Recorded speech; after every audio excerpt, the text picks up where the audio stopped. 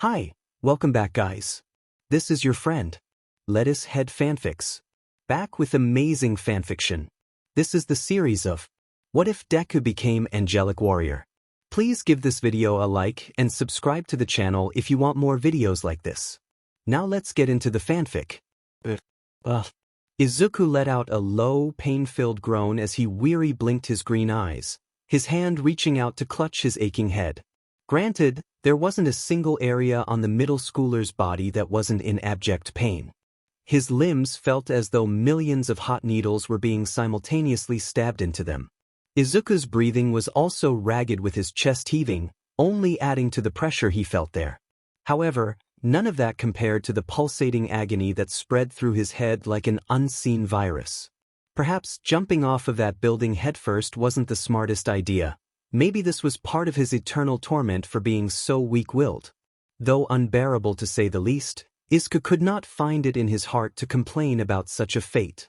Another pain-filled groan escaped Izuku's lips as he managed to finally sit up. The pain in his temple had subsided somewhat, allowing for the greenette to take in his surroundings.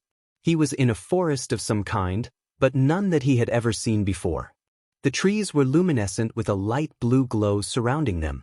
The ground seemed different, to put it lightly. Rather than dirt and soil, it was a rocky surface with many cracks and fractures. Even the sky was different, with the stars appearing far closer than he was used to seeing. Izuku could even see the earth with his eyes clearly in the sky from where he sat. Wait, the earth? The quirkless boy blinked dumbly as he observed the very clear planet. It took the middle schooler a few moments to process what exactly he was looking at. I can see the earth. How? I shouldn't be able to without a high-powered telescope, so why is it crystal clear to me right now? Izuku's mind raced with many thoughts as his green orbs widened and gained a panicked look in them. His body straightened immediately as he hastily stood up from his spot on the ground. Where am I? Is this the afterlife? I thought you were supposed to go to heaven or hell, not whatever here is. You finally awakened. A deep, otherworldly voice sounded from Izuku's right. Like a crack of lightning, the green-haired boy immediately snapped his attention over to the sound, his expression like a deer caught in headlights. If the celestial location confused Izuku, then the stranger that occupied his vision downright broke the greenette's brain. Sitting on a piece of a broken column-turned-bench was an imposing armored man. The style of the armor reminded Izuku of a European knight he learned about in history. However, unlike those in his books, the stranger's appearance was far more divine-looking. Silver with gold accents, along with blue cloth underneath, comprised the main pieces of the man's armor. A large, golden cross sat in the center of was engraved onto the center of the helmet the stranger wore. On his right side sat two sheathed swords with elaborate spiral guards around the grip, one with a gold color and the other with a dark blue. Intimidating couldn't even begin to describe the knight-looking man. Izuku was somewhat surprised he hadn't passed out by now. It probably helped that the man's posture indicated he had no desire to harm Izuku. He merely sat on his makeshift bench, arms crossed casually over his armored chest as he observed Izuku. It was then that the greenette noticed that there were several other broken-down columns that created a crooked circle. At the center of the fallen pillars was a small fire that acted as the light source for the campsite. Quite lost in thought, aren't you? The armored man noted plainly, bringing Izuku dumbstruck silence. I'm really sorry. I didn't mean to be rude. The middle schooler hastily let out a stuttered apology. Apologies are not necessary, for your confusion is not unwarranted. The man swiftly replied. I am certain you have many questions right now. Where am I? What is this place? Are we in space because the sky looks like space? Is that the Earth over there? Am I dead? Izuku shot each question off with increasing his speed.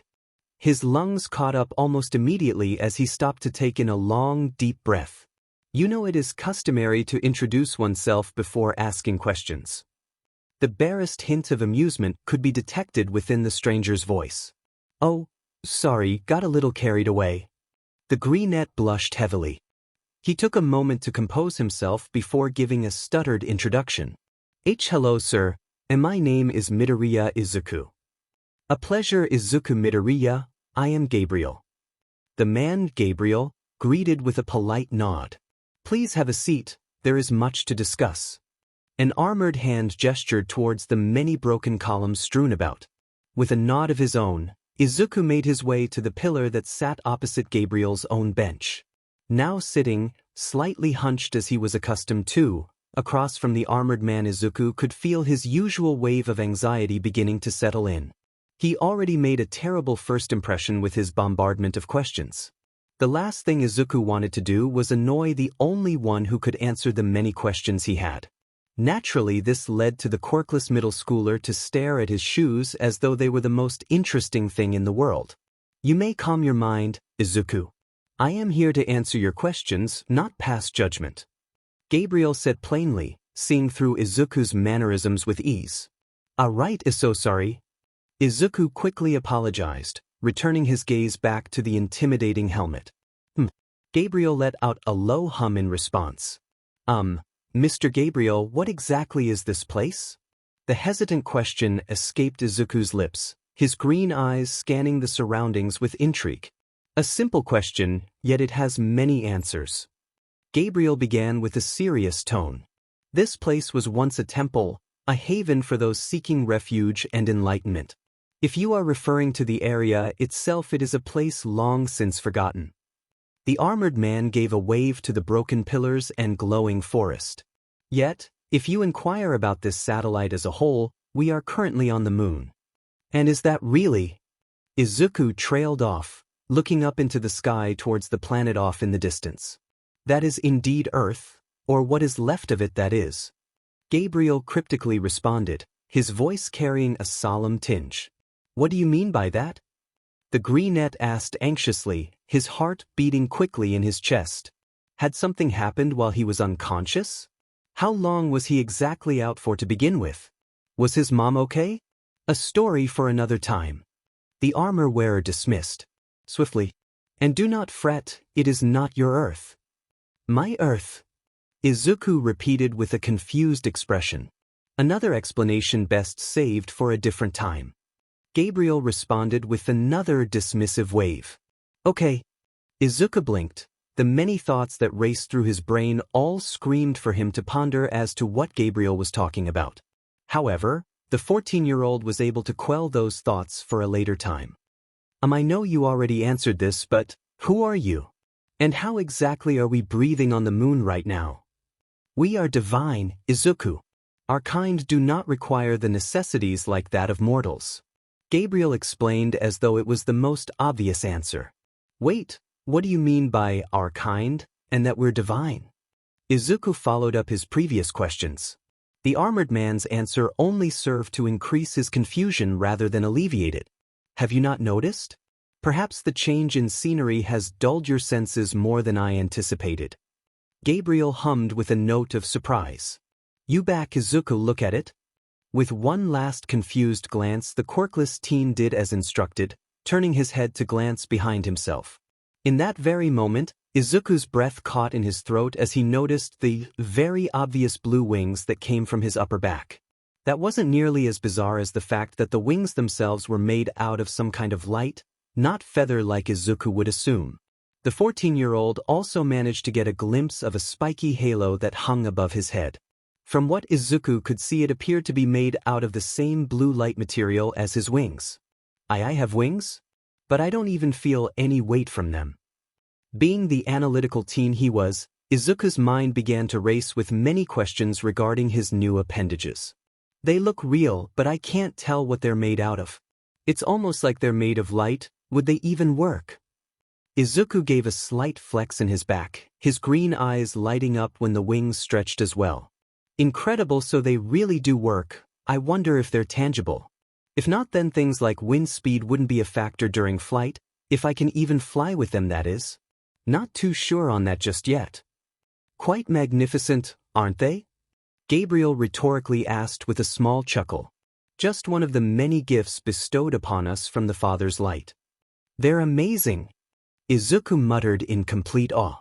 However, the realization of what having the wings and halo meant soon hit the greenette like a freight train. I actually did it. I'm really dead.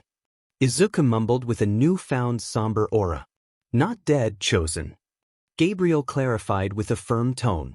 Chosen? For what and by who? The middle schooler asked immediately, fixing the armored man with a confused look.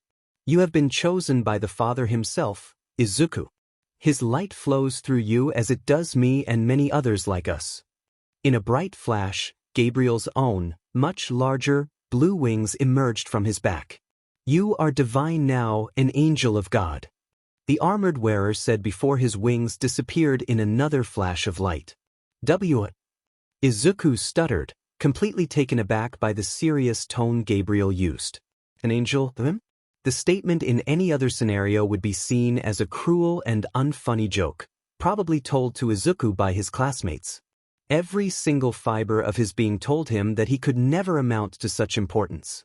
He was quirkless, powerless, he was in all ways except legally lesser than everyone else. Yet, Izuku was completely stumped as Gabriel's demeanor suggested the complete opposite. Izuku couldn't possibly be that important, right? But I'm quirkless. His head bowed in shame, uttering the words that sealed his fate since he was 4. I admit the term is unfamiliar to me. Please explain. The armored angel paused for a moment before continuing. I am nothing. I don't have a quirk. I'm useless, nothing more than a stupid useless Deku. By the end Izuku's voice was no louder than a faint whisper. Everyone else has all these amazing quirks that lets them do extraordinary things, but I can't be like them. I can't be a hero without a quirk. You've provided the social value of this quirk, yet I still do not know what it is. Gabriel noted with a monotone voice. I guess they're like superpowers in a way. They can be anything from being super strong to turning you into an animal hybrid or shooting lasers out of your eyes. The fondness in Izuku's voice did not go unnoticed, yet Gabriel chose to remain silent. Then there are people like me, those without a power to call their own. Just regular, useless people like me. Intriguing. Well, from how your world seems to hold these quirks in such high regard, it appears your Earth is governed by fools. Gabriel said with finality after taking a moment to ponder on his fellow angel's explanation. It is not power that makes a righteous man, but what he does with it.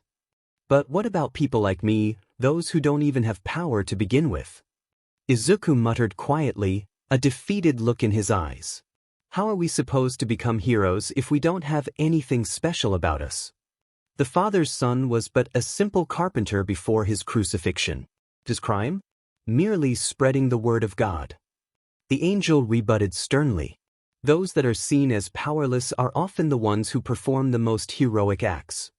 I don't understand. Why me? I haven't done anything extraordinary, so why was I chosen? The middle schooler asked once more. The Father works in mysterious ways, even to someone like myself. Gabriel answered with brutal honesty. Regardless of his reasoning, you have been chosen. Which means there is something inside of you that the Father sees as worthy of his light, Izuku. Quirkless or not, you are now a warrior of God. I am not worthy of such an honor. Despite the soothing warmth that blossomed in his chest, Izuku remained firm in his uselessness. There are probably more suitable people than someone like me.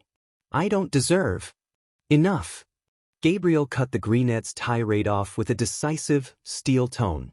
No matter what anyone says, even if they have the most powerful quirk in existence, you are worthy. God has personally chosen you. By that alone proves how you are more than worthy. I suppose? Izuku relented, though he was not convinced. Your confidence requires work. We shall work on it along with the rest of your training. The angel sighed, heavily resisting the urge to drag his hand across his helm. Training. Izuku latched onto the word instantaneously, both out of desperation to change the subject but also out of genuine curiosity. Yes, it is my duty to teach you the ways of the Father and how to use his light for righteousness. For the enemies of heaven are many. Gabriel explained in his serious voice. His armor clinked as he stood from his makeshift bench. It is our duty to preserve the balance the Father intended. We are his holy sword and shield that will vanquish the wicked and protect the innocent. Right. Izuku nodded slowly. Truthfully, he only partially understood what the angel was saying. I sense your confusion. Unfortunately, our time together is coming to an end. Do not fret, for we shall meet again very soon, Izuku. Gabriel said, his wings appearing behind him once more. May your woes be few and your days many. With that, the armored angel levitated into the air, golden energy beginning to surround not just himself but Izuku too. A strange, but oddly pleasant warmth began to rapidly spread across Izuku's body.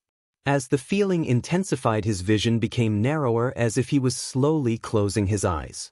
There was a brief flash of golden light before the view of the campsite was replaced by the familiar clear blue sky. As quickly as it came, the warm feeling dissipated, leaving a dumbfounded Izuku atop the building where he had his talk with All Might. The greenette was somewhat surprised considering that he remembered letting go of the railing when he jumped. Then again he did have his eyes closed as he began his fall. I'm back, Izuku thought to himself, glancing behind to see the same blue wings still sprouting from his back. So, it really wasn't a dream. I am an angel now.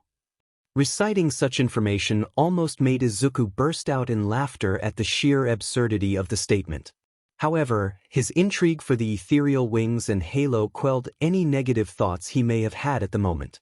For a few moments Izuku simply stood there, admiring his new appendages before a large, energetic smile etched across his face.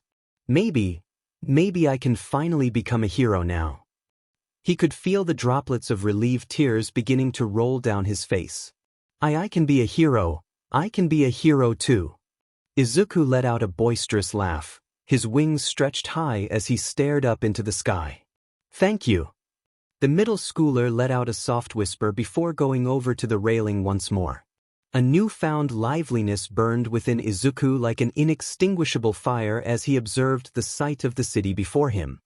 His wings remained stretched wide, ready to be used for the leap of faith Izuku would take. This moment is just what Izuku needed, a chance to finally soar the skies with unrestricted freedom, both figuratively and literally. He was going to do it. He was going to jump and fly with his wings. He was finally going to be free of the shackles of doubt that bound him for so long. On second thought, I'm actually really high up. Maybe I should start small first.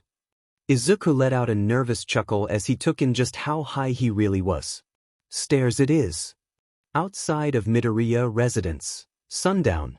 From the time it took to journey from the building to his house, Izuku had learned quite a lot about his new appendages. He had made a haphazardly page for himself in the charred notebook he had. Apparently his wings and halo were in fact not tangible as he walked through the rooftop stairs without being caught on the doorway. He also found out, unlike other muscles, it took very little effort to actually move or flap his wings. Izuku had already written down several hypotheses in his notebook that he intended to test at a later date. If the success of his first one was any indication, then the answers to his other questions may yield similar results. On his walk home, Izuku may have very greatly, freaked out at the idea of showing up to his house and mom with wings unannounced. He tried many attempts at getting the ethereal pieces to reside back into his body. Izuku saw Gabriel do it, so surely he could accomplish the same thing. At first he tried to will them away. When that didn't work, Izuku then tried curling them to the point where they might disappear. Neither attempt proved successful, causing Izuku to give up and simply accept that they were there. Imagine his surprise when during his walk, he briefly glanced behind himself to see his wings had disappeared. His confusion only increased when he blinked only to see they were back as though they were never gone in the first place. It was at that point the middle schooler decided to give up on the matter for now. Though he made a mental note to ask Gabriel how their wings worked the next time he saw him. Okay, just stay calm and relax, Izuku told himself as he stood just outside his apartment door. Play it cool and try not to freak out mom more than she probably will be. With one final deep breath, Izuku grabbed the handle of the door and twisted, opening and closing it calmly. Mom, I'm home, Izuku called out, taking his shoes off by the front door. Oh, there you are, Izuku honey, I was getting worried. Inko practically materialized from around the corner. There was a worrying glint in her eyes before it was replaced by relief. Sorry Mom, I saw a villain attack on my way back and wanted to take notes. Izuku hated lying, but he felt it was better than the alternative. Saying he tried to commit suicide and met an angel where he learned he became one himself? Yeah, that probably wouldn't go over too well. Oh well, okay honey. Did you see any new heroes today? The matriarch Midoriya tentatively asked. Yeah, but I actually wanted to talk to you about something. Izuku awkwardly rubbed the back of his head, looking anywhere but at his mother. It's about me and you know, how I want to become a hero. Well, what would you like to talk about, Izuku? Inko fidgeted nervously. She had a feeling a talk like this would happen sooner or later. She always assumed that it would be her that would initiate it though. You may want to sit down for this. The green-haired boy led his mother over to their couch. She sat down, with an uneasy but curious expression, while Izuku remained standing in front of her. Before I say anything I need you to promise not to freak out, okay? Okay Izu, I promise. Inko agreed, though her confusion was plain as day. Oh, here I go. Izuku took a shaky breath before fully relaxing his body. He didn't need to turn around to see his wings, and Halo had appeared. Inko's confused look immediately shifted to one of complete shock and awe as her mouth hung open. Her green eyes were wide as she took in the sight of her precious boy with two mystical wings of blue light.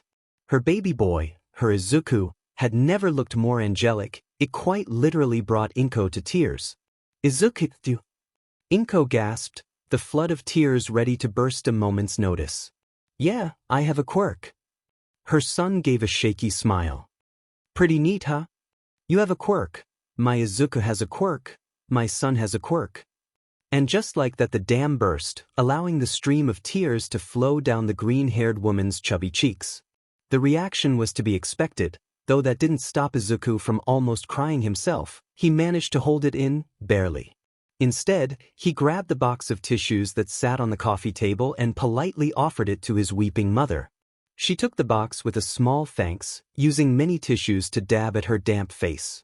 For a few moments only the sound of Inko's sobbing echoed through the room, slowly but surely subsiding. Izuku sat beside the weeping woman, gently rubbing her back in an attempt to calm her down. Izuku let out a surprised gasp when he suddenly found himself wrapped in a tight, but still breathable hug. He could feel the difference from the usual embrace his mom gives him. So used was he to feeling the poorly concealed sadness and hopelessness that radiated from his mother ever since he found out he was quirkless. Now though, Izuku could detect the palpable happiness with ease. In what felt like a long time the green-haired boy truly felt as though his mom was really supporting him. There was no underlying sense of doubt, no false sense of belief or reluctant encouragement. His mother really believed in him without a shadow of a doubt. That was all it took for Izuku's fragile wall to break down, a small hiccup escaping his throat as he desperately tried to hold back his emotion. It was all in vain as within mere moments his visage matched that of his mother's. Large, almost comically large, tears poured from Izuku's eye sockets. He immediately returned the embrace with an equal amount of passion, his grip tightening as he let out quiet sobs. Though the cries he let out were for once out of joy rather than despair. The warm feeling of hope that blossomed in Izuku's chest was a welcome change to the hole that tormented him for the majority of his life. This feels nice. Izuku thought to himself as he continued to hold his mother. A small, hopeful smile appeared on his pale face despite the tears still leaking from his eyes. Things might really start to get better now.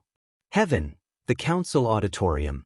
Like so many times before, Gabriel entered into the grand hall with a ray of majestic golden beam of light.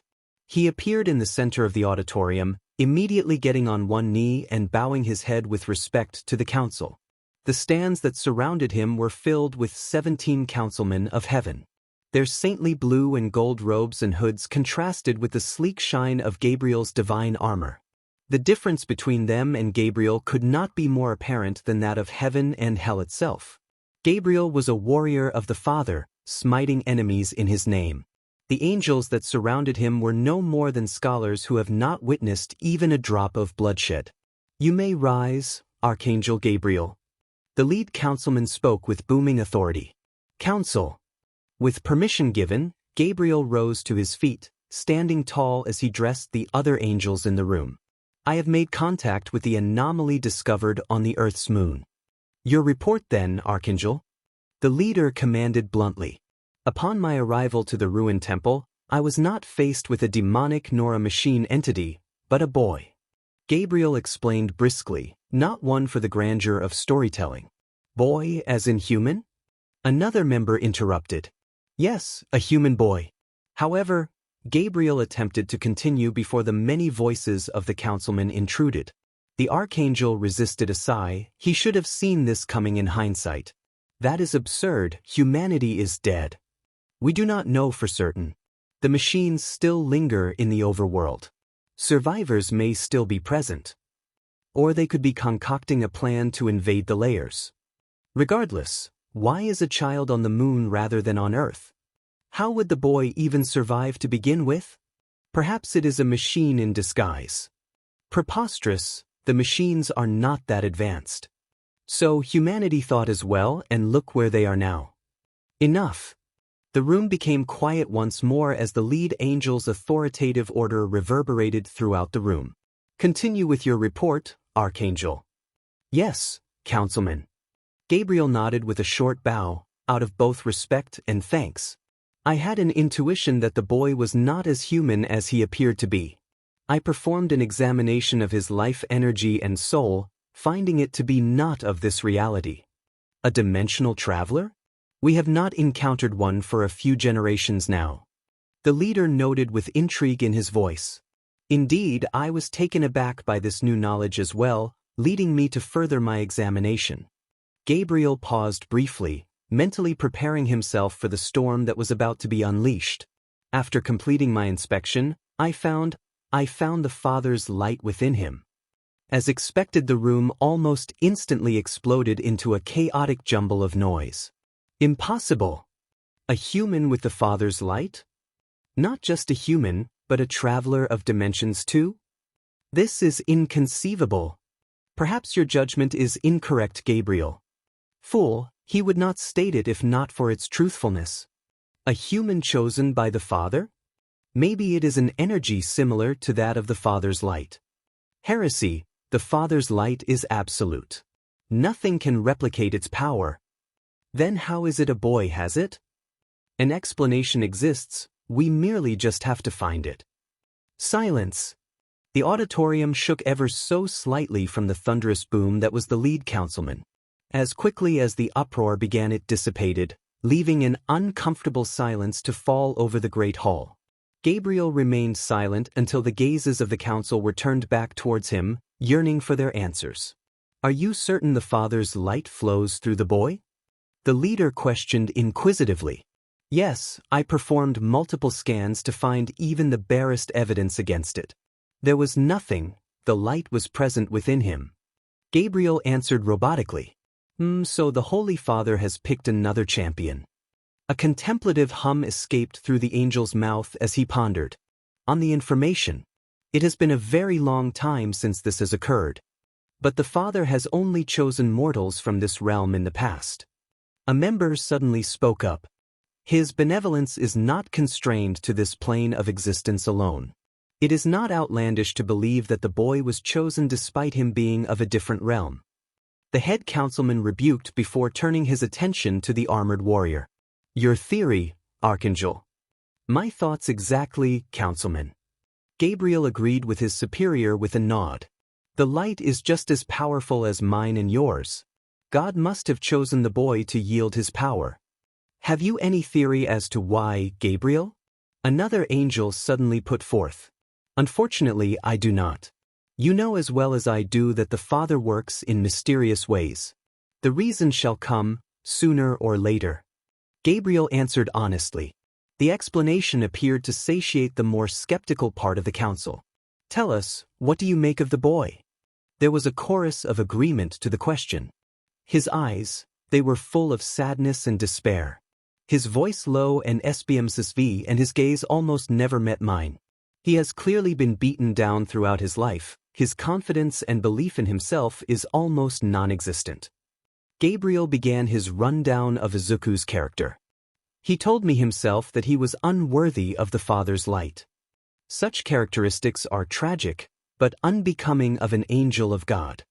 One of the harsher members of the council interjected. He has a pure soul. Gabriel shot back forcefully.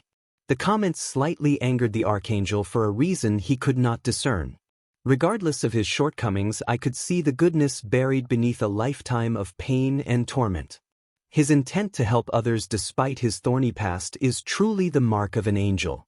I can feel the unbreakable resolve within him. He merely requires the right guidance, the armored man finished with a firm tone, almost daring someone to challenge him. If what you say is true, Archangel, then what do you propose we do with the boy? The head of the council asked after a brief moment of silence. Allow me to personally train him. The academy would prove to be more detrimental than helpful. Gabriel requested with a respectful but hardened voice. You have never taken on an apprentice before, Archangel. An angel brought up with confusion. There were several other murmurs of agreement on the point. Why the sudden interest in this boy? His refinement into a soldier of God requires careful precision and tact. Throwing him suddenly into the world of heaven and its workings will overwhelm him. Gabriel answered the question swiftly. I, on the other hand, have already made a connection with him, and my experience as a warrior speaks for itself. It is only natural that I am the most qualified for the position. But you are not a teacher, nor have you shown any interest in the field. Another argument was thrown Gabriel's way. I have slain countless enemies of heaven and crushed numerous resistances that appeared in hell. Minos, Sisyphus, and many more. I think something as simple as teaching will be no issue for me.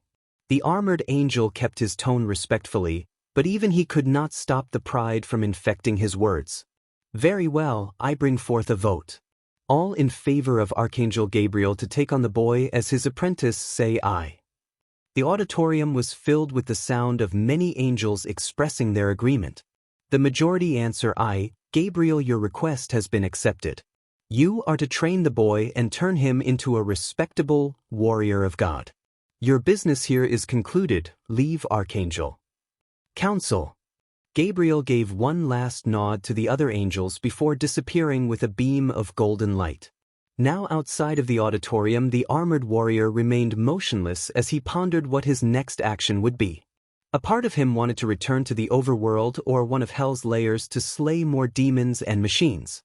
However, the more rational part of his mind told him that he needed to prepare for Izuku's first lesson. Despite his confidence in his abilities to teach, Gabriel really did have no experience in the field. With some reluctance, Gabriel made the decision to return to the moon to prepare for Izuku's next visit. How hard could it really be? Gabriel gave a small chuckle as his wings appeared, allowing him to soar the skies of heaven. What is but a few lessons compared to the many battles I've partaken in? Izuku woke up from his sleep feeling great, which was somewhat of a shock considering how he usually felt. Normally, he was sluggish with slight bags under his eyes, trucking through his morning routine with slow movements. However, today the middle schooler felt oddly refreshed. The sensation was similar to when he was struck by that golden flash. Getting out of bed, Izuku let out a joyful hum as he made his way over to his closet. With noticeably more energy in his actions, Izuku opened the closet door and pulled out his school uniform. He quickly threw on the clothes before grabbing his backpack and making his way out into the kitchen where his mom was already working over the stove. Izuku took a seat at the table, unzipping his bag to do a quick check that he had all his supplies for the door. When all was accounted for, the middle schooler re-zipped the backpack, just in time for his mom to notice that he was there. "Oh, Izuku, you're up early," Inko said with a bit of surprise. After the initial shock wore off, her brow creased with worry. "Did you sleep okay?" "Yeah, really good actually," Izuku replied with complete honesty. "That's good, sweetie," the green-haired woman answered back with a smile. "Breakfast should be ready soon." "Actually, I'm not really hungry," Izuku plainly stated, getting up from his seat and throwing the straps of his backpack over his shoulders. "Oh, are you okay, Izu?" The worried tone reappeared within the matriarch's words once more. Like I said, I'm feeling great today." The middle schooler nodded resolutely with a bright smile. Okay, if you're sure, honey. Inko relented, unable to resist the persuasion of her son's glowing grin. It was a sight she sorely missed, seeing her son smiling with clear happiness in his eyes. Bye, Mom, have a good day. Izuku walked over and gave the woman a quick side hug before making his way out the front door. Love you, he shouted back as he stepped into the cool April air. Love you too, Izu. Have a good day. The woman called back before her son shut the door behind himself. Aldra was rather uneventful compared to the usual stream of bad luck Izuku was often plagued with. He managed to make it to the front gates of the school without incident, a cheery hum replacing his usual quiet self. However, the tune along with Izuku's overall joyful aura disappeared upon stepping through the entrance. Almost immediately he was faced with the familiar hushed whispers and laughs as he passed by. Izuku responded to the insults as he always did, bowing his head low and hunching his shoulders so that he appeared as small as possible. Despite the new quirk he discovered he had yesterday, which remained concealed at the moment, Izuku could not stop the effect the whispers had. His cheery disposition reverted to a more SBMSSV, downtrodden aura. The reaction was ingrained into the greenette at this point, a natural reaction from decades worth of bullying. Even if Izuku knew deep down that those words didn't mean anything anymore, they still cut deep as they always did. Hey look, it's Deku. You know, sometimes I forget he still goes here. I'm kinda impressed that he made it this far. Yeah, for a quirkless he's really persistent. I heard he applied for UA. As if they'd even consider it. I mean, come on. Hey yeah, especially after what happened yesterday. I heard Bakugo took on a real villain. Like nearly managed to take them down himself. Now with a quirk like his I can see you accepting him on the spot. The murmurs eventually faded into a dull white noise, despite Izuku wanting to learn more about the villain attack. From the snippets he picked up on, Bakugo fought the slime villain before needing to be rescued by All Might. At first the greenette thought of approaching the explosive blonde, but upon stepping into his homeroom he thought better against it. Sitting at his usual desk was Katsuki, his usual scowl mixed with clear annoyance. Surrounding him was a cluster of other students, all bombarding him with various questions. Seeing as how the blonde was but a moment away from exploding, literally and figuratively, Izuku decided to quietly take his own seat. The attention on Bakugo allowed for the quirkless boy to avoid the usual bout of jeers he got. It also helped that once class had begun, Izuku's homeroom teacher spent a good 5 minutes praising Bakugo for being a real hero. Weirdly enough, Bakugo seemed to scoff at the praise, for what reason Izuku could not say. However, the speech managed to indirectly shift the attention away from Izuku for the remainder of the PRD. Classes came and went along with lunch, which Izuku did not take part in. He still didn't feel hungry for some strange reason. Before the 14-year-old knew it, the day had come to an end without a single incident. Sure, there was the occasional remark here or there, but other than that Izuku was pretty much left alone for the day. Maybe picking on the quirkless kid had finally worn itself out, or perhaps the recent villain incident was just that much of a hot topic. Regardless, the piece that the greenette had was a welcome change. Izuku managed to get a lot of hero notes done today because of it. Upon hearing the final bell, Izuku waited for the rush of his classmates to settle before placing all of his belongings into his backpack. Throwing the straps over his shoulders, the teen made his way out of the classroom, the teacher not even bothering to acknowledge him. Walking through the mostly empty halls and courtyard, Izuku was treated to far fewer whispers than this morning. Out of the effing way, shitty Deku. Katsuki growled after roughly bumping into the green-haired boy's shoulder. That's a sore sorry, Kaken. Izuku mumbled submissively. The blonde bombshell grunted before stalking off, his hands firmly shoved into his pockets. That went better than the smaller boy expected, Katsuki, and not giving Izuku a verbal, or sometimes physical, beatdown was a rarity. Apparently Izuku's luck was finally turning around for the better. A general lack of attention, his classmates leaving him alone, and now Bakugo not even giving him the time of day? Izuku would have said it was divine intervention if not for the fact he quite literally was an angel. With nothing more to do, the greenette began his trek back to his apartment, humming a tune to fill the silence. Throughout the journey, Izuku's thoughts remained firmly centered around Gabriel and his words before departing. In the heat of the moment, the armored warrior's words were easily accepted, though now that he thought about them, Izuku couldn't wrap his head around the absurdity. Having ethereal wings and halo seemed rather tame compared to the other brief comments Gabriel made. Suddenly appearing on the moon and finding out that heaven and hell are very real. Not only that, but Izuku was supposedly chosen by God himself to be an angel for some unknown reason, despite his attempt to end his own life. Oh, and apparently there were 2 Earths, which meant that either Izuku time traveled or crossed into a different universe. His attempts to make sense of it all only left him more confused than anything else.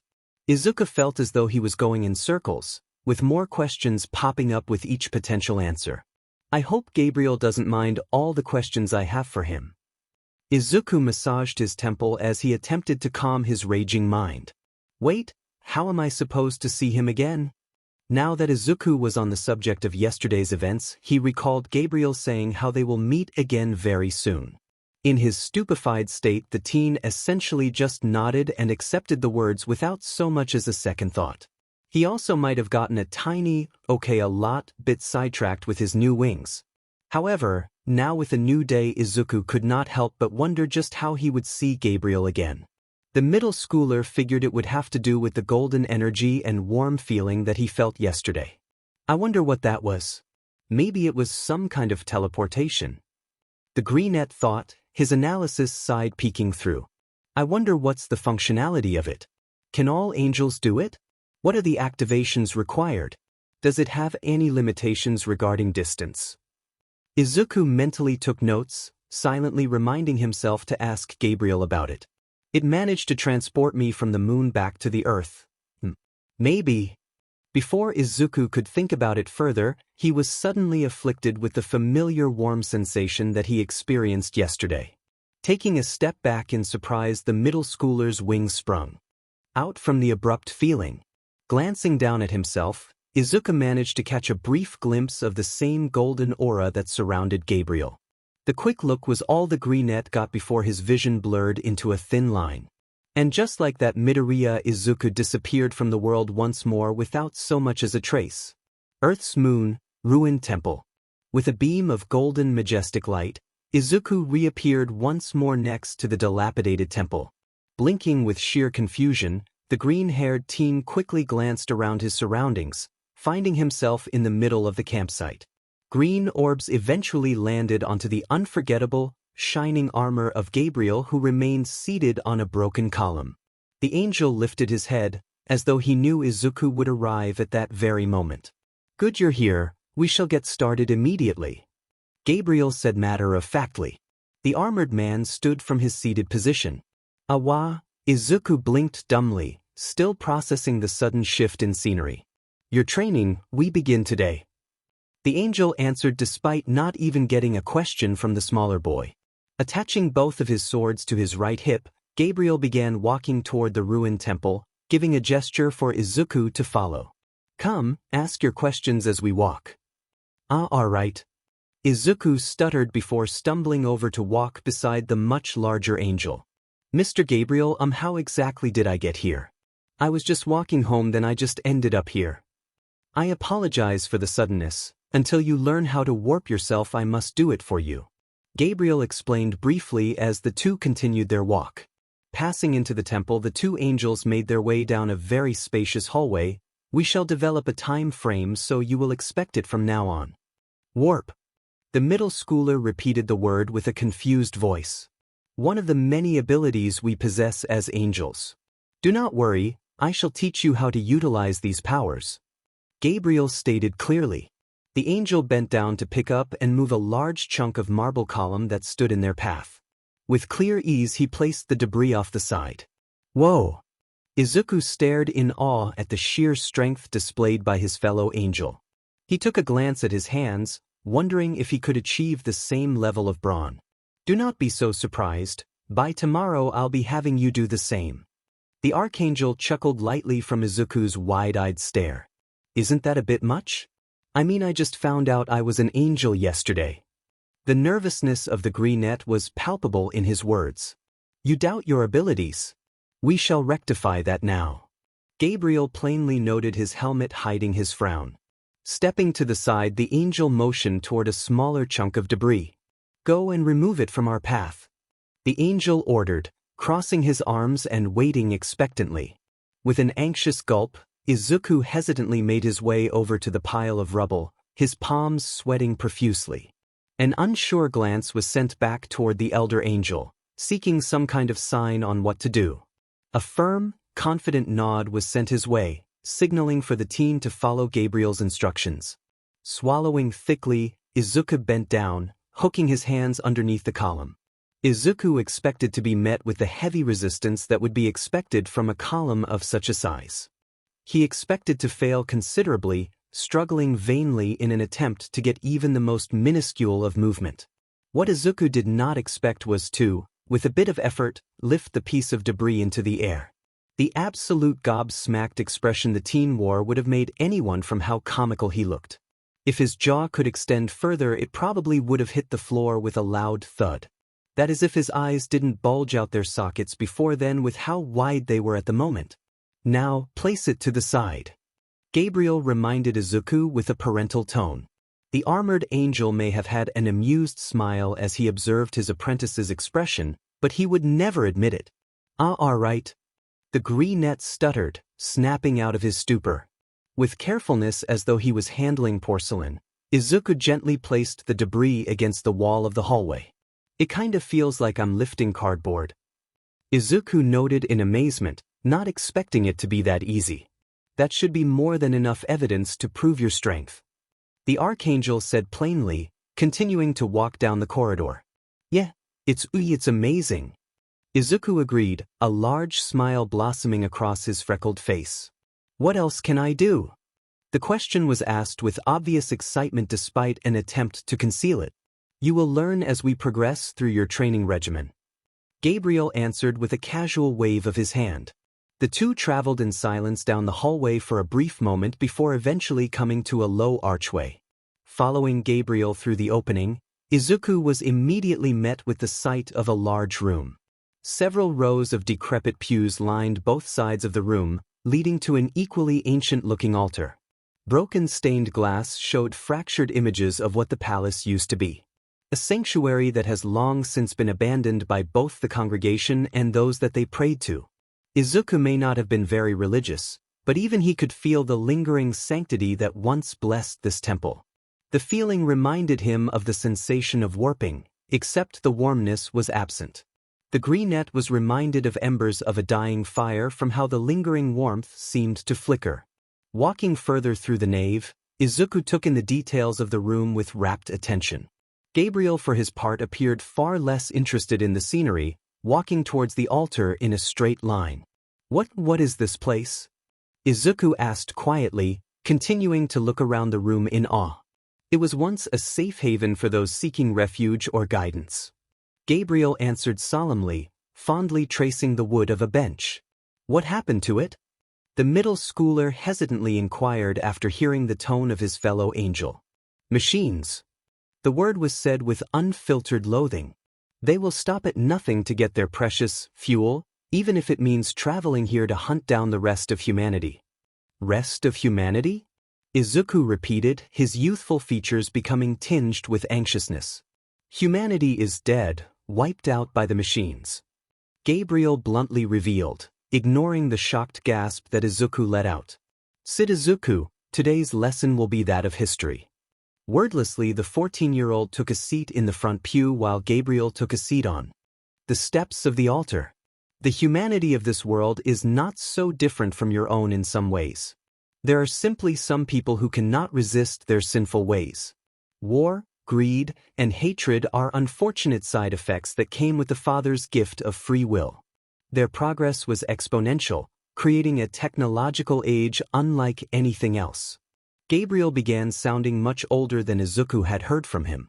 Eventually, though, their hubris became insurmountable, creating the machines to explore both heaven and hell when their own world had been researched to its limit. They could not foresee that their own creations would turn on them, erasing them from existence. The archangel continued his explanation. No matter where they went, the machines would follow, slaughtering everything in their sights in order to acquire their fuel. Gabriel said, pausing for a moment to allow Izuku to speak his mind. Fuel? What kind of fuel do they need that requires so much death? The middle schooler asked in a low tone. Blood. The armored warrior revealed. Anything that could bleed was murdered. No, that means... Izuku muttered, feeling his eyes become misty. Yes, no one was off limits for the machines. Men, women, and children alike were all slaughtered. Humanity fought back valiantly, but they could not fight forever. Gabriel placed a comforting hand on the teen's shoulder. Many of them met a heroic end if it is any consolation. What's left if everyone is gone now? The boy asked in a quiet voice. The somber aura emitting from him was palpable. Very little and soon nothing. Gabriel answered honestly, feeling a pang of sympathy when he saw Izuku's slouch and hopelessness. The machines are relentless constructs. At the moment they are on track to wipe out the rest of all life on Earth. Despite my and our fellow brothers in arms' effort, it shall happen sooner rather than later. And then what? What else could they possibly destroy after everything is gone? Izuku raised another question.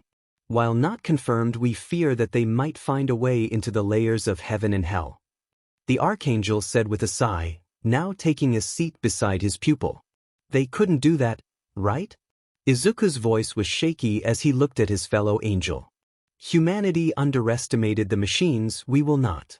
We shall prepare for every outcome. The hardened steel in Gabriel's voice alleviated some of the worry that infected Izuku's mind. The two sat in silence for a moment, both for their own reasons. Gabriel knew his pupil was likely experiencing a wave of confusing thoughts and emotions. The angel figured the best way to handle it was to allow Izuku to figure it out himself. If the small, green-haired boy needed him, then he would be more than ready to lend his assistance. The Archangel's assumptions were not too far off. Izuku currently had a million things racing through his mind at ludicrous speeds. Finding out that humanity has become instinct was the last thing he expected to learn today. Izuku's empathetic nature would not allow him to process such information without feeling a torrent of sadness for the loss of life. He may not have known a single person, but Izuku's heart still ached for every life lost. The core tenet of being a hero was saving every possible person you can. But what if he couldn't save anyone? What if, despite having the power of an angel, Izuku was destined to repeat the mistakes of this earth? Would he too be forced to watch as his own home is rendered to ashes and cinders? No, I won't let that happen.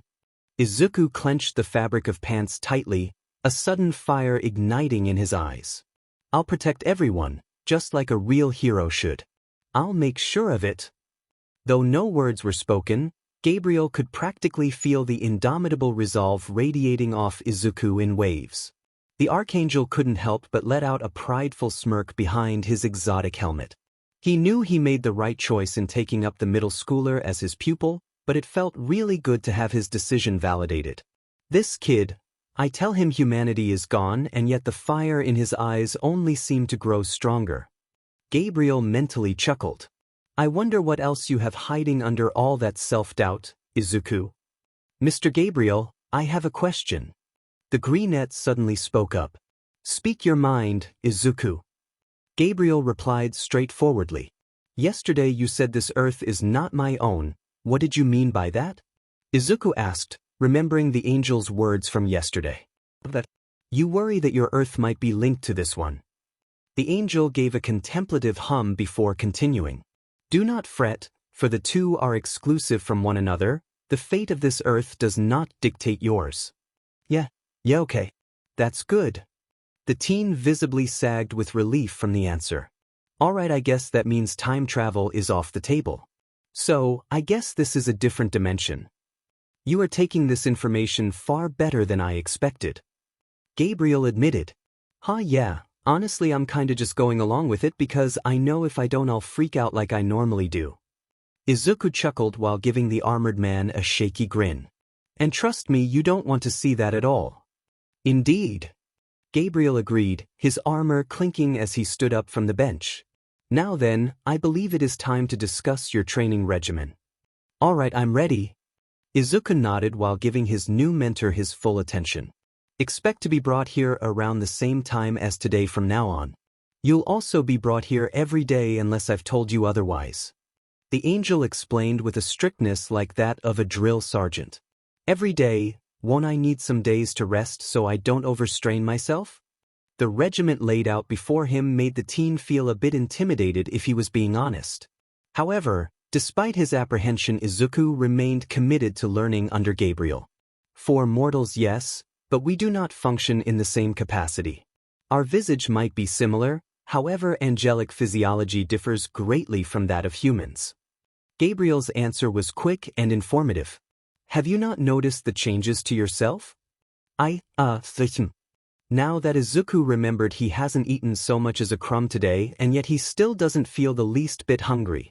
Yeah, I haven't eaten a single thing today. Angels do not require food nor sleep like mortals do, however if you wish to do it for pleasure then by all means do so.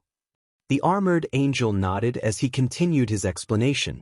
Our stamina and durability are also significantly higher.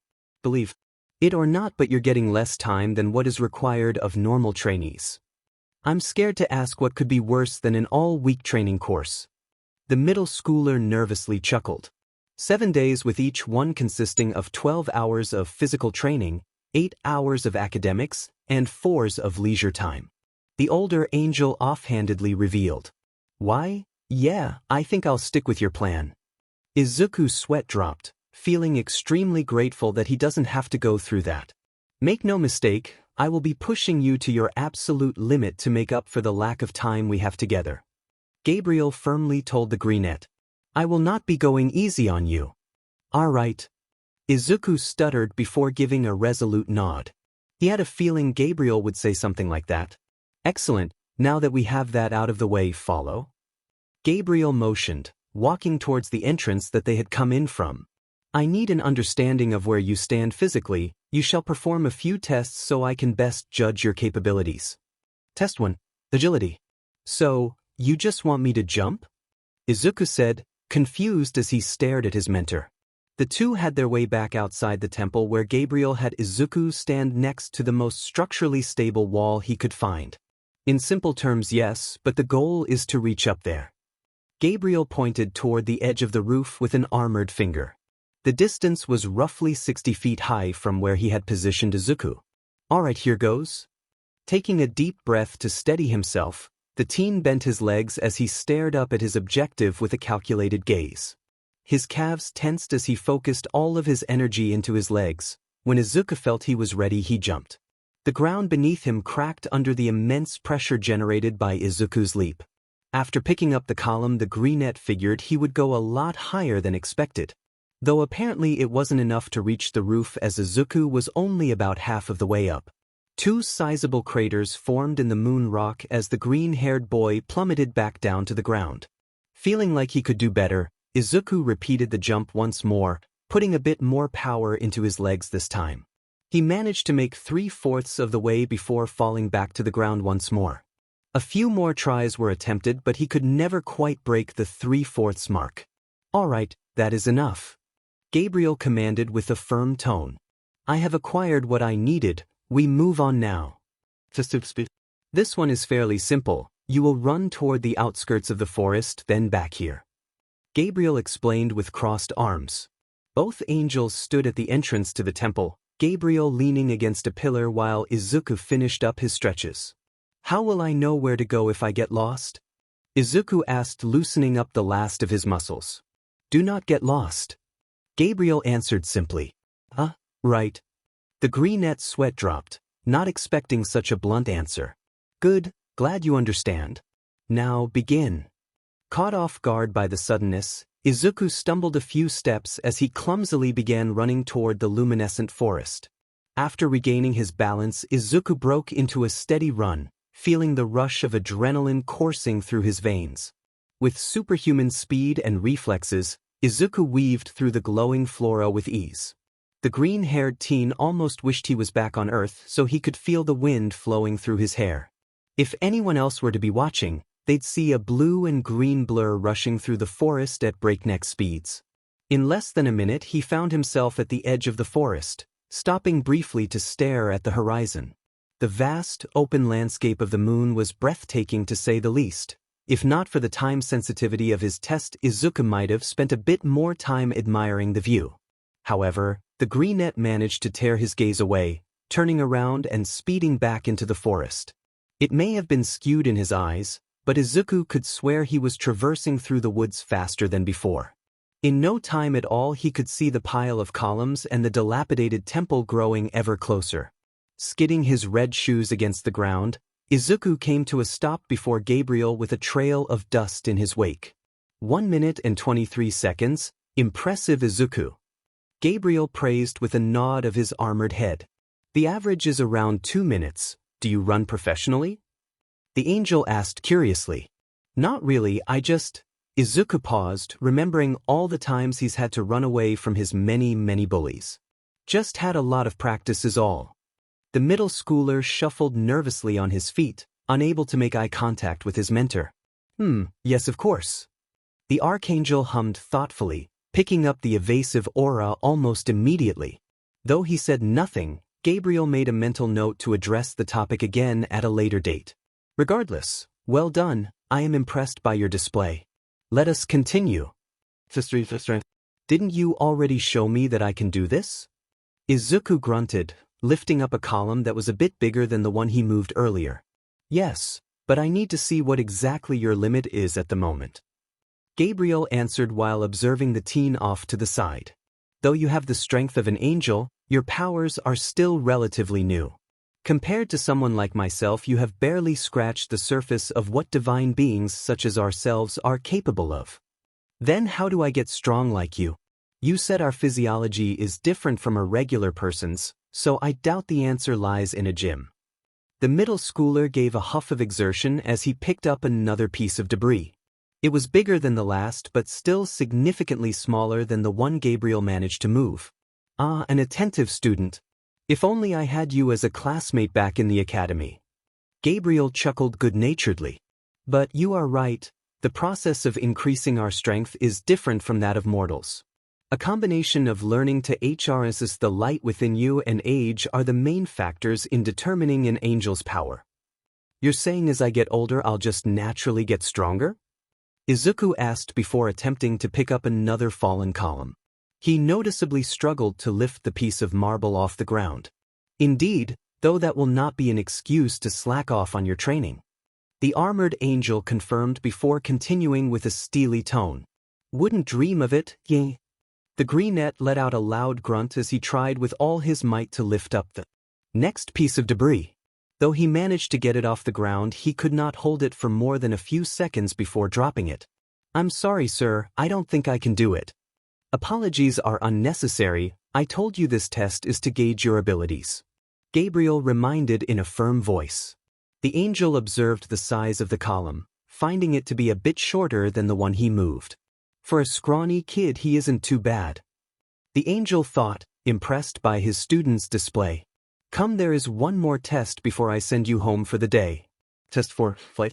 Shouldn't I, be given a few lessons before trying this? Despite the other tests proving his superhuman abilities, Izuku was still hesitant. Gabriel had grabbed him by the back of his collar, like one would to a kitten, and leapt onto the roof of the temple. Now roughly 60 feet off the ground, Izuku felt a pit in his stomach form when his fellow angel explained the last test. The greenette would have laughed and told the armored man he was really good at jokes if not for the usual seriousness that plagued Gabriel's words. Now here he was, shuffling nervously as he stared over the edge with clear uncertainty. This is usually the easiest one. Gabriel said casually. Wait, really? Izuku looked back at his teacher with an incredulous look. No. The angel deadpanned. I simply said it in hopes that it would calm your mind. I think it would have worked if you didn't tell me otherwise. The green-haired teen mumbled. Probably, but we're angels, so honesty is basically ingrained in our blood. Gabriel shrugged. Do you have any kind of tips that can help me out? The middle schooler couldn't hide the desperation in his voice. Do not think, simply let your wings carry you. Gabriel offered his help in his own cryptic way. I'm sure you have noticed by now, your wings operate independently. They will aid you should you need them. No action is required on your part, simply have faith, Izuku. Right? Yeah, just trust in my wings. Got it. Izuku repeated, feeling his nerves ease somewhat. Just have faith, trust in my wings. Okay, I can do this. Just have faith. Taking one final deep breath, Izuku took careful steps until the tips of his shoes were off of the edge. Closing his eyes, the green net allowed himself to lean forward, feeling the roof underneath his feet disappear. For what felt like the longest time, Izuku kept his green orbs shut, bracing for the feeling of his face colliding with the ground. However, when the impact never came, the teen took the chance to hesitantly open his eyes. Said orbs grew wide with shock and awe when he saw that he was still relatively high. Straightening himself up, Izuku glanced around himself to see that he was suspended in the air. His ethereal wings flapped occasionally, allowing Izuku to hover, very shakily but hover all the same. A large, energetic grin stretched across the boy's freckled cheeks, followed shortly by a quick cheer. Slowly and still somewhat wobbly, Izuku began to float upward. He was surprised by how light the whole thing felt. He expected some kind resistance but was met with none. So many possibilities ran through the greenet's head with this newfound information. Look, Mr. Gabriel, I'm flying. Ha ha ha. Izuku let out a childish laugh as he ascended upward to meet the gaze of his mentor. A little unstable but flying all the same. Gabriel noted, though he still offered some praise toward the teen. Well done, Izuku. It usually takes a few tries before one is able to hover like you are. Why? Yeah, it's a little scary but kind of fun. Izuku carefully descended back onto the roof, his legs trembling once he touched solid ground once more. We shall hone your skills so that you can do so with ease. The Archangel gave a low, contemplative hum. I suppose Test 5 will have to wait till later. He mumbled to himself, though Izuku was able to hear it. Test 5. The middle schooler repeated, confused. Gabriel himself flying was the final one, so how could there possibly be 5? Durability. The armored angel answered bluntly. Oh. Izuku blanched, suddenly understanding just what his mentor was getting at. Relax, kid, just making a little joke. Gabriel chuckled lightly upon seeing Izuku's pale face. You did good today, I am proud. A quick tussle of green locks were given with an armored gauntlet. Thank you, sir. The teen beamed, doing his absolute best not to cry from the heartwarming praise. It appears our time together must come to an end. We shall resume your training tomorrow. The angel removed his hand from his pupil's head, stepping away to float into the air. Be prepared for a vigorous exercise. Yes, sir. Izuku nodded resolutely, standing tall and confident. Then I look forward to it, my student. The golden helmet hid the prideful smile Gabriel wore. Golden energy began to surround both angels. May your woes be few and your days many. The warm sensation that engulfed Izuku came and went as it had the last 2 times, leaving the teen on the same sidewalk he was taken from. Glancing up at the sky, he could see that the sun had already begun setting, meaning that his mom was probably minutes away from panic calling him. With his newfound speed, Izuku began jogging toward his home, already constructing an excuse for why he would be out this late again. With each step, the wind blew through his hair with a comfortable intensity. Today was a strange day, but Izuku couldn't lie and say it wasn't a good one. For the first time in a long time, Izuku felt great. His school life is improving, if ever so slightly, and for the wrong reasons. He found out he has way more powers than simply having a cool set of wings and a halo. And best of all, he managed to learn how to put those wings to use, even if it was something as simple as hovering. Yeah, after today, Izuku couldn't wait for tomorrow to come and what his new mentor would bring. 5 months. That's how long Izuku had been learning under Gabriel since his fateful meeting with the Archangel. 5 long and grueling months of the most intensive physical training Izuku had ever experienced in his life. All the all-might workout routines in the world could not hold a candle to the sheer intensity of Gabriel's regiment. If Izuku wasn't visibly on the verge of collapsing on the ground, Gabriel made sure the next day was 10 times worse. If not for his superhuman abilities, the teen was sure he would have dropped dead after the third week. It started out simple enough: bench a column here, sprint around the temple there, things Izuku somewhat anticipated. However, by the end of the third week, Gabriel deemed the greenette worthy of increasing the difficulty of his exercises. Instead of lifting one pillar, now he had to do 3 at a time. Rather than running around the temple, Izuku now had to run halfway around the moon then back. That wasn't even considering the flying lessons, which were by far the most difficult part for the middle schooler. He managed to master the basics of hovering and light flying fairly quickly, much to his excitement and his mentor's approval. However, whatever newfound confidence he had in his flying ability was quickly shattered. It was only a matter of time before Gabriel deemed Izuku ready to escalate his flying exercises to a more advanced stage. Now, instead of simply bringing himself up to higher elevations, Izuku now had to fly at breakneck speeds. It certainly didn't help the middle schooler's anxiety when his mentor introduced a timer to his courses. What started out as 10 minutes quickly became less than 2 with each passing lap Izuku completed. That wasn't considering Gabriel also decided to introduce hazards in later courses, further upping the challenge of each lap.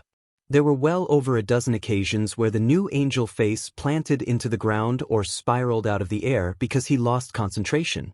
Of course, Gabriel wasn't heartless. He made sure that Izuku was not injured during any of his falls, before promptly ordering the green-haired teen to try again once he was sure Izuku was unharmed.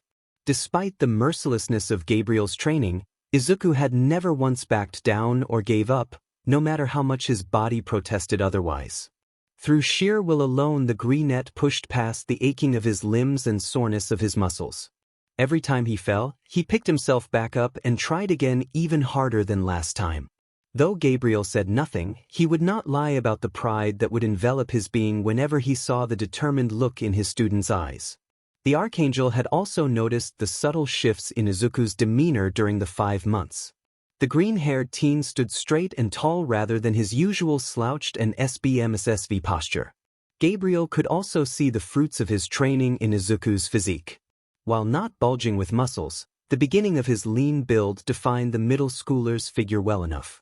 It was also one of the many things Izuku had to explain to his mom when she began to notice the changes herself.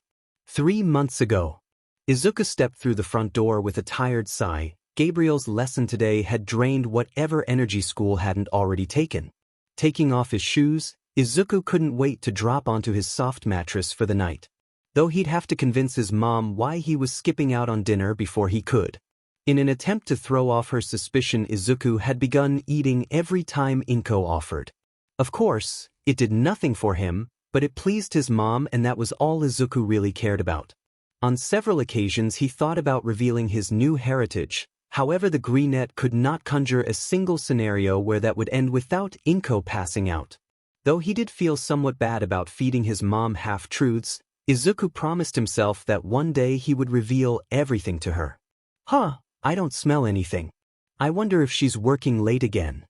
The teen angel idly wondered as he wandered into the living room. Or not. Izuku paled somewhat slightly as he came face to face with Inko, who appeared as though she was waiting for him. This probably isn't good. Hey Mom. Izuku gave an awkward wave to the woman. Hello Izu, how was your day? Inko politely responded. Was all right. Is something wrong? Nervousness laced each syllable that left the teen's mouth. No. I just would like to have a talk with you. She quickly corrected with a waving motion. Okay. Izuku gulped anxiously. Whenever someone said they wanted to have a talk, it usually never meant anything good. He took a seat across from Inko, his foot tapping against the ground rapidly. So, Izuku, I've noticed some changes with you these past few months. The green-haired woman trailed off. Have you now? The angel stuttered, feeling his nerves spike dramatically. Oh no, did she figure out I was lying to her? I didn't say anything unless, of course. She probably noticed my irregular eating habits or heard me mutter in my sleep. The greenette's mind raced. Yes, and there's nothing to be ashamed about. I knew this would happen sooner or later. Inko continued seriously. You did. Izuku gained a look of confusion. Did Mr. Gabriel reveal himself to her? If so, why didn't he tell me? He pondered, wondering just how his mom figured out his secrets so quickly. You're a growing boy, Izuku, so you're going to experience some changes to your body. The matriarch trailed off before clearing her throat and continuing. Ahem, I'm sure you've learned about PBRTY in your health class. But I still think it's important we discuss this in case you are confused about anything. If the middle schooler could see himself, he'd be treated to the sight of his green eyes practically bulging out his skull. The realization of what his mom was actually talking about evaporated whatever response Izuku had ready. He could almost feel the gears in his head grinding to a halt at the sudden curveball Inko threw at him. A part of Izuku wished that Inko was talking about his angelic blood rather. It would be a lot less embarrassing than discussing PBRTY with his mom. Like I said, there's no reason to be ashamed, it was bound to happen. Frankly, I'm unsure of how to handle it either. Inko admitted, ignoring the fish out of water expression on her son. I do, said Teen stuttered, unable to form a single coherent word. But I'm willing to lend whatever ear you need to help you through this difficult time. The woman trudged on, nodding to herself and completely oblivious to Izuku's flushed demeanor. I don't the green-eyed teen continued to jumble his words together. Let's start with the basics. You'll start to notice hair growing in places that weren't there before. The elder Midoriya furthered her, too informative in Izuku's eyes, explanation. Places like your chest, legs, armpits, and down there. Izuku shouted, his face glowing red with embarrassment. I know what PBRY is, I'm just. Wanting nothing more than to end this discussion, the teen racked his brain for any excuse he could give. I've been training for the entrance exam to U.A. A half-truth, he just didn't mention all the other parts. Training. Inko gained a bewildered expression, not expecting such an answer. Yeah, I decided if I wanted to get into you, I'd need to put some effort into making myself more physically fit. The greenette replied while rubbing the back of his hair sheepishly. Since you know I got my quirk recently, I figured I'd need to work extra hard. Another half-truth, one that didn't sit well in Izuku's heart. He so desperately wanted to reveal everything, but he just couldn't, not now. I see. A glint of worry appeared briefly in her eyes before it was blinked away. Just promise me you'll take care of yourself, Izuku. I don't want to see you get hurt. Don't worry, Mom.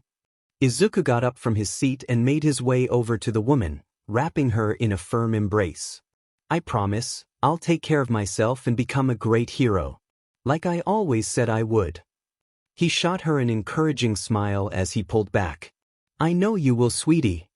Inko smiled, happy tears welling up in her eyes. I know. Present day. Izuku hadn't noticed at first, but he later came to realize that his mom was right, and a lot had changed since the day he met Gabriel. Other than the obvious changes to his body, he began to notice that his school and home life had also experienced adjustments.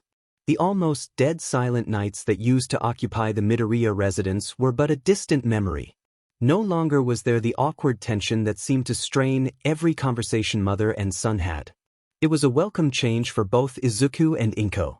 The same could somewhat be said for the green-haired teen school life as well, though not nearly as prominent. The majority of the whispers and insults that were thrown his way had tampered off. Sure, some students, usually lower level, threw a couple of remarks here and there, but it was nothing compared to the torment Izuku had faced before. Even Bakugo had seemed to lay off for the most part. Of course, the bombastic blonde couldn't help but let a few threats through his teeth whenever the topic of UA came up. All things considered, Izuku would count it as an improvement compared to the last decade of his life. Plus, the soon-to-be high schooler was making quite the progress towards being ready for the entrance exam. With 5 months down and only 5 left, Izuku was confident that he would be ready by then. If only Gabriel would summon him already. Mr. Gabriel is never this late. I wonder what's the hold-up? Izuku idly wondered, sitting on one of the park's benches while sketching in his notebook. The elder angel had drilled into the greenette that time was an important factor that would not be wasted needlessly. If he was so much as a minute off, the armored man would ensure to make up for every second that wasn't spent training. So, It was a bit concerning when after an hour of their usual meeting time Izuku remained on his Earth. I hope everything is okay. The middle schooler let out a sigh, closing his notebook. Last time he seemed really annoyed. Something about counselors, I think. He recalled with a frown. Whatever worries the green-haired boy may have had were disintegrated when he felt the familiar warm sensation envelop his body.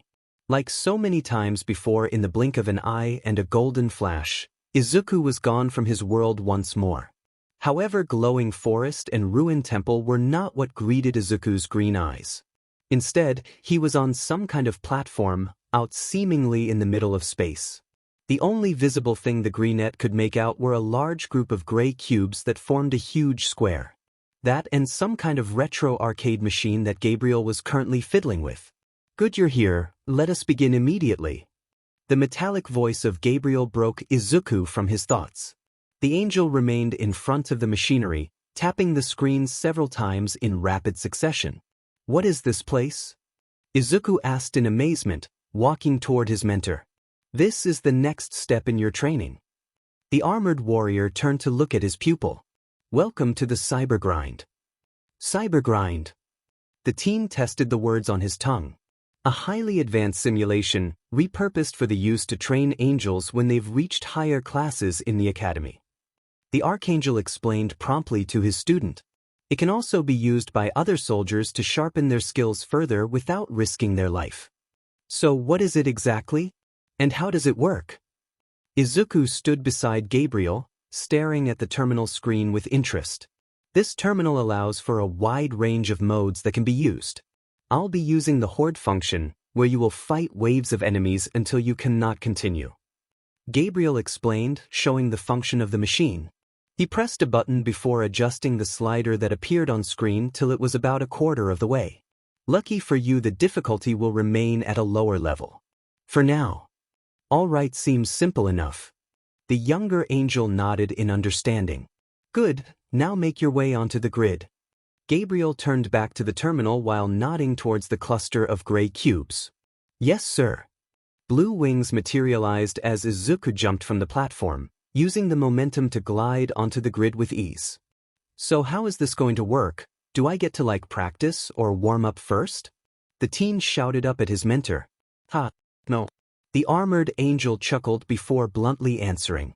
Don't worry though, your combatants won't be able to seriously harm you. It'll just hurt. A lot.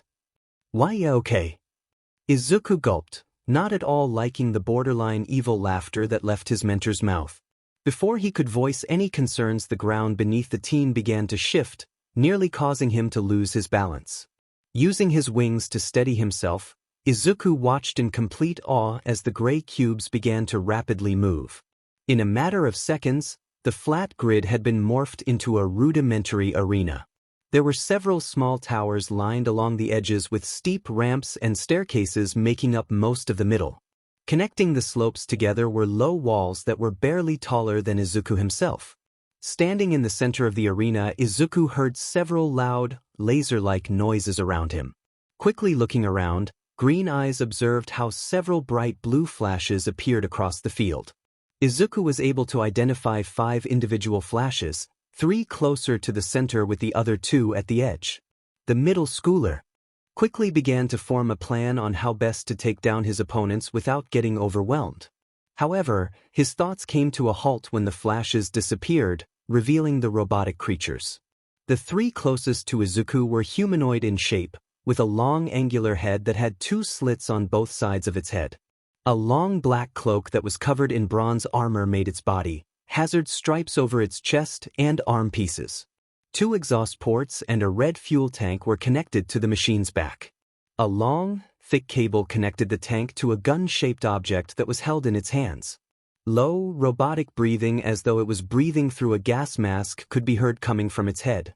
The 2 other machines were not nearly as intimidating, being no bigger than a camera that news anchors often used.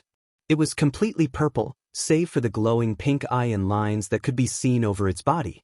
There was a single exhaust that emitted a low white fire from its back, causing it to hover in the air. What are these things? Izuku thought in both wonder and cautiousness. They look so advanced, Could these be some of the machines Mr. Gabriel was referring to? Caught in his own thoughts, the teen failed to notice that the robots had already begun to move in rapid fashion. The three humanoid figures quickly approached, aiming their weapons at the angel with malicious intent. Izuku could not have foreseen that a great stream of fire would burst from the barrel. Giving a yelp of surprise, the middle schooler quickly used his wings to fly backward away from the flood of flames. Unfortunately, his reaction was a bit too slow, causing his left shoulder and forearm to be slightly scorched by the heat. Street cleaners are some of the more adaptive machines there are. They will take advantage of any weakness they detect, no matter how small. Gabriel called out to the boy with a flat tone. His arms crossed over his chest as he critically observed Izuku from the top platform. "Why, I think I got it," Izuku shouted back, hissing in pain from the burning sensation of his left arm. Glancing down briefly, he could see that his pale skin was now covered with a new angry red color. "Okay, just a surface burn, nothing too bad." With a powerful flap of his wings, the greenette flew higher into the sky, noticing how the street cleaners seemed to follow his direction but not react. "They don't seem to have any range options, so it's probably best if I keep my distance and—" Before Izuku could finish his thought, he was suddenly struck in the back by a powerful force.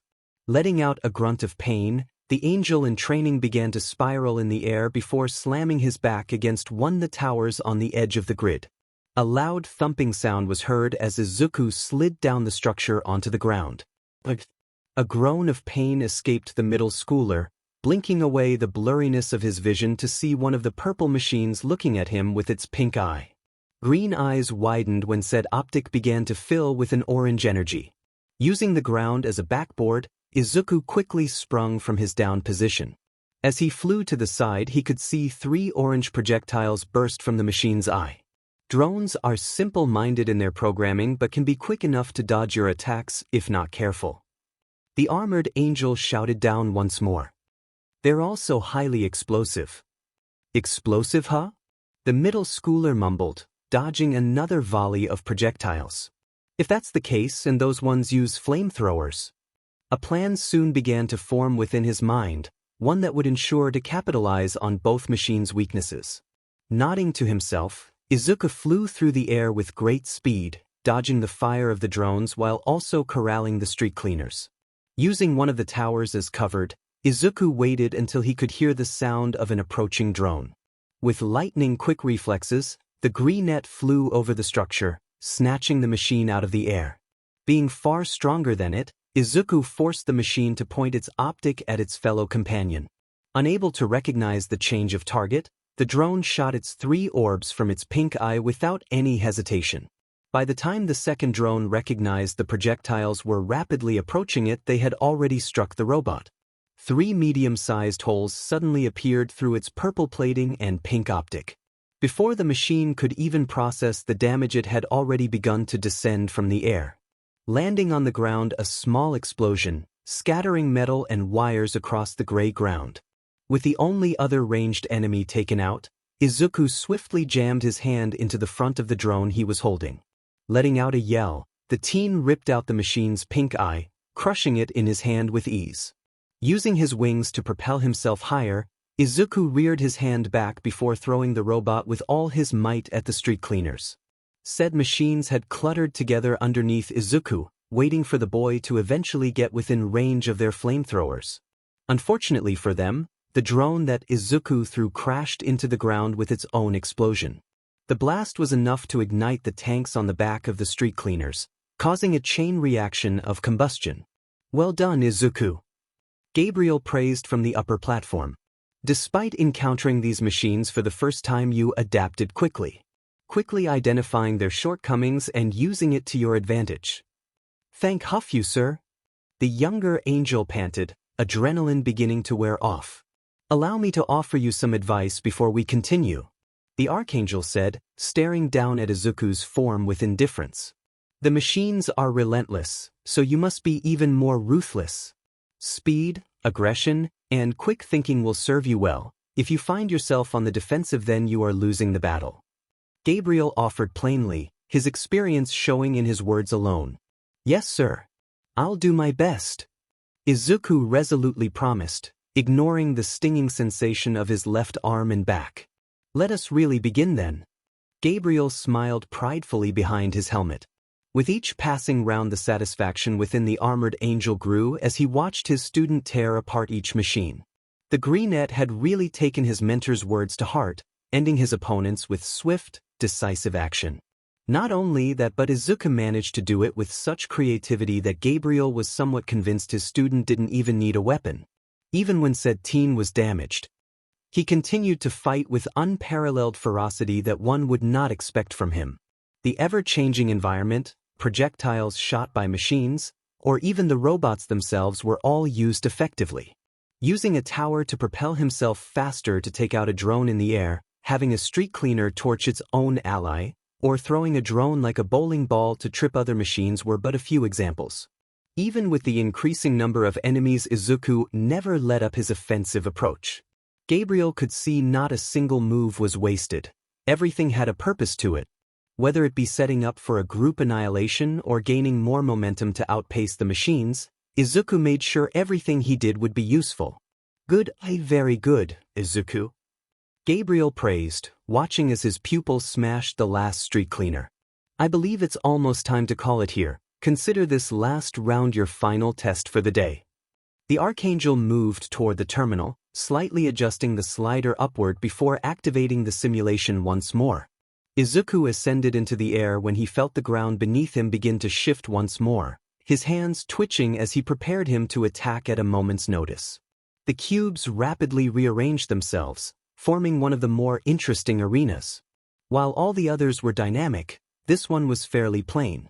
4 staircases were formed, leading to a medium-sized tower that made up the center of the arena while the edges remained flat. As quickly as the battlefield formed, so did the forms of the machines begin to materialize, Izuku noticing that there were 9 flashes this time. He could easily identify the 5 street cleaners. However, the other 4 machines were new to him. The first pair were fairly small white and gray insect-looking robots. Its body was shaped like that of a harpoon gun, being carried by a set of thin, sharp legs. A metallic claw was placed inside the launcher, a green light glowing from the slits at the base of its body. The second pair were similar to the street cleaners in body shape but lacked the black cloth and bronze armor. Instead, its metal body could be seen quite clearly, with a dark gray chassis covering the internals of the machine. 2 glowing red slashes acted as the robot's eyes, which immediately locked onto Izuku's flying form. Though this set of machines carried no weapon of any kind, it was clear that the metal fist it had could deal just as much damage. Without wasting a second, lest he add another injury to his body, Izuku flew toward a street cleaner that had materialized at the edge of the arena. Unfortunately, a tight clamping engulfed his right leg. Quickly looking down, he could see that the new machine's claw had snared him. With robotic strength, the robot pulled its barrel-shaped head, causing the cable that connected to the claw to yank Izuku out of the air. With a yelp of surprise, the greenette couldn't fight the sudden pull, leading him to crash into the center of the arena. Seeing how their opponent was incapacitated, the street cleaners and other 2 humanoid machines converged on his location. Chiding himself mentally for not being more aware, Izuku hastily ripped the claw from his shin. Unfortunately for him, a street cleaner had already made its way to his position, pointing its flamethrower at the teen's face. Using his superhuman speed, Izuku quickly dashed over to the robot, grabbing the barrel of its weapon. The action caused the trajectory of the flames to fire harmlessly in the air.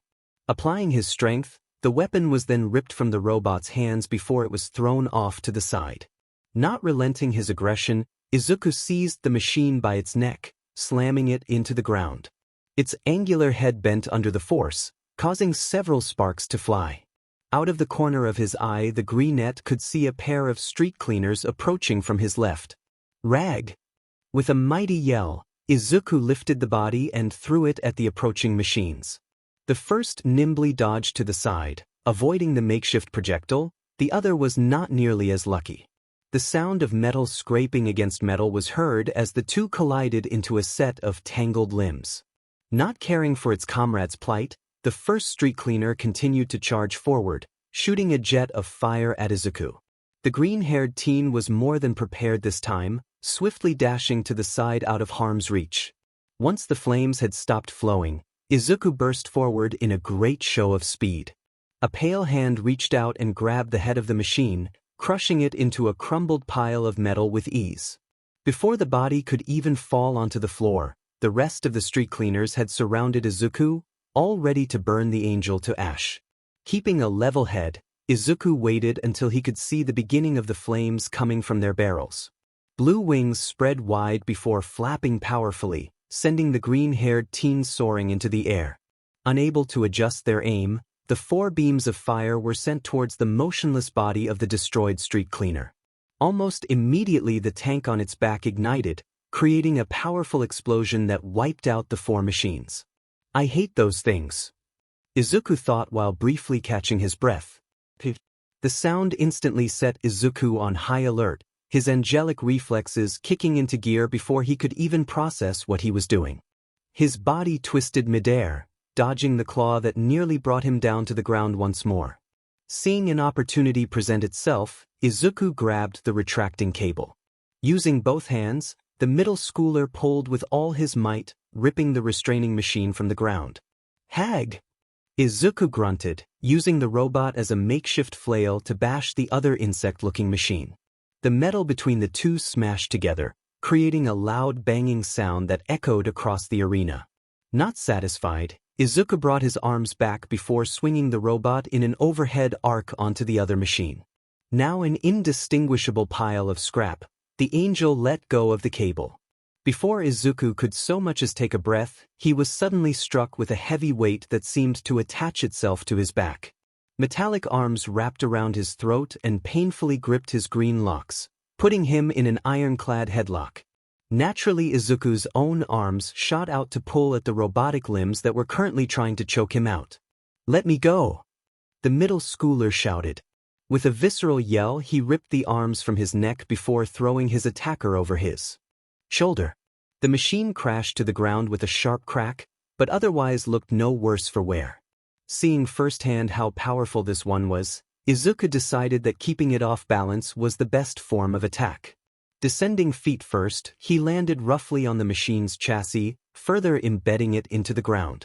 A foot was raised with the intent to crush the robot's head into pieces. However, Izuku would never get the chance as he was tackled by the second new machine. Knowing that if he was forced onto the ground he would be at a great disadvantage, Izuku's wings flared as he took off into the air. The machine remained relentless, still clinging to the teen with unhuman determination. A metal hand attempted to grab Izuku's neck, but it was quickly knocked away by a pale one.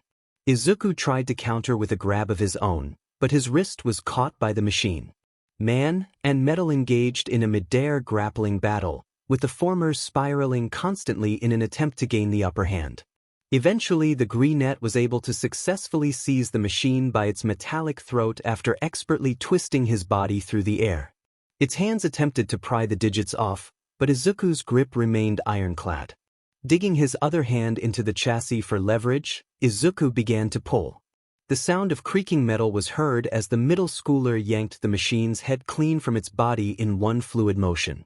Throwing the body and head to the ground, fierce green eyes locked onto the final machine, which had managed to right itself once more. Landing on the ground with a powerful gust of wind, Izuku confidently strode toward the robot, an aura of resolve radiating from his form. The robot attempted a haymaker toward the teen's face, but its fist was caught easily. With ease the joint was snapped before the entire metal limb was ripped from its socket. Uncaring about its damage, another punch was thrown, which was met with the same result.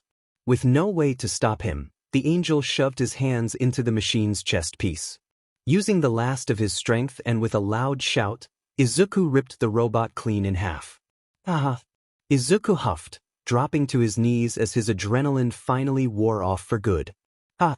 Amazing! Simply amazing!" The boisterous laughter and clapping of Gabriel triumphed over the heavy breathing of his student. "Now that is the power of an angel." Thank you, Mr. Gabriel."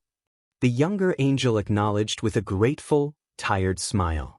Tether's inspectors are no easy enemies to dismantle, Yet you handled them perfectly and with the viciousness they deserve. The Archangel's wings sprouted from his back, allowing him to descend onto the grid, which had begun to revert back to its original flat structure. And all without using your light or a weapon. It was a tough battle, but I followed your advice, Mr. Gabriel. Izuku stood up shakily, his body reminding him of the many injuries he sustained. I tried being fast and aggressive. Don't be so modest, my pupil. You handled yourself better than soldiers who have actually seen battle. Gabriel waved away the Greenette's attempt at being modest. You have more than proven you are ready for the cyber grind. We must merely refine your style of combat. A comforting armored hand was placed onto the boy's shoulder. All right, sir. Izuku smiled, his heart fluttering from how much his mentor was praising him. I'll continue to work even harder. That I have no doubt. Now hold still. The armored warrior said before drawing his hand back, keeping it hovering above Izuku's chest. A light, golden glow appeared within the angel's hand, which began to envelop the teen's entire body. The feeling of being submerged into warm water was felt by Izuku, earning a blissful sigh from the boy. Ice aching muscles and stinging sensation of his burn and a few cuts seemed to evaporate with each passing second. Once Gabriel pulled his gauntlet away, Izuku stared in amazement as his injuries seemed to have vanished as though they never existed. In fact, the Greenette felt even more energized now than he did when he first began today's training. Whoa, what was that? Izuku asked, staring at his now burn-free arm. I feel great, even better than when I first started. The Father's light has many uses, one of which is to cure injuries. While I'm not as proficient as experienced healers, I believe I'm more than capable of dealing with a few cuts and a burn. Gabriel explained, watching his amusement at his student's odd expression. Thank you, Mr. Gabriel. I feel much better now. The middle schooler sincerely expressed his gratitude. Think nothing of it, I need you in your best shape if we are to continue using the cyber grind. The Archangel replied back easily. Speaking of, I believe it is time we end your training for the day. Tomorrow we shall continue where we have left off. The angel turned away, flying back toward the terminal as Izuku's form was covered with golden energy. Until next time, my pupil. See you tomorrow, sir. Izuku called back before he was transported back to the park bench once more. For a moment the teen remained seated, basking in the rays of the sunset that shone onto his freckled face. His mind began to wander, thinking of how his life had changed so much in just 5 months. Despite the grueling physical labor that he endured, Izuku couldn't help but note how much happier he's been. Maybe it was because his relationship with his mom was beginning to repair itself, or maybe it was from the lack of bullying he's had to endure. Both were valid answers, but neither could hold a candle to what Izuku thought was the main reason. He was finally making progress on his dream of becoming a great hero, undeniably real progress. Sure, he may have applied to UDA before he found out he was an angel, but a part of the Greenette knew that it would amount to nothing. He was quirkless with nothing to make up for it other than his knack for analyzing quirks. But now Izuku had a real chance. He was faster, stronger, and could fly with equally quick speed. I'll become a great hero now, one that will protect everyone with a smile on his face. Izuku thought with hardened resolve. With his dream attainable now, the teen would stop at nothing to achieve it. Just watch, one day I'll make sure everyone feels safe just because I'm there. The middle schooler promised to himself, standing up from the bench and beginning his walk home. Ah, man, how am I gonna explain these tears in my clothes to Mom? Alright class, remember your essays are due at the end of the week. Izuku's homeroom teacher lazily drawled as the final bell rang. Almost immediately the rustling sound of papers being shoved into backpacks and the excited chatter of students reverberated through the room. Conversations that were paused resumed as right where they left off. The usual cliques of friends quickly formed, engaging in their own conversation as they continued to pack their belongings. Some discussed club activities, others recent movies or games that came. However, the bulk of the talk came from the excitement that surrounded the upcoming heroics entrance exam. Can you believe the exam is only a few days away? A raven-haired boy said in a contained voice. Yeah, it's kinda unreal, Another student within the same group replied. We've talked about being heroes for years and now we finally got a shot at it. Some of us more than others. A glance was sent towards the retreating form of Bakugo who just left the classroom with his usual scowl. Well, of course Bakugo will get accepted, his quirk is like crazy overpowered. A sharp-toothed girl rolled her eyes at the obvious implication. What about everyone else who's trying out? I dunno. Their quirks aren't nearly as impressive. It's not about the quirk, it's how you use it. I bet all the girls tell you that. Was the snarky comment. Haha, very funny. The middle schooler deadpanned amusedly. He's kinda got a point, you know. Better to have a quirk than not have one at all. A not-so-subtle look was sent towards Midoriya's direction. The group of students were surprised to see that their quirkless classmate gave no indication that he cared for their comments, if he heard them at all. The trembling and shameful bowing of his head that everyone expected never came. In fact, upon taking a closer look, the group of middle schoolers found there was something off about Izuku. They couldn't place their finger on it, but something about the green-haired boy was different. Is it me or is Deku different? One student struggled to say, unsure of how to describe what he was seeing. Yeah, I can see it too. Weird, right? He does look a little taller. Nah, that can't be right. The schoolgirl rebutted. I think he's always been that tall, he just slouches a lot. Are you sure? He looks taller than Bakugo now. It's either that or he got a haircut. Okay, that definitely can't be it. Was the quick reply. That mop of green hair is the most memorable thing about him besides his quirklessness. What are you, his stalker or something? What? No, you. As the students continued to argue amongst themselves, they failed to notice said subject of their conversation calmly exited the classroom. Their observation, while accurate to some degree, did not fully encapsulate the changes of their classmate. As Izuku walked through the halls of Aldra, his straight posture was overlooked. The same could also be said for his confident aura and neutral expression. Not a single person noticed how the meek and SBMZ Deku now carried himself with the resolve of an aspiring hero. Granted, the students and faculty of Aldra were not the only ones to miss this drastic difference in character. Izuku himself was also blind to these changes, unaware of just how much Gabriel's teachings have affected him. Although it was to be expected given how laser-focused the green-eyed boy was focused on preparing for the entrance exam. Which, unsurprisingly, was what occupied his thoughts as he traveled to the park. I can't believe 10 months have already passed. It feel like yesterday that I just met Mr. Gabriel. Izuku recollected as he walked along the sidewalk.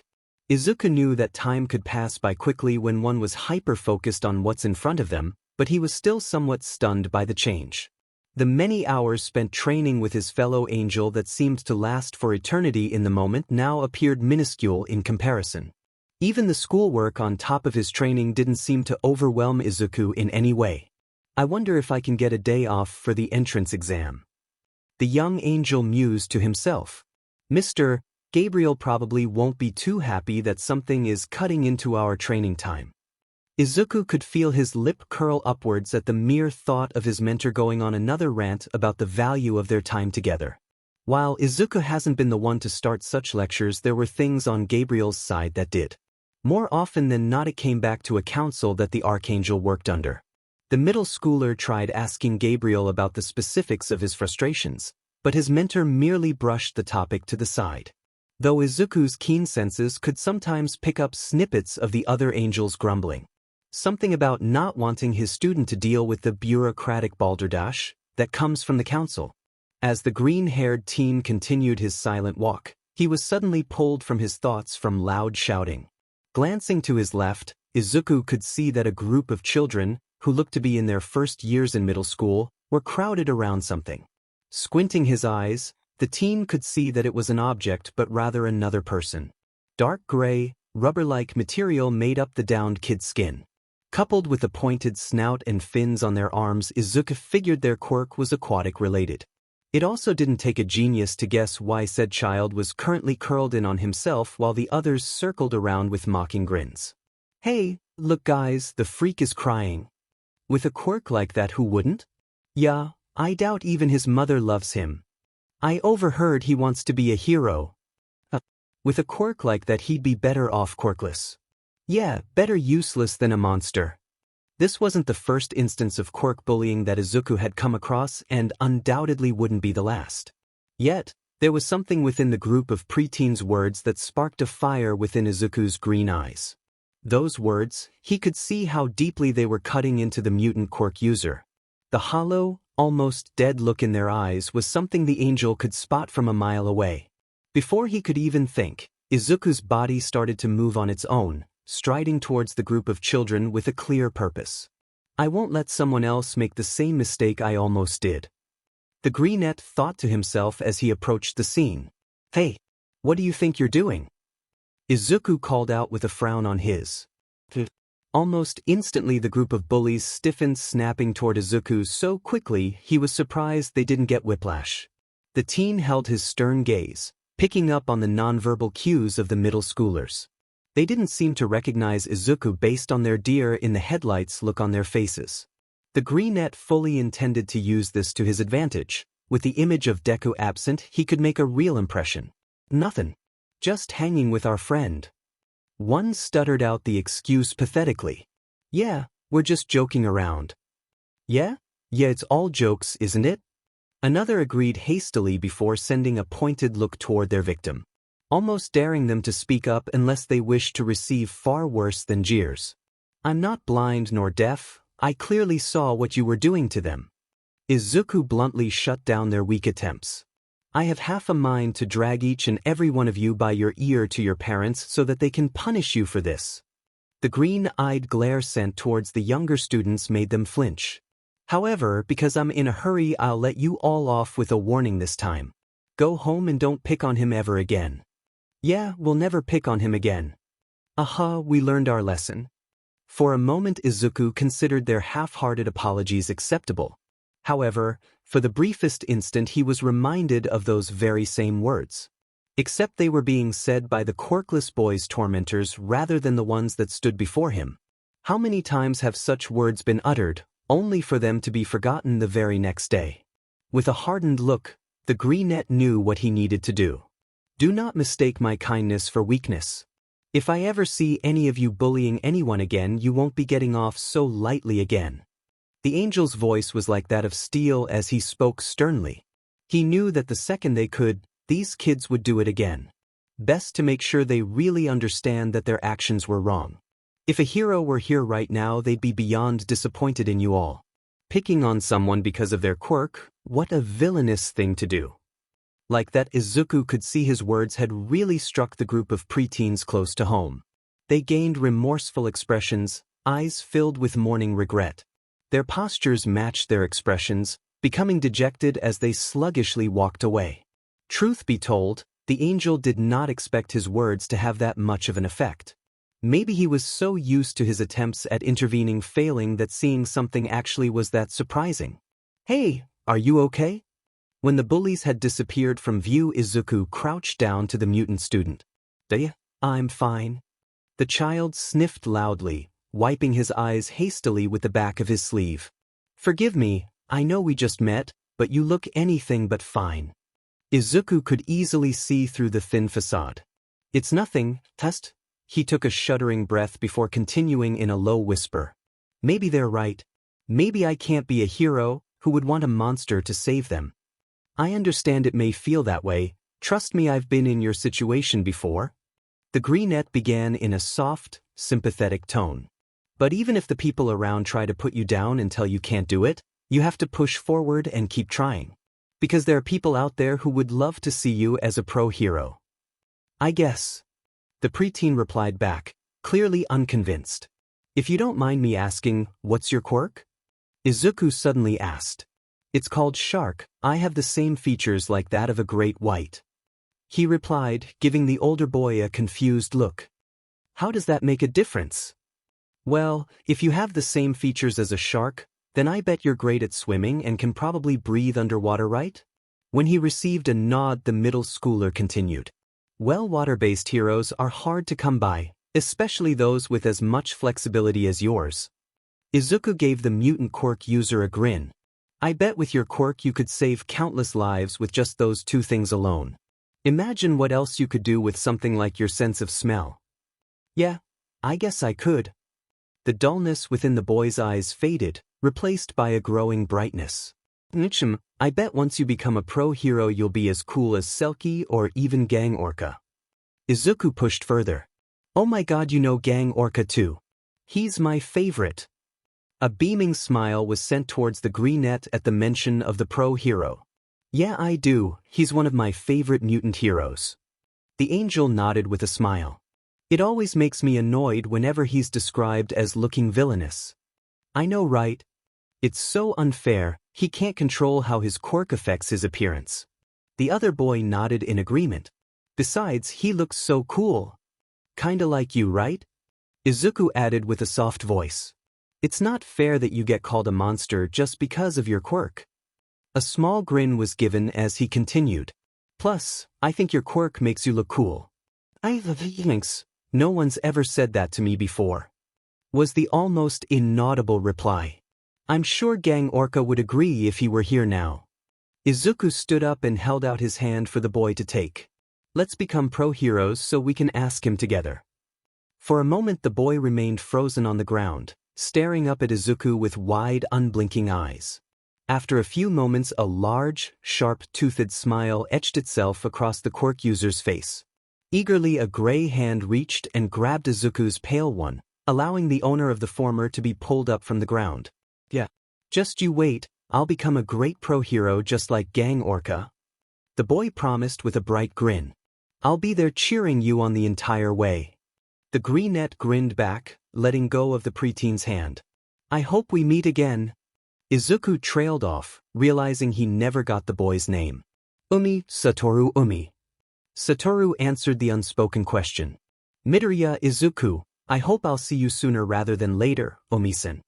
Izuku introduced himself before continuing his walk toward the park. You too, Midoriya-sama, you're my hero. Satoru called back at the retreating form of the greenette.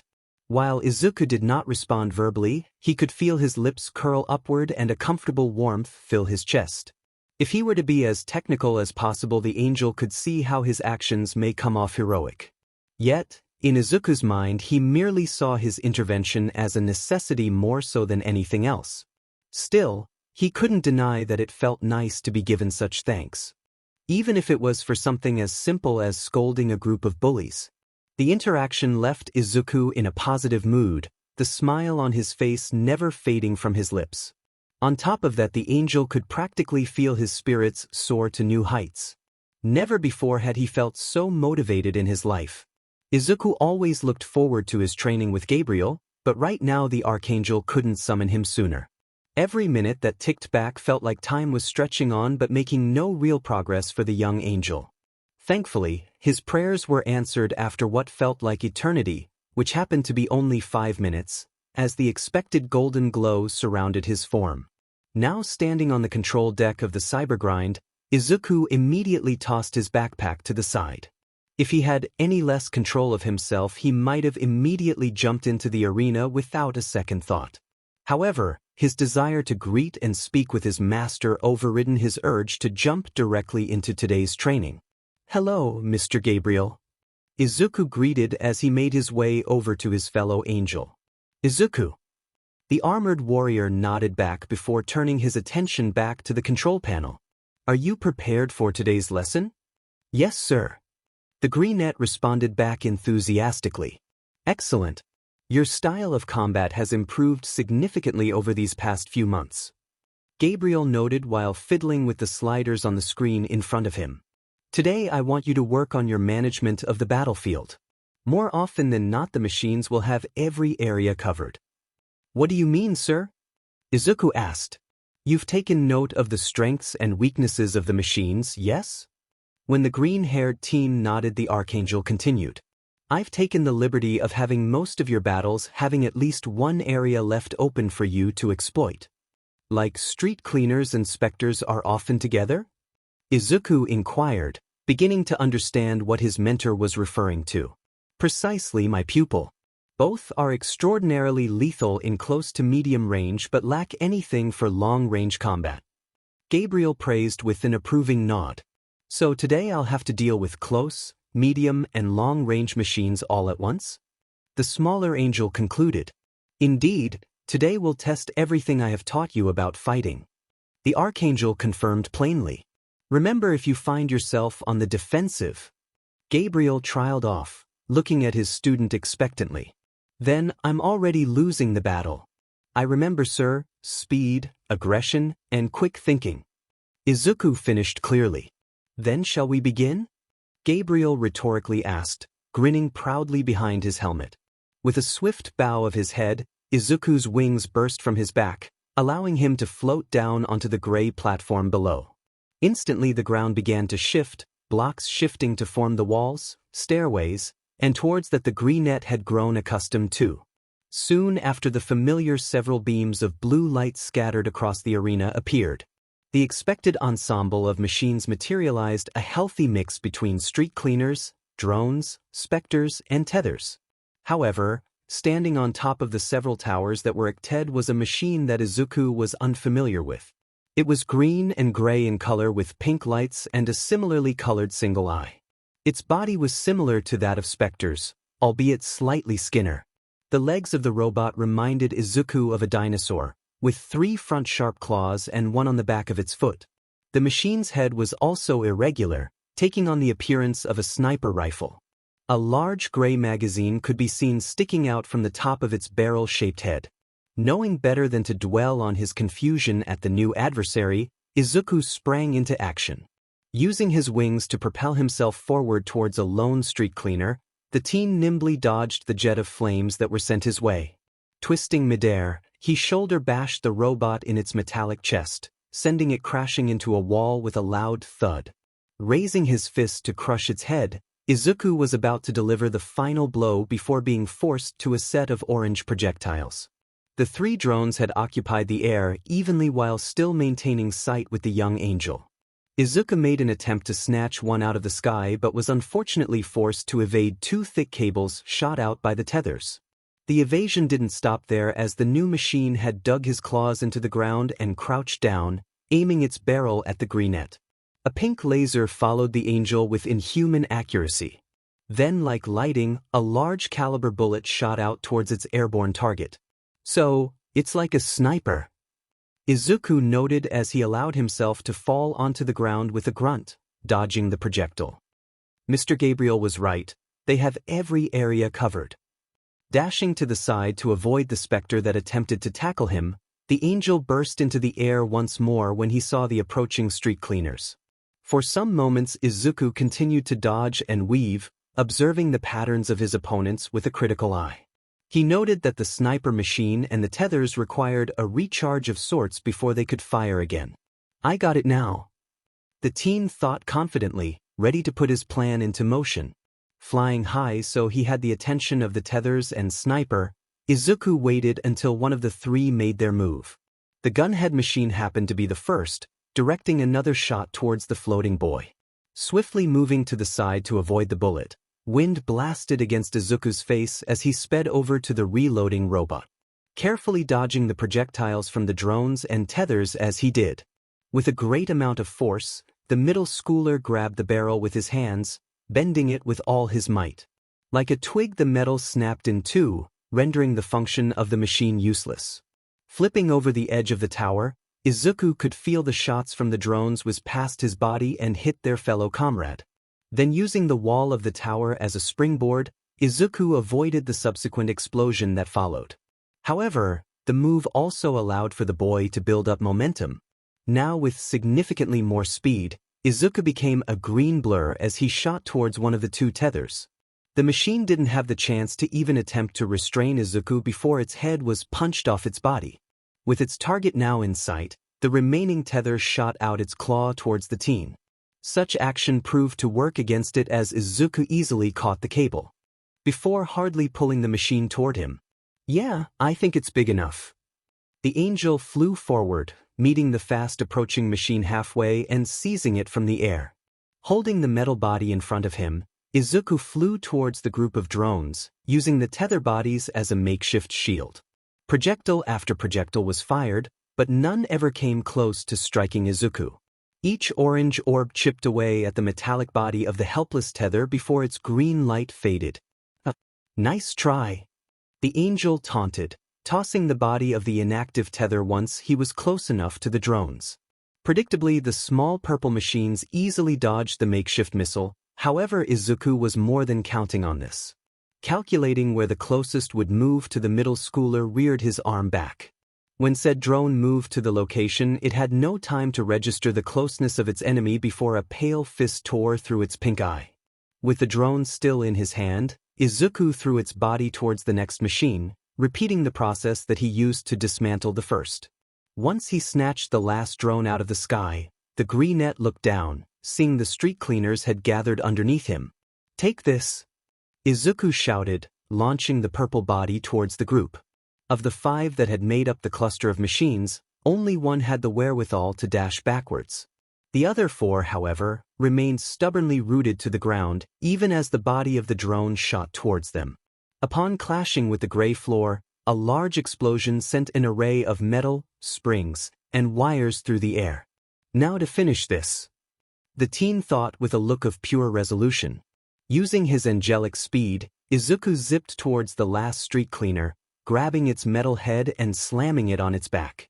Continuing with his airborne momentum, Izuku dragged the machine across the ground as he flew at inhuman speeds, only letting go when the angular-shaped head had been grinded to the point where it almost didn't exist. Hearing the last machine rapidly approaching from his back, the teen quickly turned around and threw the body of the street cleaner. Unfortunately, the specter seemed to have anticipated this move as it expertly slid underneath the body. However, before it could properly stand up, it was tackled by Izuku, who saw the brief moment of weakness. With his speed and strength, the greenette slammed the body of the specter into the adjacent wall. As soon as Izuku released his hold, the red-eyed machine sent a haymaker towards Izuku's face. The strike was blocked with the angel's forearm before he delivered his own counter-punch in return. Being far faster than it, Izuku's fist slammed into the robot's head before it could defend itself. With his opponent momentarily stunned, Izuku continued the assault, sending several more punches to its face and chassis. Giving one last cry, Izuku finished his attack with a devastating uppercut, separating the head of the specter from its body and sending it straight into the air. A few deep breaths were all Izuku was able to take before the arena began to shift once more, but that was all he needed. "I will become a great hero. Nothing will stop me," he thought to himself resolutely and with a determined look. As the greenette continued to fight round after round, Gabriel watched his pupil with intrigue hidden behind his helmet. He knew how much of a hard worker Izuku was, but something was different about his attitude today. The boy was fighting hard, harder than the armored warrior had seen from their time together. It was as though he was doing it in order to impress someone or perhaps prove something. "Just what are you trying to prove, Izuku?" Gabriel wondered, watching his student destroy the machines with ferocity. The Archangel remained passive for the remainder of the day's session, observing Izuku with a clinical gaze. Once the last machine had been turned to scrap, the older angel waited patiently for his pupil to fly back up to the control deck. He watched silently for a moment, allowing Izuku to catch his breath before approaching him.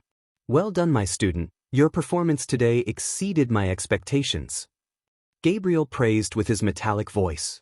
"Thank you, sir," Izuku acknowledged after taking a few calming breaths. "Though I must admit, I am rather curious. You seem rather motivated today," the Archangel bluntly began. "Not that there is anything wrong with that, mind you. I merely wish to understand why." Was I that obvious?" Izuku chuckled awkwardly, while rubbing the back of his head. "Indeed, if you trained this hard every day, I would have had you on the front lines already," Gabriel confirmed with a bob his head. "It's just, you remember when we first met, and I talked about being a hero?" Izuku waited until he received a nod before continuing. "Well, the entrance exam for the hero school is coming up in a few days.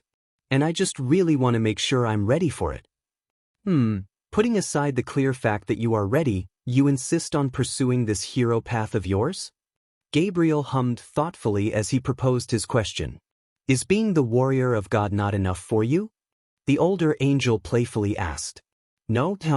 Trust me, I'm really thankful for these powers and having you as a mentor. Izuku stumbled over himself. I'm more than happy to keep up my training. I jest, Izuku. Gabriel rolled his eyes from the frantic look in his student's eyes. Yeah right.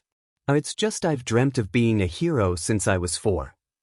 The teen revealed, voicing becoming soft. Saving people, making sure the innocent feel protected, making people smile just because I'm there, it's all I ever wanted to do. You can do such things as a soldier of heaven. The Archangel pointed out, though not unkindly. I mean yeah, but I don't know. Izuku struggled while ducking his head, unable to understand the confusing set of thoughts that swirled within his head. I have to do this, I just have to. Gabriel mused, beginning to see glimpses of Izuku's hidden motivations underneath his carefully crafted wall. Though for his pupil's sake the angel chose not to make a comment about what he thought. It will be a hard path. Gabriel plainly admitted, wanting his student to understand the weight of what he was planning to do. I will walk it all the same. Izuku raised his gaze to his mentors.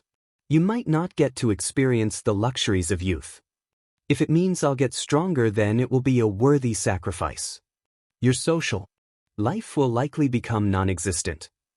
I don't have many friends anyway. You will be forced to carry many burdens. Gabriel said somberly. You may be forced to bear the weight of the world on your back. Then I'll carry them even if my legs and arms give out. Izuku resolutely replied, eyes ablaze with determination. Someone has to so others can live peaceful lives. Very well.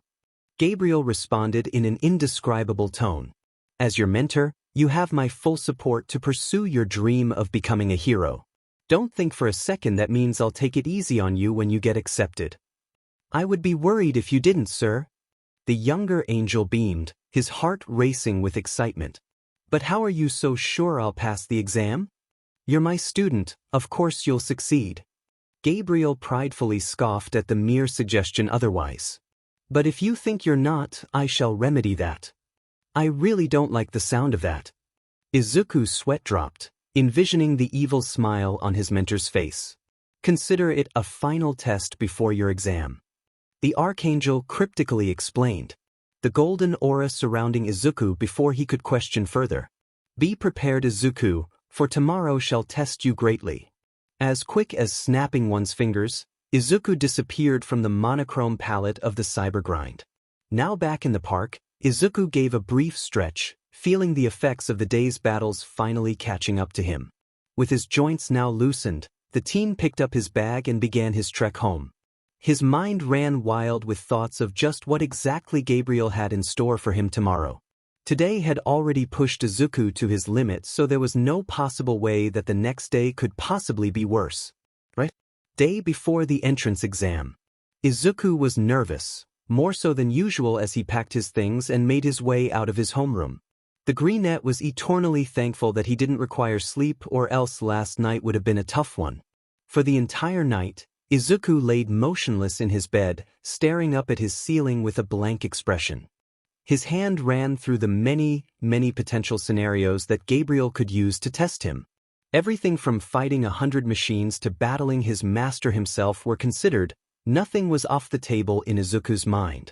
The thoughts persisted throughout the school day as well, making Izuku hyper-aware of how slowly time was moving. Even as said teen exited the school grounds, each minute spent walking towards the park felt agonizingly long.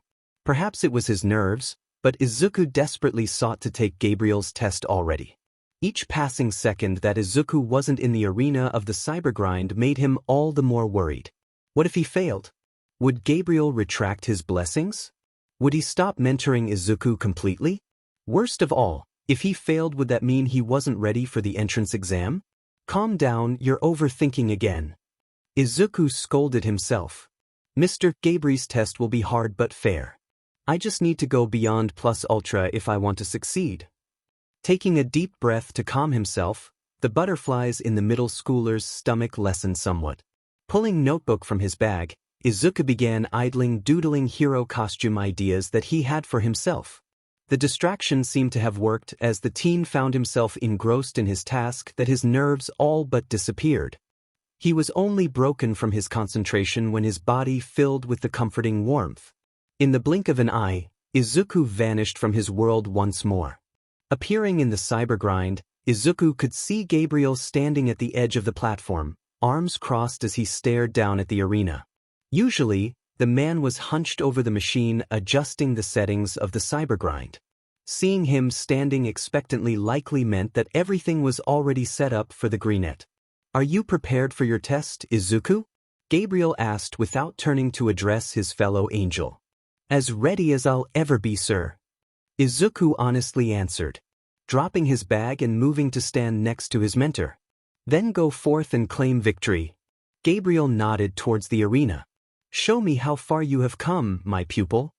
With a nod of his own, Izuku reluctantly descended onto the large platform below, fingers twitching in anticipation. The cubes began to move. However, rather than create one of the many complex layouts, the arena was extraordinarily simple. The ground remained flat with not a single bump in sight. The only notable feature of the arena was the large walls that had been erected, which couldn't have been more than 2 stories tall. Izuku expected many beams of light to suddenly appear, filling the empty landscape with numerous machines. However, to him he was merely met with a single large ball of light that appeared a few feet away from Izuku. The greenette was momentarily stunned by the appearance of the machine, its visage being the most imposing by far. It was tall, almost twice as tall as Izuku himself, with a long rectangular head attached to its bulky body. A set of mismatched aqua-blue eyes were positioned towards the top of its head, a similarly colored light in its chest. Its yellow and black color scheme reminded the greenette of a hazard, which was an applicable way to describe the machine. Its right arm, which was that of a shotgun with 2 barrels, hung limply at its side. In its left hand was a large, intimidating sword with rotating serrated edges like that of chainsaw. "This is your test, Izuku," the sword machine Gabriel revealed as the machine phased into existence. "Rip it to pieces," the Archangel commanded with a tone of pure steel. With the invisible bell being rung, the sword machine darted forward, far faster than anything Izuku had seen from a machine. Its left arm swung in a wide overhead arc as it leapt forward, sword threatening to split the teen in half. Using his enhanced reflexes, the greenette dashed to the side, avoiding the strike. However, he was caught off guard when the machine swiftly turned around, slashing horizontally.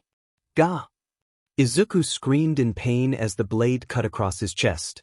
The force of the blow sent the middle schooler backward, tumbling across the ground briefly before righting himself with the help of his wings. He had time to catch his breath as the sword machine was already making its way towards him. Its shotgun arm raised as several pellets were fired in Izuku's direction. Despite the pain, the greenette was able to dodge the barrage. This time he managed to anticipate the follow-up. Sword strike, ducking underneath the machine's swing. Propelling himself upward with the help of his wings and the floor, Izuku delivered a swift uppercut to the robot's head. The strike stunned it long enough for the teen to follow up with a flying drop kick to its chassis. The machine was sent skidding across the ground, forced to use its sword to maintain balance by digging it into the ground. Its idle state did not remain for long as the second it came to a stop the shotgun arm was raised once more. Tihis. Grunting, Izuku's ethereal wings flapped powerfully, sending him several feet into the sky and avoiding the shotgun pellets. The height advantage didn't last long as the sword machine leapt from the ground towards the floating angel. Its left arm raised once more as it attempted another overheard arc, though like last time it was avoided. Seeing how it couldn't follow up due to being in the air, Izuku took the opportunity to grab its sword arm as it passed by. Flying up higher, the angel spun the robot upward before ferociously throwing it back toward the ground. Unable to right itself in time, the machine crashed into the gray floor on its back. A low, metallic grunt of its own could be heard when it made impact. "Now's my chance." Izuku quickly descended toward his downed opponent. The angel landed roughly onto the robot's metal chest, resetting whatever progress it had made in getting up. Izuku leaned down and sent several hard punches into the machine's rectangular head. Now severely dazed, the sword machine could not stop the greenette from reaching down and grabbing its right arm.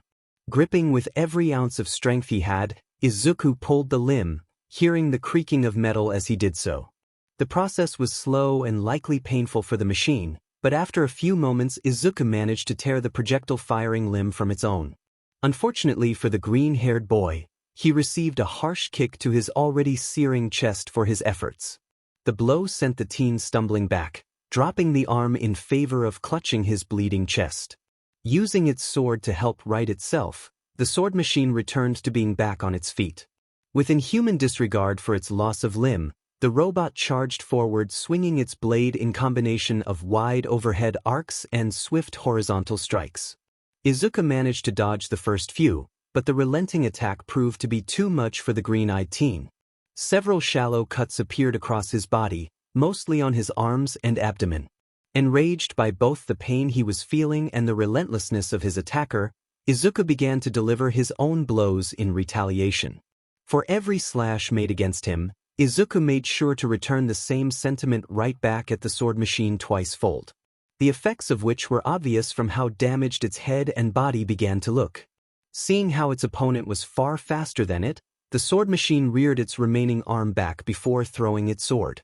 The blade began to spiral around its owner, forcing Izuku to reluctantly use his wings to back away from the whirlwind of pain. With its target now sufficiently away, the large robot pulled its arm back before tossing its sword straight towards Izuku. The speeding blade nearly impaled the teen if not for his angelic reflexes kicking in. Harmlessly, the sword was embedded into the wall, leaving the machine without its weapon. With no other choice than to push forward and retrieve its blade, the sword machine rushed forward in a great show of speed.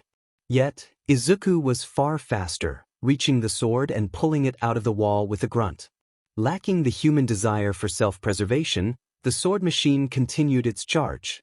Intending to either rip its blade from Izuku's hands or beating said teen down with its one arm. Whatever plan it may have had would never come to fruition as Izuku dashed forward with the help of his wings, sword held high. Flesh and metal met in one final clash, but it was the former that came out on top. With a guttural yell, Izuku stabbed the sharp blade directly through the sword machine's chest. Metal tore through metal as the machine was forced to its knees as the teen drove the weapon deeper into its chassis. Using his remaining strength, Izuku lifted the sword upward, cleaving the machine in two from the bottom up. The two pieces of the sword machine fell to the floor unceremoniously. Ah! Izuku panted, dropping the blade on the ground with a loud thud. Turning to look at his mentor, the greenette stood straight before shouting. "So, you did I pass?" Ha! Gabriel's chuckles echoed throughout the chamber. The archangel held his arms wide with his own wings sprouting from his back. "I think you are more than prepared, my student." Despite the mounting pain in his body, Izuku couldn't fight the triumphant grin that appeared on his face. "You have your phone right?" Midoriya asked her son with clear worry on her face. "Yes, Mom," said Son answered back with a nod. He was currently dressed in his middle school uniform with his backpack pulled over his shoulders. The teen had only managed to place his hand on the door handle before his mother began to fret over him. "And your lunch, the form said that you'll be there for a few hours at least?" She continued without skipping a beat. "Yes, I have that too." The urge to roll his eyes was very tempting, but Izuku couldn't exactly blame Inko for her current attitude. After all, today was the day of the entrance exam, something that Izuku himself had worried over numerous times. And your water right? I don't want you to get dehydrated." Inko breathlessly kept at it until her son decided to put her worries to rest. "Mom, I'm okay," Izuku firmly but kindly said to the frantic woman, his hands placed comfortingly on her shoulders. "I'm ready." He gave her a gentle squeeze with an encouraging bright smile. Right. I know it's just," Inko's body visibly sagged, her eyes welling up with held-back tears. "I'm so proud of you, Izuku. And that I'm sorry for what happened so long ago. I gave up when you never didn't.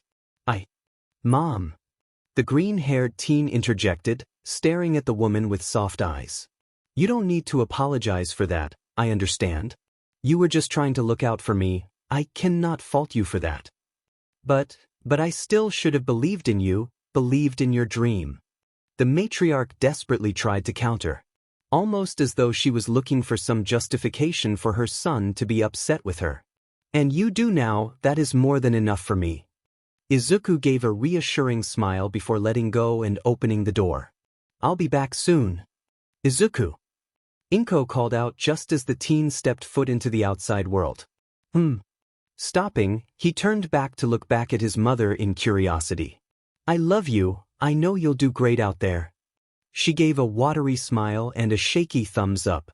Don't worry, I'll go beyond plus ultra. Izuku promised back, reciprocating the gesture with confidence. Love you too, see you later. The door clicked shut, allowing for Inko to let her tears all freely onto the floor below. With Izuku, the walk to the train station was rather uneventful, as was the train ride itself despite the usual crampedness of the cars. A fact that would usually cause the greenette great discomfort, yet he found himself oddly indifferent. Then again, the video he was currently watching on his phone was really entertaining. Izuku really liked Kamui Woods, but even couldn't deny seeing his gobsmacked expression when MT Lady showed up was hilarious no matter how many times he watched it. Video after video helped pass the ride, and in time Izuku found himself stepping off the platform and approaching the gates of U-A amongst a sea of other applicants. However, the teen's gaze was immediately drawn to the H-shaped building. The videos and pictures online did not do the school justice. UA was awe-inspiring to say the least.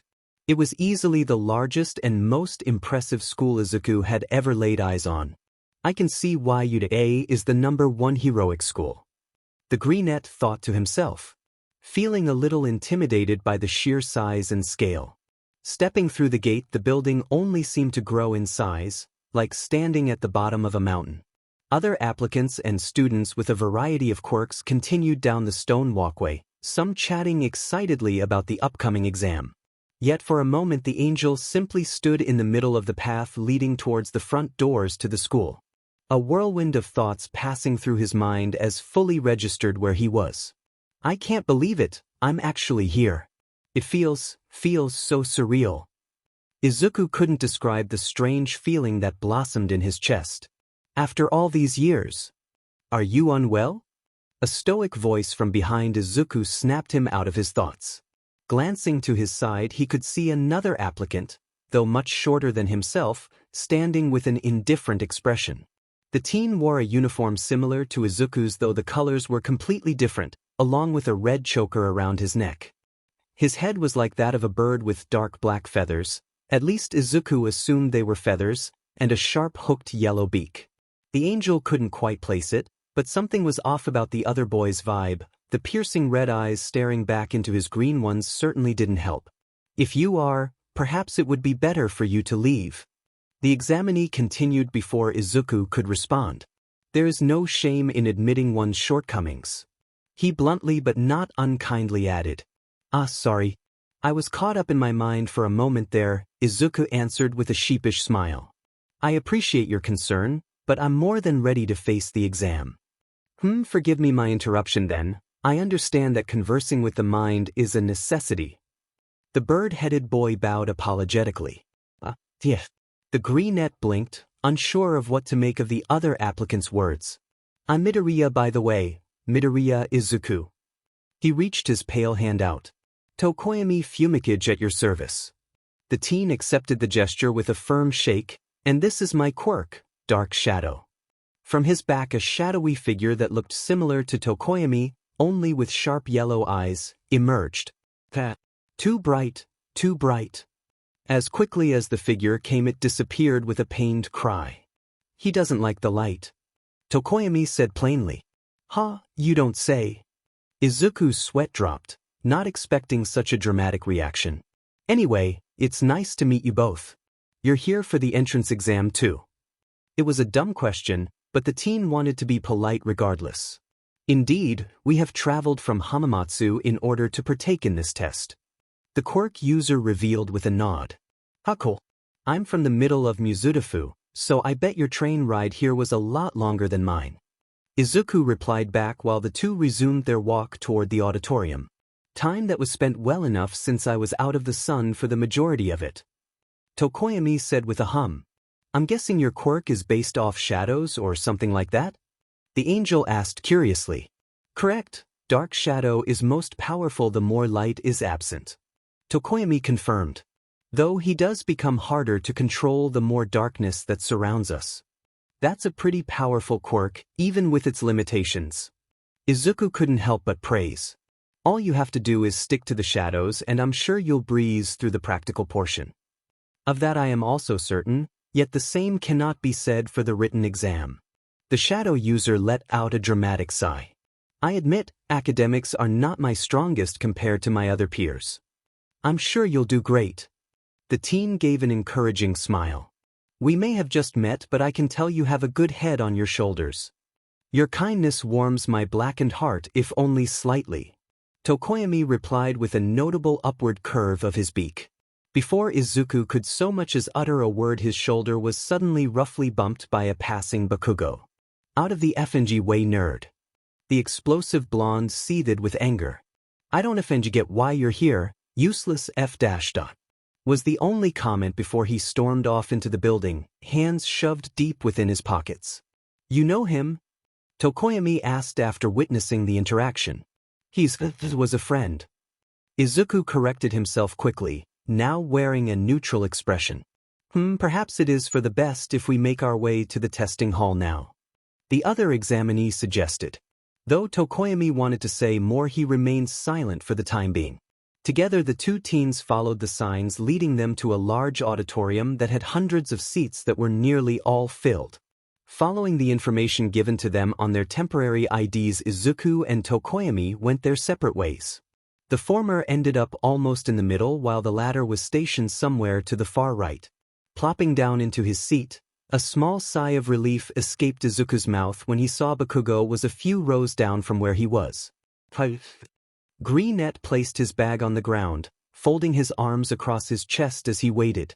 Out of boredom, the angel began to survey the other students who were currently waiting for the exam to begin. Some were chatting with their neighbors while others kept to themselves silently. Doing a once-over, Izuku scanned the rows of students, finding a pink-skinned, talkative girl, a boy with multiple arms, and a green-haired girl to be some of the few standouts. The teens people watching came to an end soon when the lights of the auditorium dimmed except for the spotlight on the center stage. The chatter instantly died down, the attention of everyone focusing on the rising platform. Standing at the edge of the platform, wearing his ever-present grin and his long hair pointing towards the sky, was none other than Present Mike. Izuku could feel his inner fanboy briefly trying to claw its way out, but he managed to push down his giddiness. Hey everybody and welcome to today's show. The man energetically shouted. Wow, we've got a full house today. Come on and make some noise. Not a single sound was made in the auditorium, save for some awkward coughing. Yesh, tough crowd, eh? The DJ continued without hesitation. How can he possibly handle himself that well? Izuku thought, utterly impressed by the pro-hero's ability to keep his energetic vibe going. All right, you're here for the entrance exam, not a live performance. I dig it. Present Mike gave a thumbs up. Before we start the written portion, I'm gonna give you listeners a rundown of the practical real quick. The large screen behind him lighting up as he spoke. A large rectangular box could be seen with the words, "You are here," written in the center. Several other smaller squares were connected with a letter in each box going from to G. Izuku let out a sigh of relief when he spied Bakugo had an on his ID while Izuku had F. The test is simple as can be. You'll head to your designated testing site where you'll have 10 minutes to partake in a mock battle. Present Mike began with a grin. The goal is to earn villain points by taking out as many villains as you can. The screen behind him shifted to show the silhouette of 4 robots. Each one had a number along with the letter P next to it. Each villain is worth a set amount of points, but the more they're worth, the tougher they'll be. So be sure to use those flashy quirks of yours to take them out. But what about those who don't have powerful quirks? Izuku could feel his lips tug downward. The practical seems skewed in favor of quirks that allow for brute force. The teen had no time to dwell on the matter before the voice of an applicant to his right suddenly came forth. I have a question, sir? A boy with square glasses and a neat haircut sharply raised his hand in the air. Aya, Examini 132 shoot. The pro hero paused before waving for the teen to continue. You say 3 villains, but the screen clearly shows 4. The boy adjusted his glasses while sweeping his arm dramatically around. It is unbecoming of the most prestigious heroic school to forget such an important detail in their presentation. All right, you got me there, nice catch little listener. The hero placatingly put his hands in the air, the screen enhancing on the outline that had 0 pic next to it. The 4th type of villain is an obstacle more than anything else. It's worth 0 points, so unless you got a quirk like all might and time to kill, it's better to just avoid the thing altogether. Thank you for the correction and I apologize for interrupting. The teen bowed his head. Well, with that out of that way, I think it's time we turn up the bass. Yeah. Present Mike grinned, holding a raised fist in the air. Get out and do your best. Go beyond plus ultra. Testing site if. Somehow the bus ride that Izuku took felt far longer than the written exam itself. Sure, the greenette may have breezed through the questions with ease, but he still took his time double-checking his answers. Yet, the less than 10-minute ride towards the battleground felt like an eternity to Izuku. It probably didn't help that Tokoyami was not with him, leaving the angel to quietly sit next to a blonde boy with a handsome face. Once they arrived, the group of examinees stepped off the vehicle, congregating in front of the entrance to the large fake city. Izuku expected the arena to be significantly smaller, considering that there were 6 others along with this one. Yet, the arena was easily the size of a large city, complete with tall buildings and taller walls surrounding the whole place. Despite only standing at the entrance, Izuku could clearly tell that he was only witnessing a small portion. Seriously, how much money do they have? Izuku thought in complete bafflement. This place could easily hold a few thousand people at least. Shaking his head to snap out of his thoughts, the angel made his way over to the other participants. Some had started to chat with one another while others focused on preparing for the battle ahead by loosening up their joints. Izuku recognized the pink-skinned and green-haired girls from the auditorium, though upon closer inspection the latter's locks were actually vines. He could even see the same student who interrupted Present Mike earlier. Said teen was currently scolding the pink-haired girl for unhero-like behavior, whatever that meant. Looking for some quiet, Izuku moved to stand next to the vine-haired girl, who currently had her hands clasped together with her head bowed. With his superior hearing, the angel could hear that she was in fact praying. Though he tried to, Izuku couldn't help but let out a small snort at the irony of her actions. The girl opened her eyes at the sound, turning to stare at Izuku. Sorry, I didn't mean to interrupt. Izuku's face tinged red as he sheepishly looked away. I just thought of something funny to myself. It is of no concern. I have said my piece with God, now I merely must pray his judgment favors me this day. The girl said with a soft voice. Shall I say a prayer for you too? She offered kindly. You don't have to do that. The greenette answered with a smile. But thank you, I appreciate the sentiment. As you wish. The girl held out her hand. Shiozaki Ibra at your service. Midoriya Izuku, pleasure to meet you, Shiozaki. Izuku accepted the hand with a firm shake of his own. They really went all out for this exam, huh? Indeed, yet we shall endure whatever thorns await us on this path. Ibra replied, clasping her hands together once more. The Father's light shall guide us to our destiny.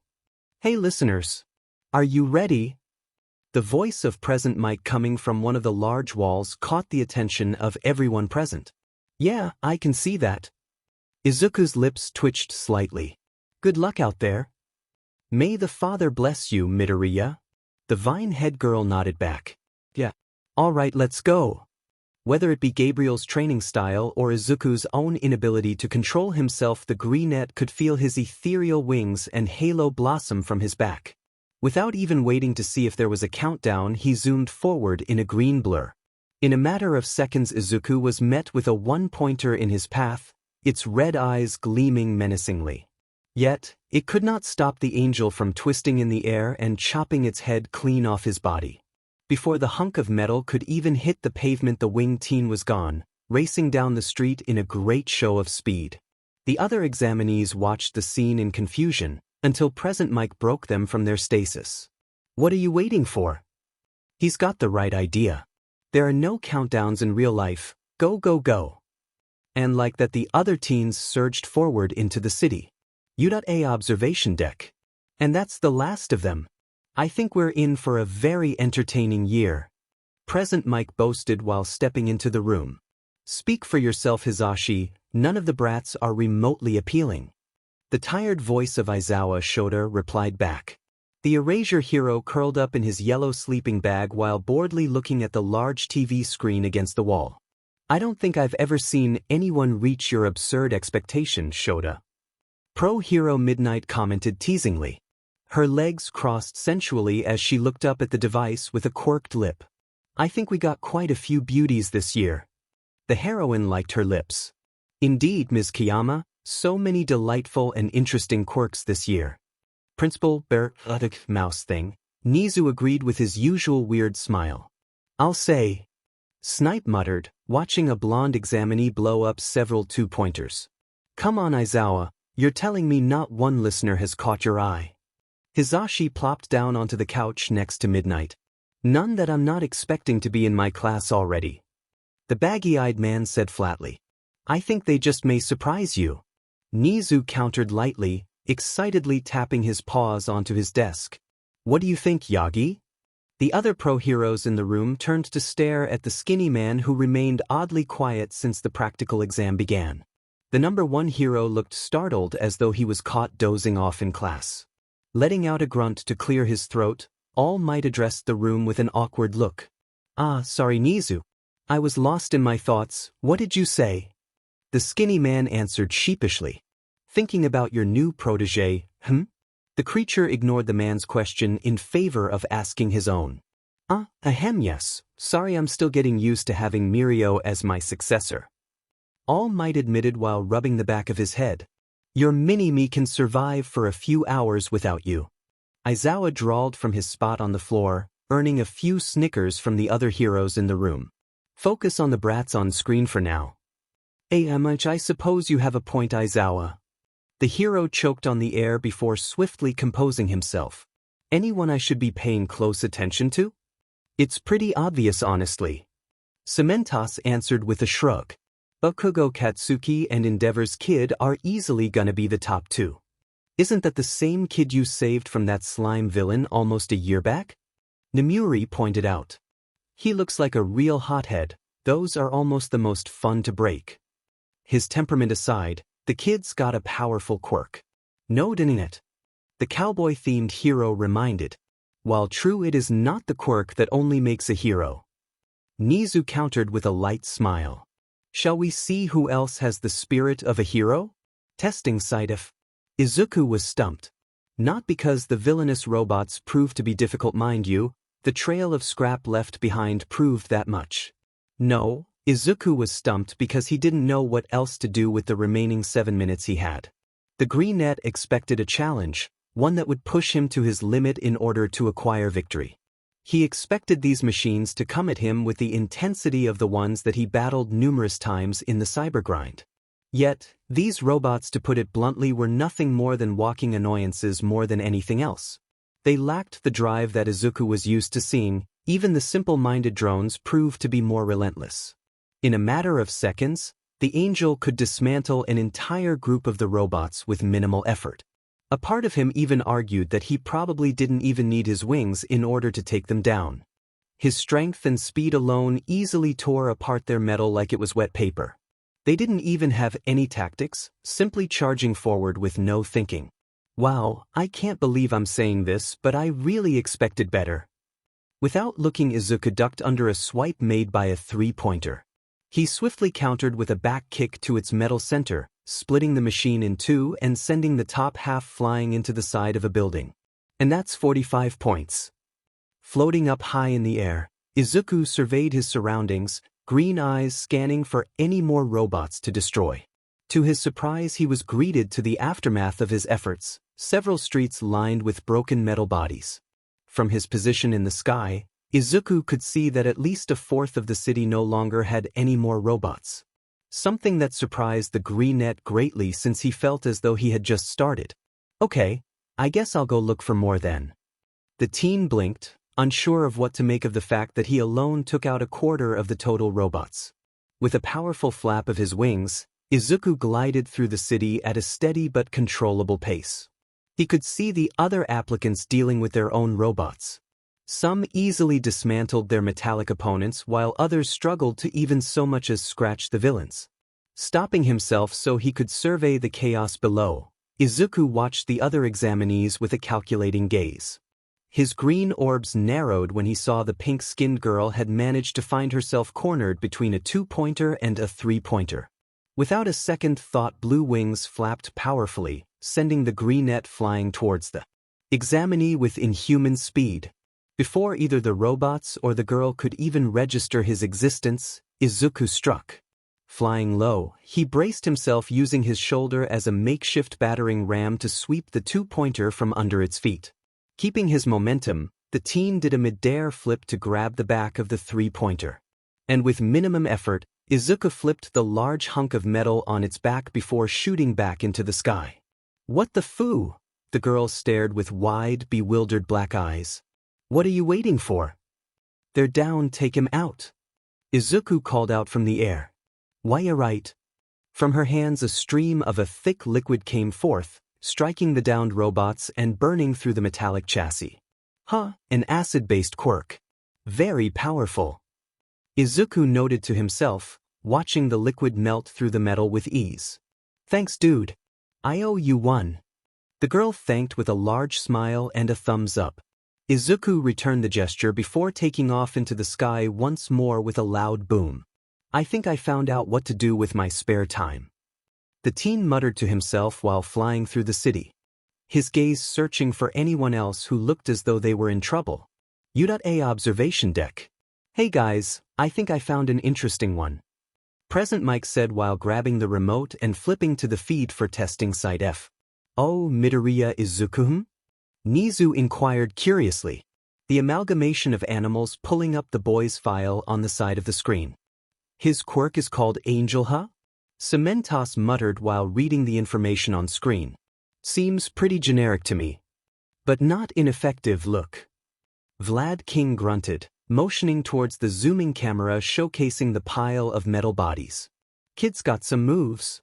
Snipe whistled, clearly impressed. The feed played back a few moments of the teen's battle. And he's a cutie too. Midnight added with a grin.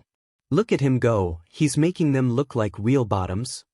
Apparently his quirk didn't manifest until 10 months ago. The principal of the school suddenly interjected. Wait, really? The DJ looked over at his boss with a wide-eyed expression.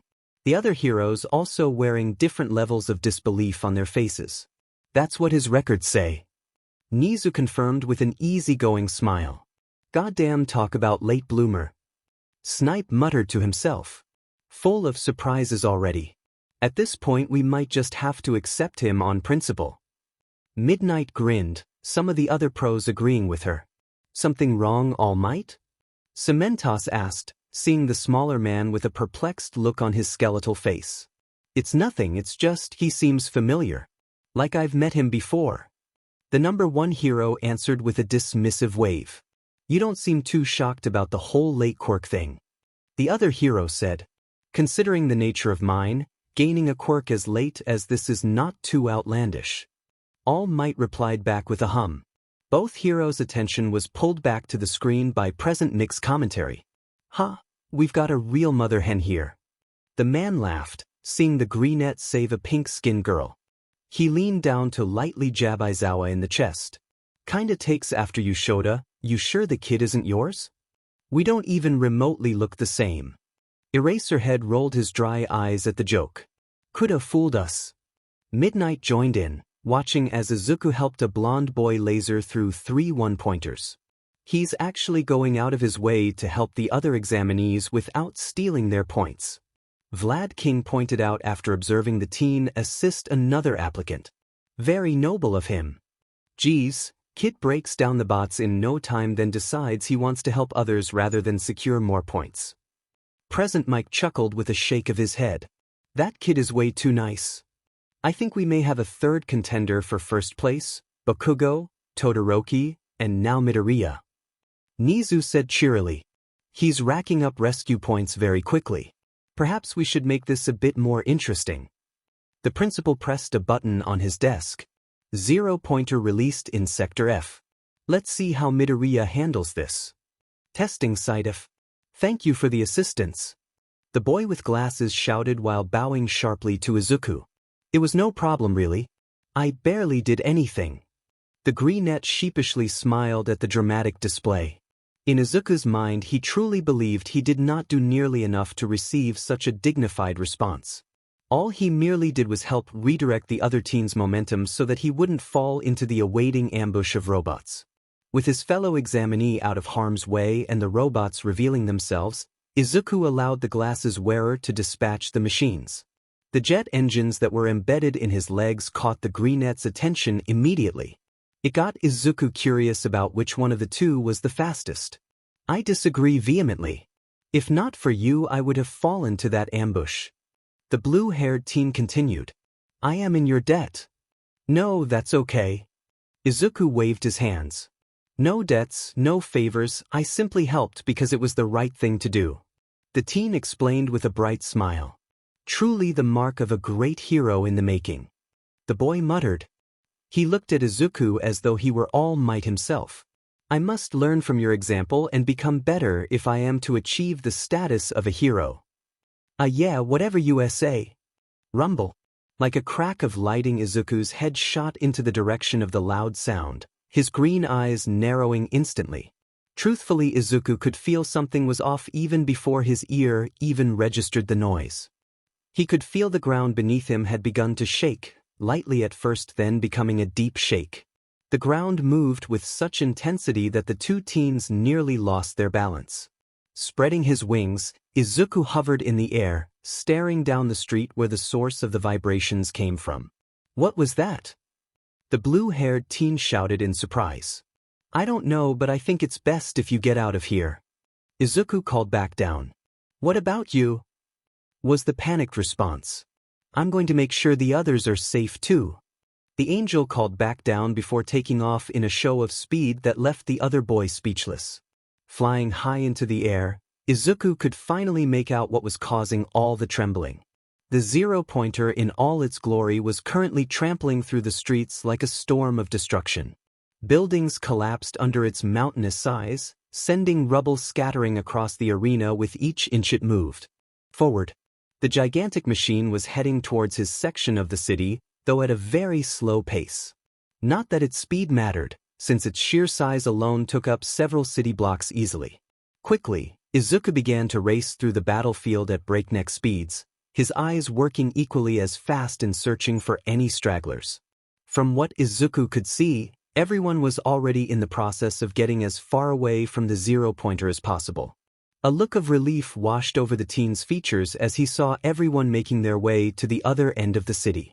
Thank God, everyone's making it out all right. The angel let out a sigh. Tap tap, tap tap. Izuku's body jerked upright as his angelic senses picked up the vague sound of someone knocking on concrete. Following the sound, Izuku was drawn to a partially collapsed building, most of the rubble lining the street. However, what caught Izuku's eyes was not the destructive sight, but rather who was currently trapped underneath it. Ibra was almost entirely covered by several thick pieces of debris, only leaving part of her upper body unscathed.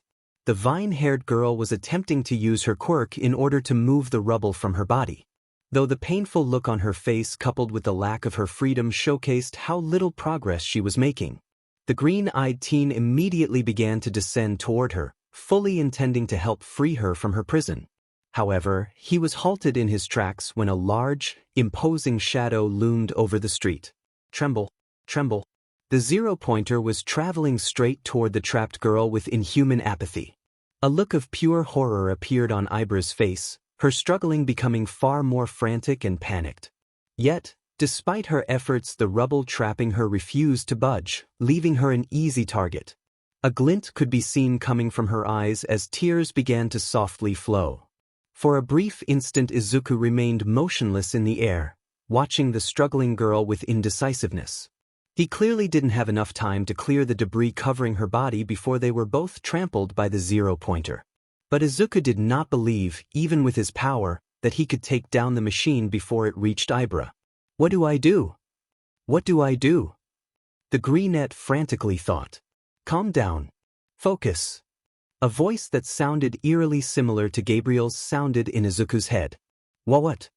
The teen stuttered back. Focus your mind, Izuku.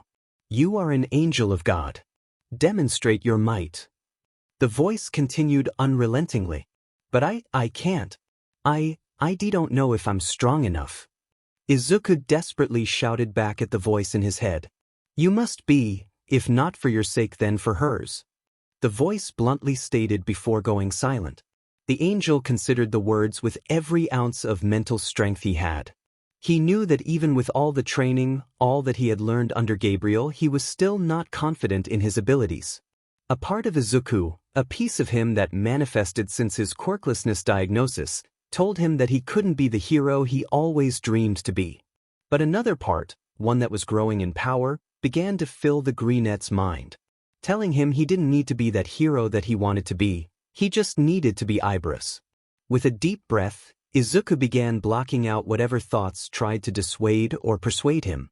His mind focused like a laser beam on one single objective, destroying the zero-pointer and saving Ibra. A familiar warmth began to fill his being. Unbeknownst to him, a comforting golden aura had surrounded his body like a second skin. Before Izuku could even think about what he was doing, he shot towards the gigantic robot, far faster than he ever had before. Like a gold and green bullet, the teen shot through the zero-pointer's head with ease. Metal and wires flew through the sky as he exited out of the back of its head, but Izuku was not done. Faster than any eye could track, he turned around and shot through the robot's abdomen, creating another substantial hole. Shatter! Izuku shouted before diving back towards the robot. He repeated the process so many times that it was impossible to keep count, becoming a rapid projectile that created trails of light in his wake. Izuku burst through the machine so many times that it was a wonder that it had not fallen to the ground with how many holes it had. Bits of wire, metal, and gears flew through the air as the cyclone of light that was Izuku continued to eviscerate the machine. He did not stop until the large glowing red eyes had dimmed to pitch blackness. With one final burst through the robot's chassis, the angel zipped down towards the awe-struck vine-haired girl. Izuku lifted the rubble off her with minimal effort before picking her up in a bridal carry. Once the girl was firmly secured, he dashed back into the sky, leaving the zero-pointer to fall onto the street with a loud, destructive crash. And that's game, folks.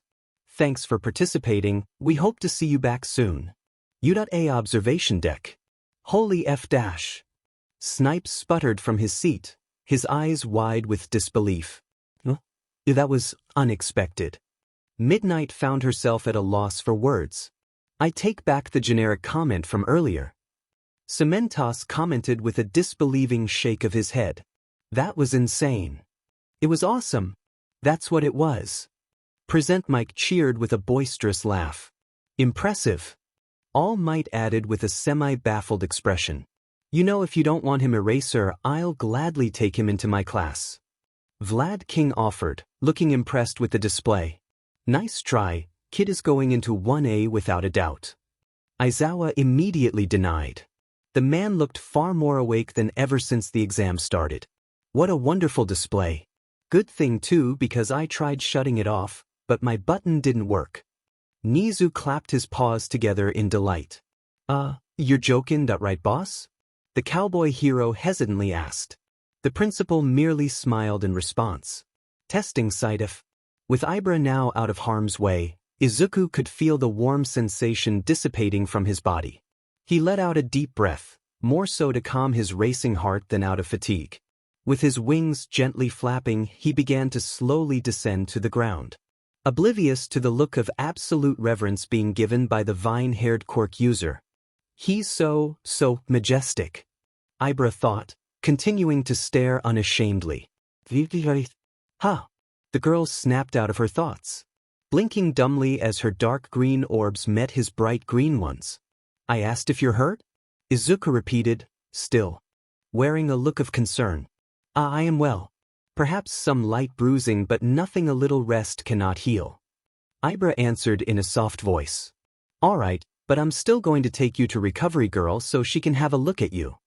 The greenette said before flying toward the entrance of the city at a moderate pace. He is like an angel. Ibra knew it was his quirk, but she couldn't help but draw the comparison. The bright blue wings and spiky halo coupled with his caring personality made it hard for the Vine user to think otherwise. In no time the two reached the beginning of the city, with Izuku gently placing Ibra down on her feet once he touched the ground. Almost immediately they were swarmed by Yuta staff checking them over with frenzied concern. Izuku thanked but kindly directed their attention towards Ibra, telling them how she was trapped under a building. It seemed to have the desired effect as their attention swiftly moved over to the girl. With the attention now off him, Izuku offered Ibra a parting smile and wave before he exited the testing site. Quietly, Izuku stepped back onto the awaiting bus, taking a seat towards the back to get some much-needed alone time. Oh my god, I just carried a girl in my arms. The angel could feel his face immediately light up with a bright red blush. I held a girl in my arms. The teen's face was the color of a cherry all the way until he was back home. U.A. observation deck. Well, now I say we're in for a very eventful year this time around. Nizu smiled as the entrance exam came to a close. I'll say, so many energetic listeners. Hisashi agreed while stretching his aching back. You don't have a homeroom class, so you'll only get them in small quantities. Eraserhead droned tiredly. Me and Vlad are the ones who are going to be dealing with brats constantly. And I envy you for that, Shota, truly. The BDSM hero smirked. 3,000 yen on Midoriya being in first place. Snipe casually commented while adjusting his hat. Come on, make this interesting. I got 5,000 on Bakugo. Cementos challenged good-naturedly. Oh, you're on there, partner. The two heroes shook hands in agreement. As much as I would love to join in, I have a protege that I need to get back to training. All Might chuckled at the interaction. The skinny man stood up before making his way towards the door. And for the record, I also would have put money on Midoriya. Isn't gambling not allowed here? Vlad King turned to look at his boss with a pointed look. Technically it's a wager, so therefore it's allowed. Nizu corrected politely. Punctilious as always. The blood hero rolled his eyes before falling after All Might. I'll see you all around. One by one each hero left the room, off to either return to their teaching or back to their hero duties. The only one who remained was Nizu, who began compiling the data of the examinees who participated in the exam. However, the animal hybrid was briefly distracted, finding himself re-watching footage of Izuku throughout the exam. If he could smile any wider, Nizu was sure his grin would reach around his entire head easily. My oh my, let's see how you do in this hero academia, Midoriya Izuku. Good Izuku, a most glorious display. You may take a short rest. Gabriel shouted from atop his perch. The arena of the cybergrind began to shift back to its original state. Thank you, sir. Izuku flew up to his mentor, taking a seat at the edge of the platform. After a few calming breaths, he took out his notebook and began writing in it. Your movement and coordination has certainly improved. The Archangel noted while deactivating the simulation. I believe you might be ready for the next segment to your regimen. Next segment. Izuku briefly turned to regard his mentor with a curious expression. Correct, as proficient you have become, there is still much you must learn. Gabriel confirmed while standing next to his apprentice. Will I learn how to use my light? The greenette asked excitedly. Not yet, there are other areas we will work on first before moving to such an advanced stage. Gabriel answered plainly. The younger angel whined. Have patience, Izuku, you will learn in time. The warrior chuckled while ruffling his student's green locks. Tell me, how did your exam go yesterday? Gabriel suddenly asked. I think I did okay. I won't know till the end of next week if I got accepted or not. Izuku answered while looking up at his mentor. I know you will, you are my student. Gabriel swiftly dismissed the boy's self-doubt. Tell me of it, You have been rather closed-lipped about the details. Well, there was the written portion which was pretty easy all things considered. I finished early. Then there was the practical portion. The team began. We had to earn villain points by destroying these robots in this large fake city. And we only had 10 minutes to do so. Izuku continued casually. And how did those machines compare to that of the ones within the cybergrind? Gabriel inquired with a raised brow behind his helmet. Not really that difficult. Izuku sheepishly rubbed the back of his head. I kinda took out a quarter worth in about 3 minutes. Heh, and you say they won't accept you? The Archangel chuckled with a shake of his head. Still, I am proud of your efforts. Your training has certainly paid off. Gabriel praised before asking. What exactly did you do with the rest of your time? I mostly just helped out the other examinees who I thought were in trouble. The Greenette answered while shrugging. Quite noble of you. I can see why the father was right in having you become one of us. Gabriel noted pridefully. Thank you, sir. Izuku's face reddened as he quickly glanced away in embarrassment. What exactly are you drawing? Deciding to be merciful with his teasing, the older angel changed the subject. Huh? Oh, it's nothing, just a dumb little doodle.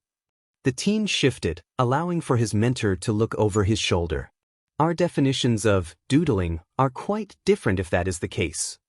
Gabriel observed the drawing with concealed intrigue. Your diagrams are quite thorough, on par with the likes of Samuel's. Who?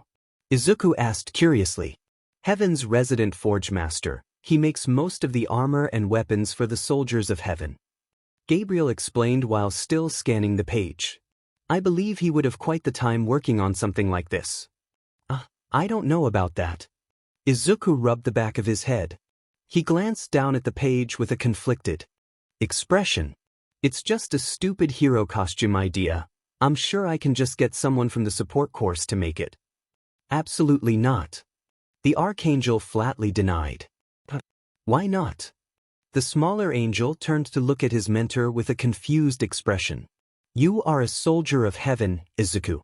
You will be given the proper armaments, and while I'm sure your world has great creators, none hold a candle to the craftsmanship of heaven. Gabriel told his pupil with finality, leaving no room for argument. If it is armor you require, then you will be given only the best. If you're sure, Mr. Gabriel. Izuku replied back hesitantly. I am my student. May I borrow your journal? The warrior inquired politely. For a moment Izuku froze, his mind flashing back to Bakugo's attempt at dissuading him from Yue. A small part of the teen wanted to be defensive, wanted to tell Gabriel no while hiding the notebook away. But a larger and more sensible part reminded him that his mentor was not like Bakugo. The man had given everything to Izuku and had only ever asked for him to push himself past his limits. It didn't take long for the more paranoid portion of his brain to be silenced in the face of such reasoning. Why? Yeah, sure. The Greenette handed over the journal with a slight tremble in his hand. Can I have it back once you're done? But that journal is personal to me. Of course, my pupil. Gabriel nodded firmly while taking the notebook. I will not be needing it for long. At the latest you will have it back after 2 days. All right, thank you, sir. Izuku let out a small sigh of relief. No gratitude is necessary. I am merely ensuring you are given what you have earned. The Archangel dismissed with a wave. In a flash of light, the notebook disappeared, leaving the armored man to stare down at his student expectantly. Break is over, back to training. Yes, sir. The young teen saluted before dropping into the cybergrind once more. Moon Temple, 2 days later. Huh. Izuku let out a confused noise as he glanced around his surroundings.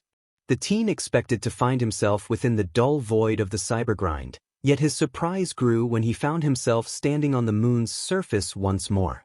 The temple that once looked decrepit now pulsated with some life. Partly thanks to Gabriel having Izuku clean up and somewhat repair the broken state of the building. Wow, I forgot how beautiful this place was. Izuku thought in wonder as he made his way inside the sanctuary. As the Greenette traversed down the hallway, he could feel a growing warmth beginning to envelope his being.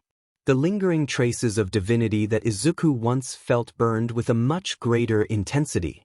It was nowhere near as powerful as the sensation of warping or when Gabriel healed his injuries, but it felt more potent. The sensation was like that of tasting water in its prime form, without even the slightest of impurities. Stepping under the archway into the nave, the feeling of warmness reached its all-time peak. Izuku didn't understand why, but he could feel a power coursing through his veins unlike he has ever felt before. Green eyes were drawn straight ahead to the sight of Gabriel standing at the altar with his hands clasped together in prayer. Not wanting to be rude, Izuku silently approached and took a seat on the wooden bench just left of the altar. For a moment the room remained silent, until the armored warrior suddenly broke from his stasis. For a long time, I thought this place was forsaken by the Father. Left as a reminder for our failures as soldiers of heavens and guardians of humanity. The metallic voice of Gabriel echoed through the room. Yet, here we stand, underneath the Father's lights as though it were only yesterday that humanity prayed under this temple's roof. Izuku remained silent but listened to his mentor's words with rapt attention. This sanctuary stands because of you, Izuku. It is through your actions, resolve, and kindness that this temple may one day house a congregation once more. The archangel praised with clear proudness in his voice. His armor clinked lightly as he motioned for Izuku to stand before the altar. "Kneel, my pupil," Gabriel commanded authoritatively. Without a word, the green-haired teen followed the older man's instructions. He stood in front of the altar before dropping down onto one knee. The angel kept his arms draped over his knee as he waited for Gabriel to continue. It is these efforts that has earned you the right to ascend into the next stage of your training, but more than that, it has earned you my respect.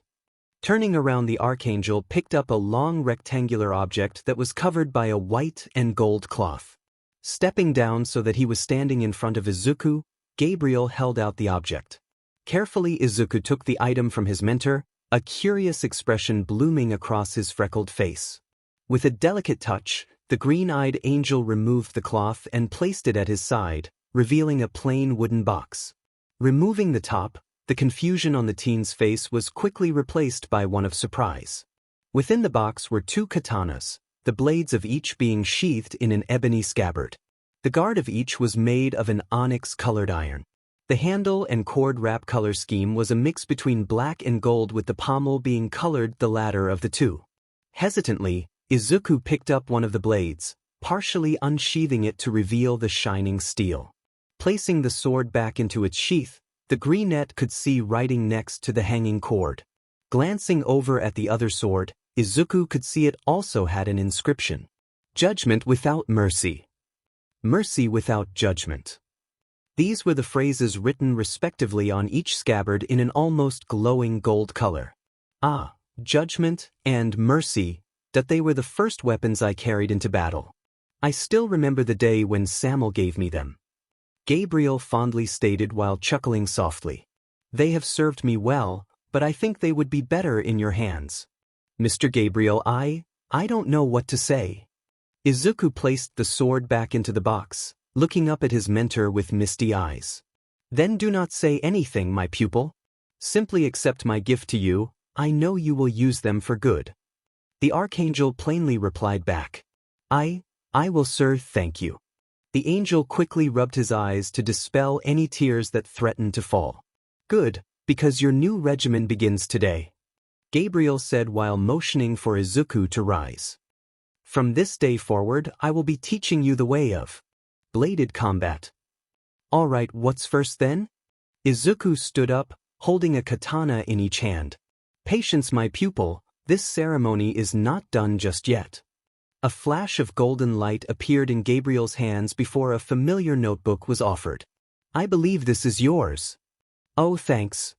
Clumsily, the teen moved the weapon in his right hand to his left. With both blades now in his left hand, Izuku quickly grabbed his journal before placing it inside of his backpack. "Oh, and I believe this is yours too."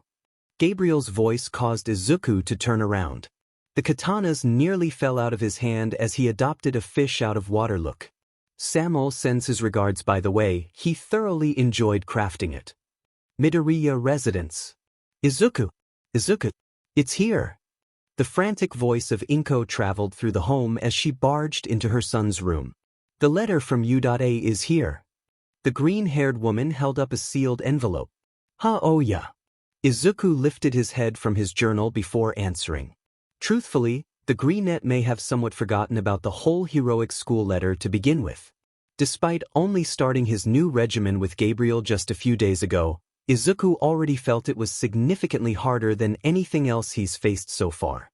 His mentor was a relentless sparring partner, far greater than anyone Izuku has ever seen. The older angel's speed and power were daunting. It really showed Izuku just how much more powerful Gabriel was compared to him.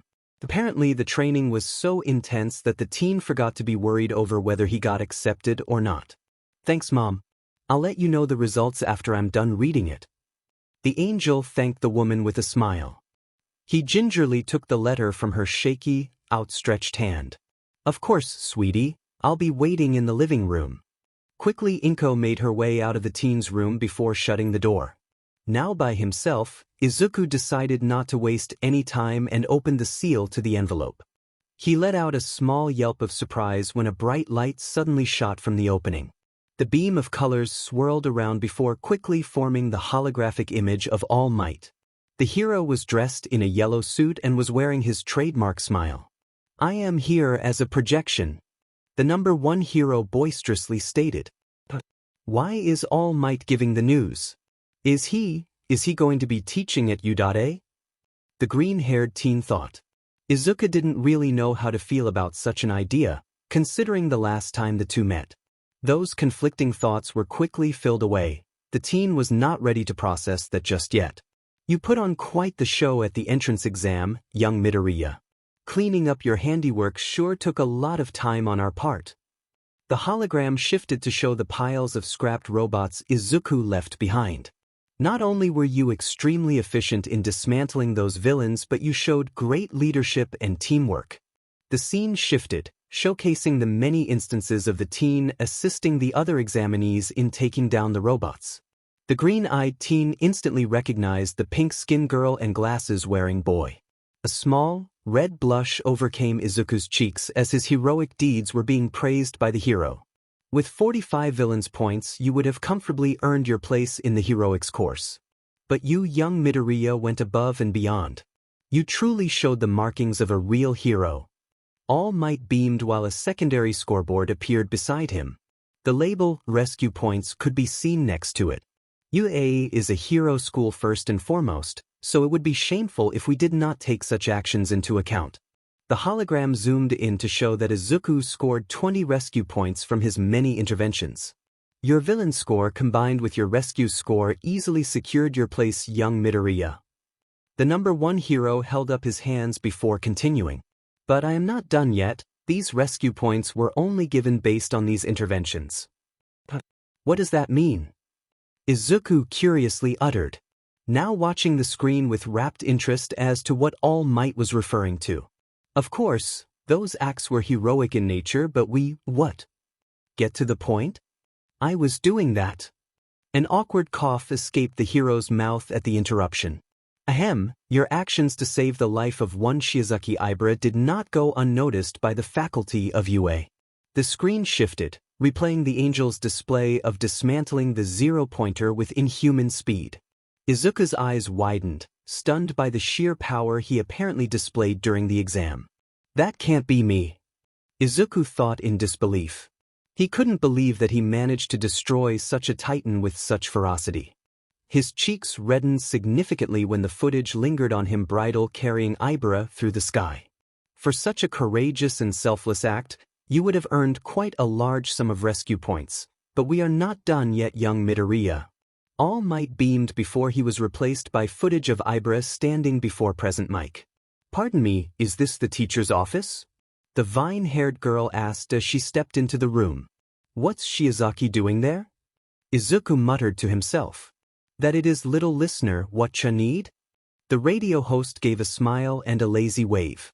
The one named Midoriya Izuku, I wish to give him a portion of my points. Ibara softly stated. What? Why would she do that? Green eyes widened in surprise. While that's pretty rad of you, care to tell me why? The blonde sat up straight looking at the girl curiously. He saved me, risked his own well-being to ensure my safety. Ibra started with a gentle tone. He could have fled, but he chose to stay behind. If that is not the mark of hero, I do not know what is. Too stunned to speak, Izuku merely watched the interaction between the two with a shocked expression. Never did he think that his actions would lead to such an outcome, nor did he ever think it would be praised by so many. The greenette only did what he thought was right at the time, the same thing he's always done ever since he was a kid. It was strange being given this much appreciation over something Izuku would consider to be expected. Strange, but it still felt nice. Well, unfortunately I can't do that, little listener. But don't you worry, I think Midoriya will make it just fine. Present Mike answered before giving a not-so-subtle wink. You see, young Midoriya, your actions inspired another to also go out and commit an act of good. All Might reappeared, showing the score for rescue points jumped significantly. As such, young Shiozaki received 15 bonus rescue points for her efforts, and you, for your actions, young Midoriya, you received a total of 80 rescue points. This time a leaderboard showing the ranking of all students across the entrance exam were shown. Izuku could see that Ibra had made it into the top 10 at 8th place and Bakugo unsurprisingly in the top 3. However, what the greenette did not expect was to see his name next to the number 1. With a total of 125 points across villain and rescue scores, you have secured your spot as the number 1 examinee of the entrance exam. All Might clapped while giving a hearty laugh. Congratulations, young Midoriya, and welcome to your hero academia. With that, the light disappeared, ending the video and leaving Izuku to himself once more.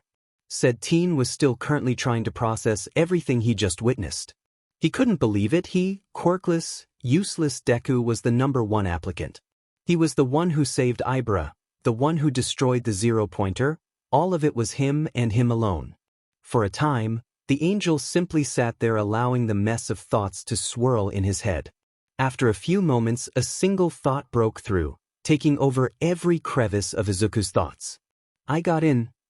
A large, wide grin stretched across his face as he let out a few chuckles.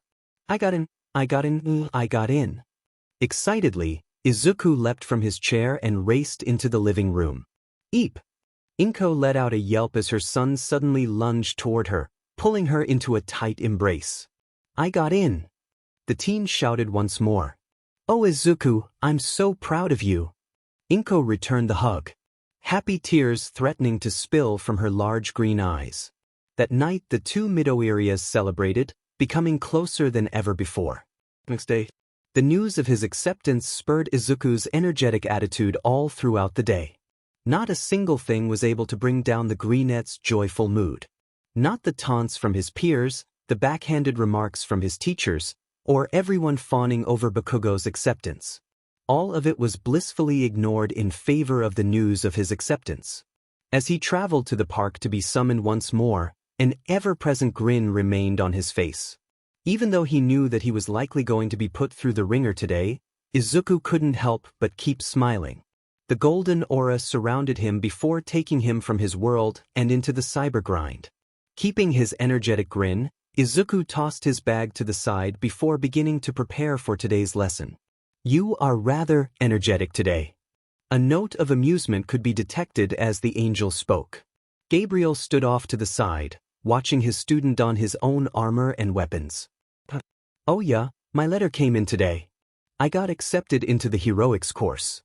Izuku strapped the katanas to his left hip as he replied. Apparently I ranked first amongst all the other examinees. To be expected really, I did train you after all. Gabriel boasted with his armored chest pushed out. Come, since you are so full of energy, then we will put it to good use.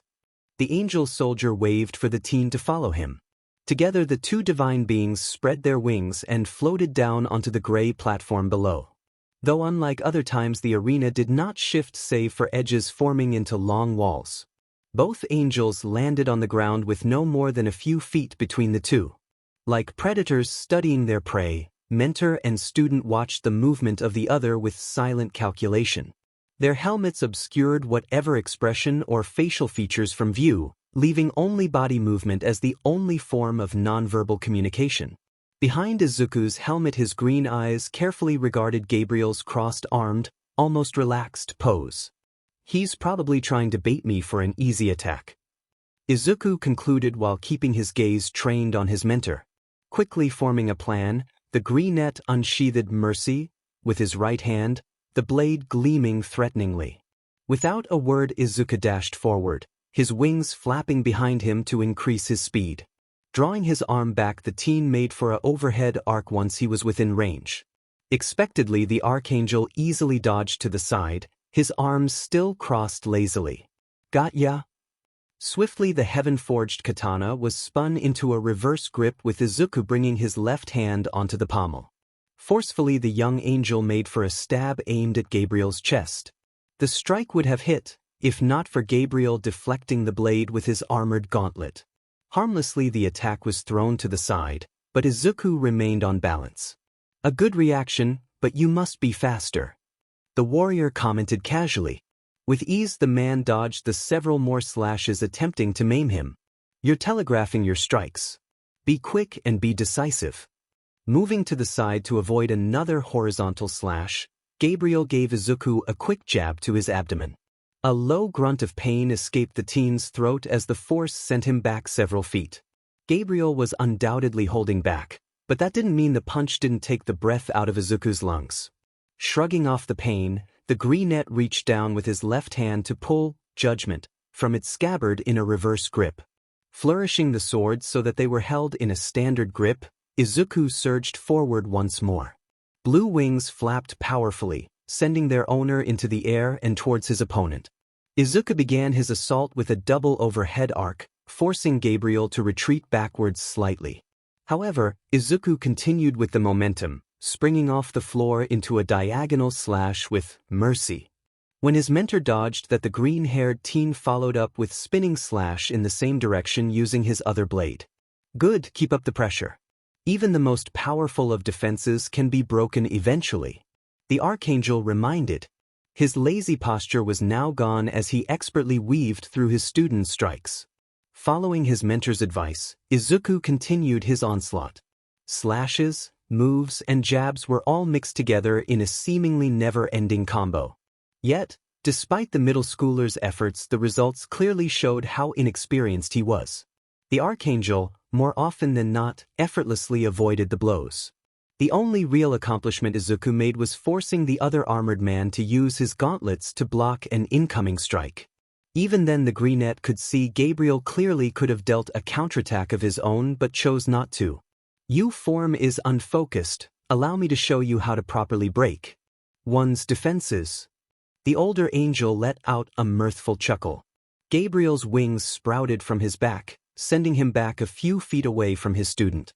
His right hand began to glow with a light gold until the gleam disappeared. In its place was a shining, golden broadsword, made of pure light. The sudden appearance of the ethereal weapon caused Izuku to pause in his assault for a moment. He could feel the power radiating from the blade, a weapon made of divine energy from a hardened warrior. It was almost surreal in a way, how such a beautiful and pure power could be shaped into such a deadly object.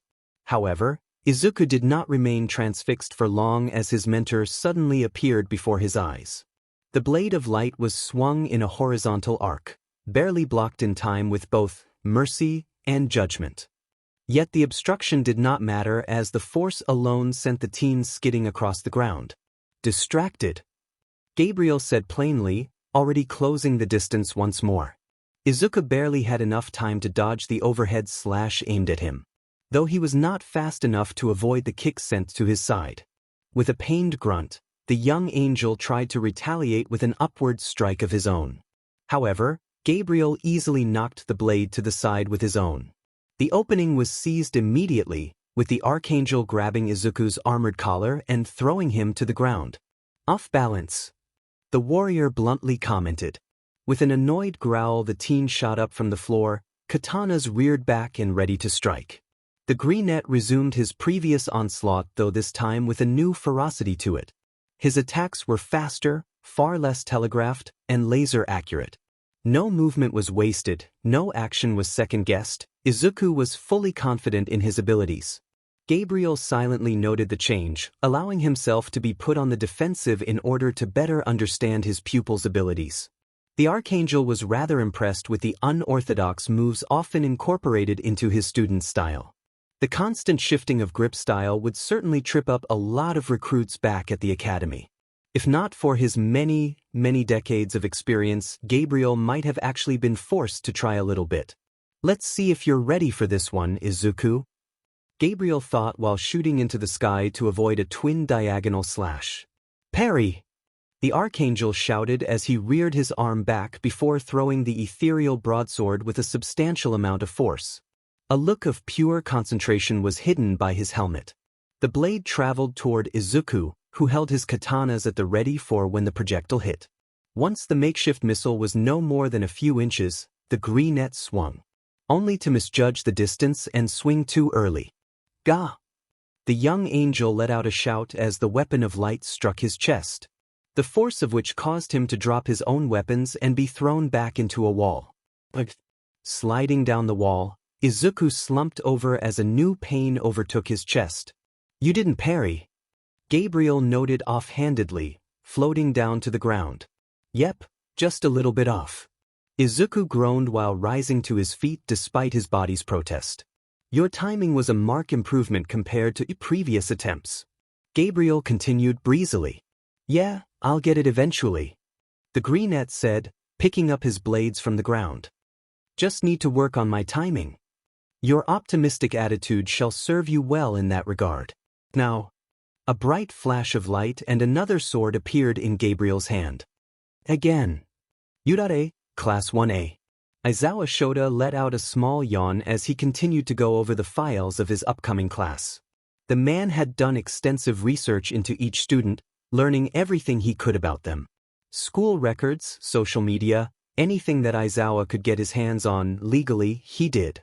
And already he could feel the biggest migraine of his entire teaching career coming on, before classes had even started. So many problem children. The Erasure hero muttered while taking a sip of his juice box. Each of the teens in 1A had their own share of problems, some more detrimental than others but problems all the same. Whether it be Ashido's laid-back attitude or Tenya's stickler personality for the rules.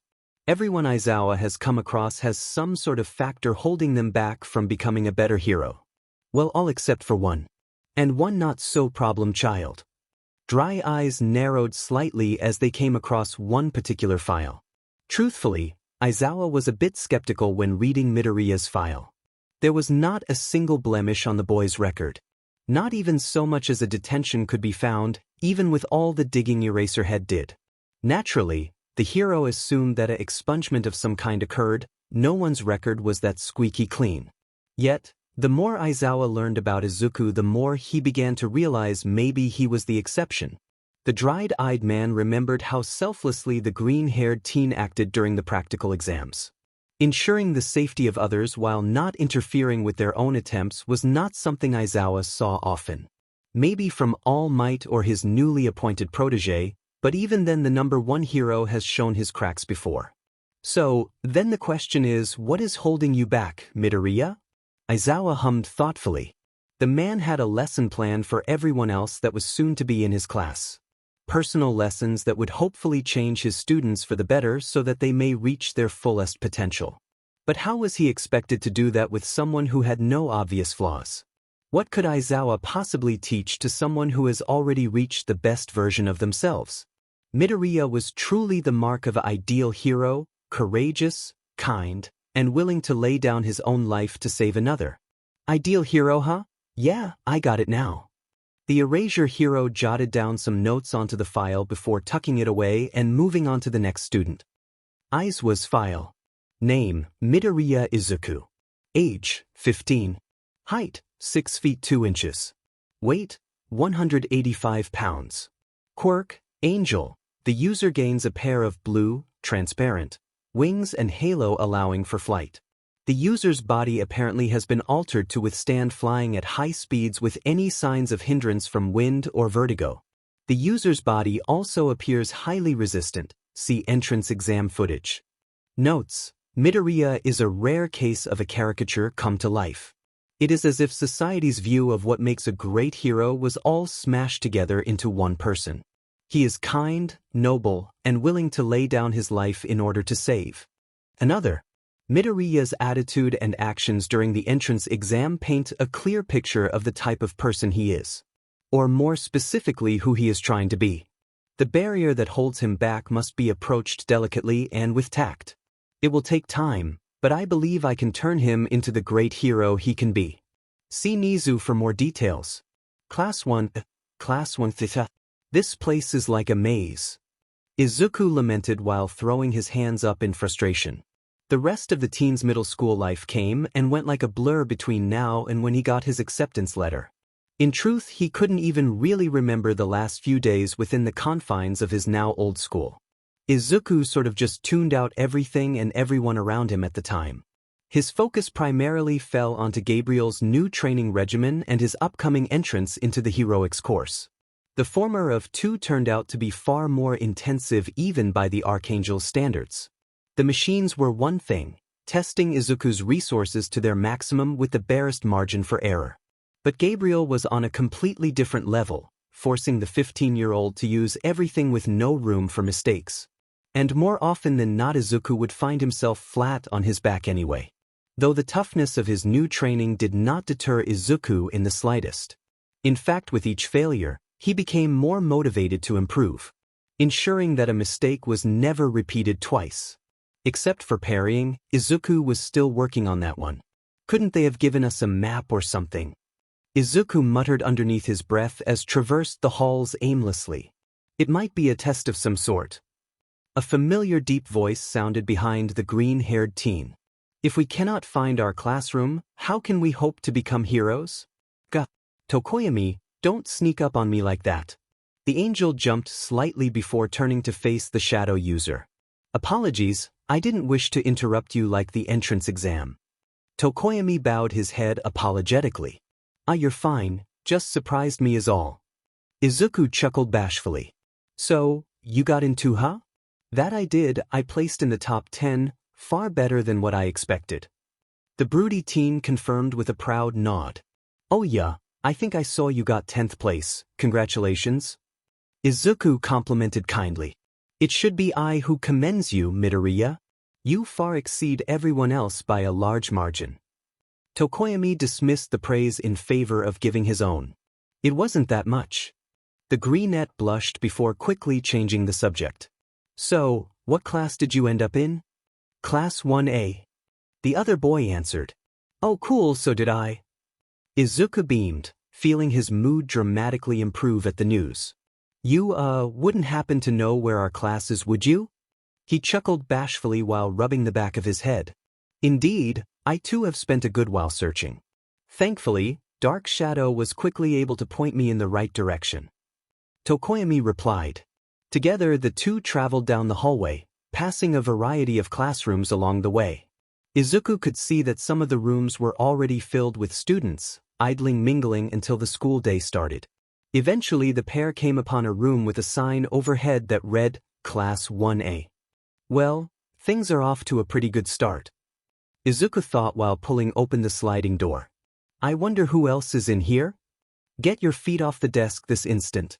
This is a hero school, show the proper etiquette you hooligan. Another familiar loud voice yelled incredulously. Upon opening the large door, Izuku and Tokoyami came face to face with a rather confusing, but somewhat amusing sight. The glasses boy that the angel saved was currently doing some kind of knife hand, chopping motion while shouting. Though Izuku figured after that this was probably pretty normal based off his last encounter with the other teen.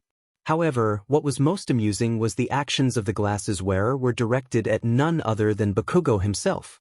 The blonde had his legs propped up on his desk while he leaned back in his seat. An annoyed scowl stretched across the explosive quirk user's lips, clearly agitated by the other teen's actions. I'm going to become the #1 hero. I can do whatever I deem well please. Bakugo grunted with a fiery look. What's an extra like you to tell me what to do? Excuse me, I am Tenya Ida from Semi-Private Academy. Tenya answered while adjusting his glasses. You can't simply call people extra simply because you don't know them. Yeah, whatever, Four Eyes. The explosive user taunted. This, friend of yours, is he always like that? Tokoyami leaned over to whisper to Izuku. This is him being nice right now. The angel deadpanned while stepping past the two arguing teens, making sure to stay out of their way to avoid Katsuki from seeing him.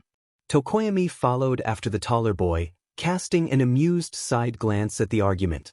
Izuku took a vacant seat a few down from where Bakugo and Tenya were.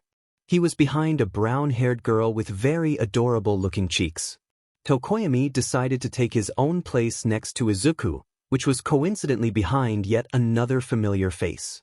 Hey, I remember you. The pink-haired girl exclaimed excitedly. You're that dude that saved my butt back at the entrance exam. Midoriya, you know her? Tokoyami curiously asked while turning to face said teen. Kind of, I just gave her a little help, it wasn't much. Izuku answered with a small red tint to his freckled cheeks. Ha, good one, dude. This guy came in out of nowhere, knocked two robots on their buttes and let me get the points. The girl laughed before enthusiastically telling her story to the shadow user. Quite noble of you, Midoriya. I can see why you achieved so many points. Tokoyami praised with an impressed look. He also helped moi as well. A blond boy cut in from behind Tokoyami. He lifted me into the air so that I could use my sparkling quirk to take out so many of those nasty villains. The teen finished with a dramatic, happy sigh. Simply magnifique. Yeah, no problem. Izuku's sweat dropped at the posh demeanor. I'm Midoriya, by the way, Midoriya Izuku. Ashido Mina, nice to meet ya, Midori. Mina beamed. I am Aoyama Yuga, such a dazzling name, I know. Aoyama greeted, somehow looking 10 times more fancy. Well, it's nice to dash. Deku. And here it comes. Izuku muttered under his breath. The greenette should have figured Bakugo was bound to notice him sooner or later. Turning around, the young angel came to face the snarling expression of his former childhood friend. The rest of the students watched the interaction with various forms of interest. What the hell kind of sick joke is this, huh? Bakugo ranted, practically foaming at the mouth. You get accepted into U.A and become the number one of the entrance exam. What if a bullshit did you pull? I don't know what you're talking about, Katsuki. Izuku corrected, almost falling back into old habits. I took the exam the same as everyone else here. You think I'm stupid enough to believe some worthless F like you managed to do better than me? The bombastic blonde snarled while slamming his palm onto Izuku's desk. A miniature explosion occurred, but the greenette was not fazed. That is no way to talk about a fellow student. Tenya cut in with more chopping motions. Yeah, the hell's your problem, dude? Mina added while crossing her arms. Shut it, Kirby, no one is talking to you. Bakugo briefly turned to glare at the pinkette before setting his sights on Tenya. And I'll talk to this useless bastard however I demon please. He is anything but you delinquent. The glasses wearer verbally combated. He saved me and numerous other examinees during the exam. We should all aspire to be as heroic as him. He finished while frantically gesturing toward Izuku. If you needed FNG Deku's help, then you extras are even more useless than I thought. Bakugo snorted rudely. Such reprehensible behavior. Before the teen could continue the back and forth, he and the rest of the class were pulled to the sound of a sharp gasp. A ponytailed, black-haired girl was currently staring wide-eyed as the now open classroom door.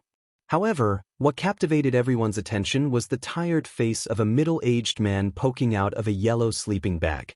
Said man crawled into the room as though he were a caterpillar.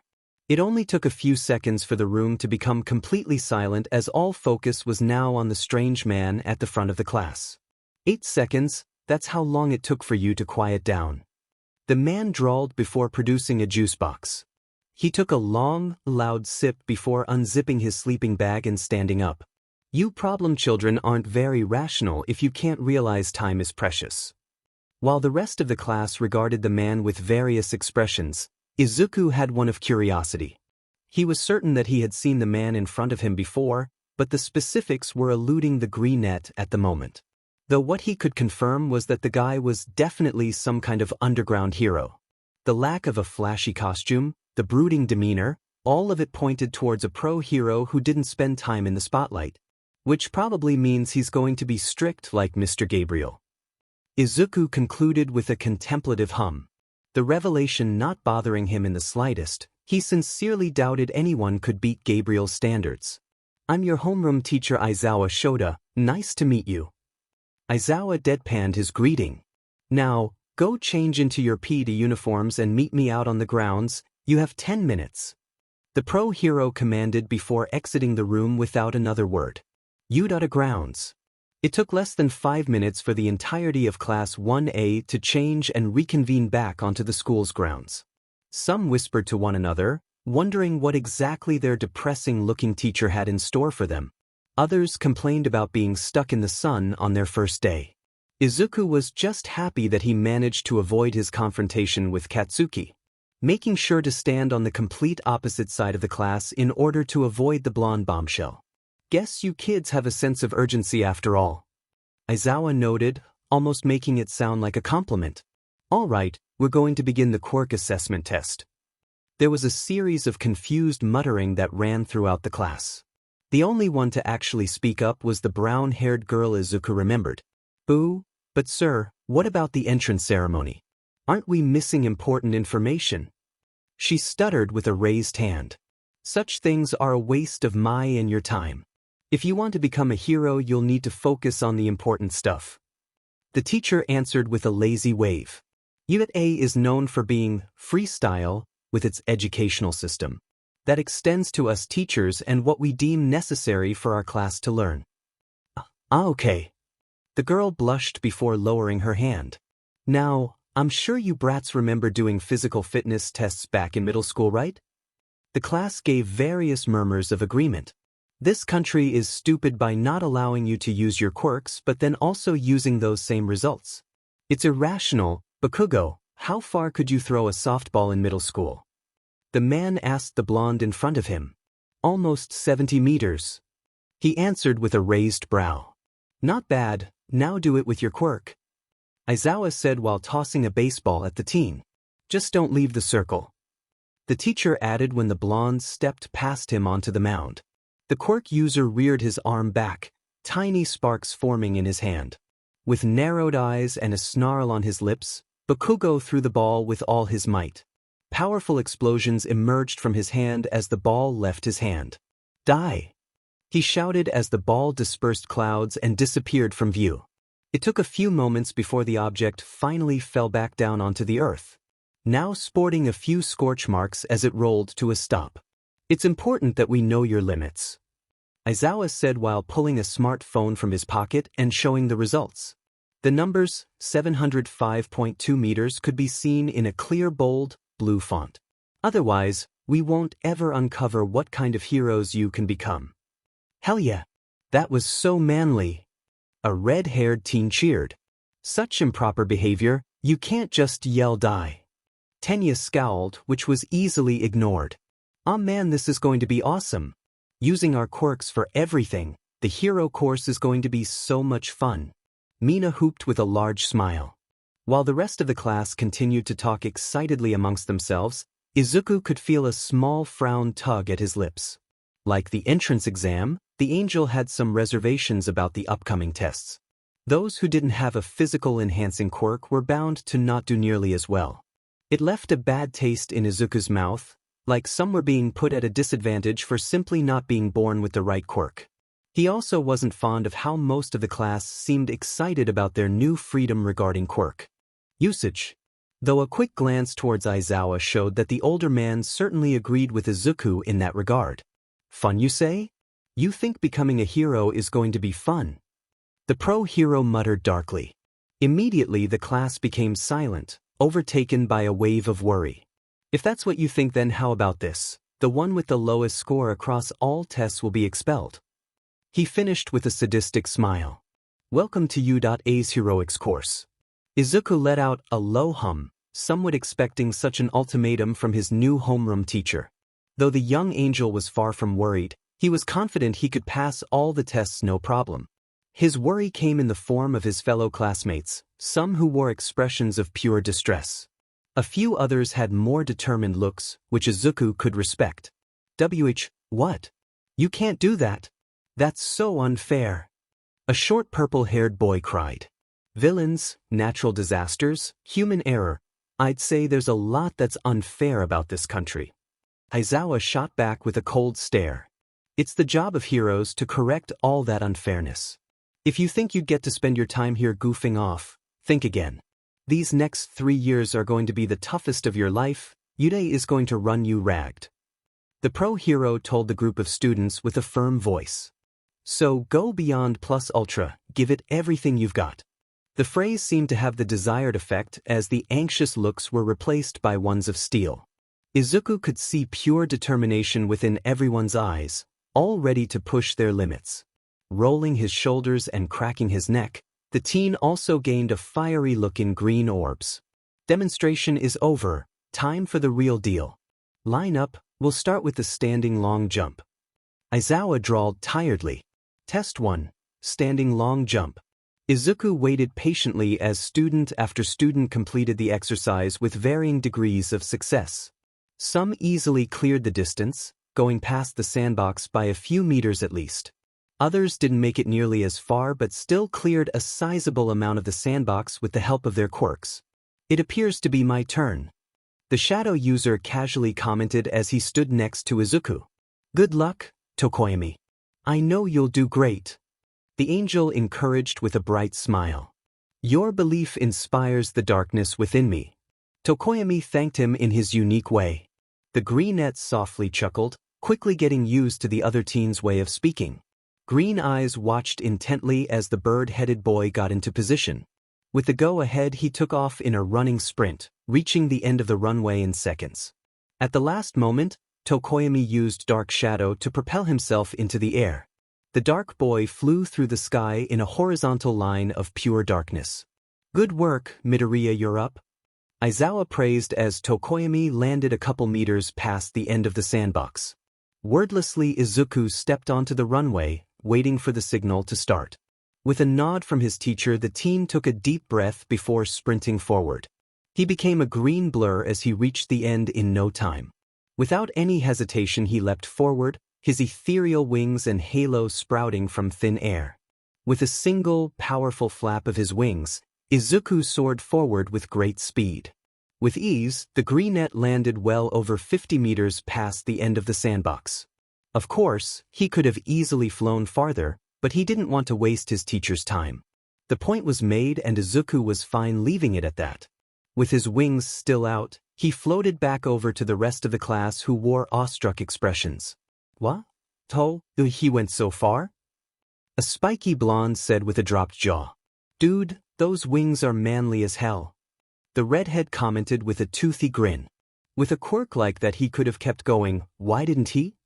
The ponytail-haired girl muttered under breath. Deku! Most were impressed anyway. Bakugo stomped towards the greenette, radiating murderous intent as explosions popped off in his hand.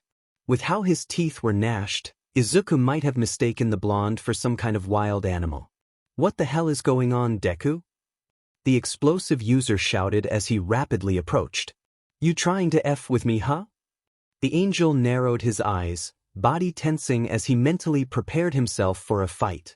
Thankfully, he didn't have to as the blonde was suddenly wrapped in thick cloth, his explosions disappearing from his palms. Bakugo attempted to free himself, but no matter how much he struggled, his efforts were for naught. What the hell? This cloth, why is it so stiff? The blonde struggled. It's a capture weapon meant to restrain villains or problem children. Aizawa explained, holding the end of the cloth. A pair of unique-looking goggles were revealed to be hanging around his neck.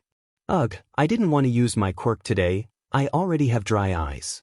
Floating hair, red eyes, Katsuki's quirk disappearing, that's who he is. Izuku realized as he finally recalled who his teacher was.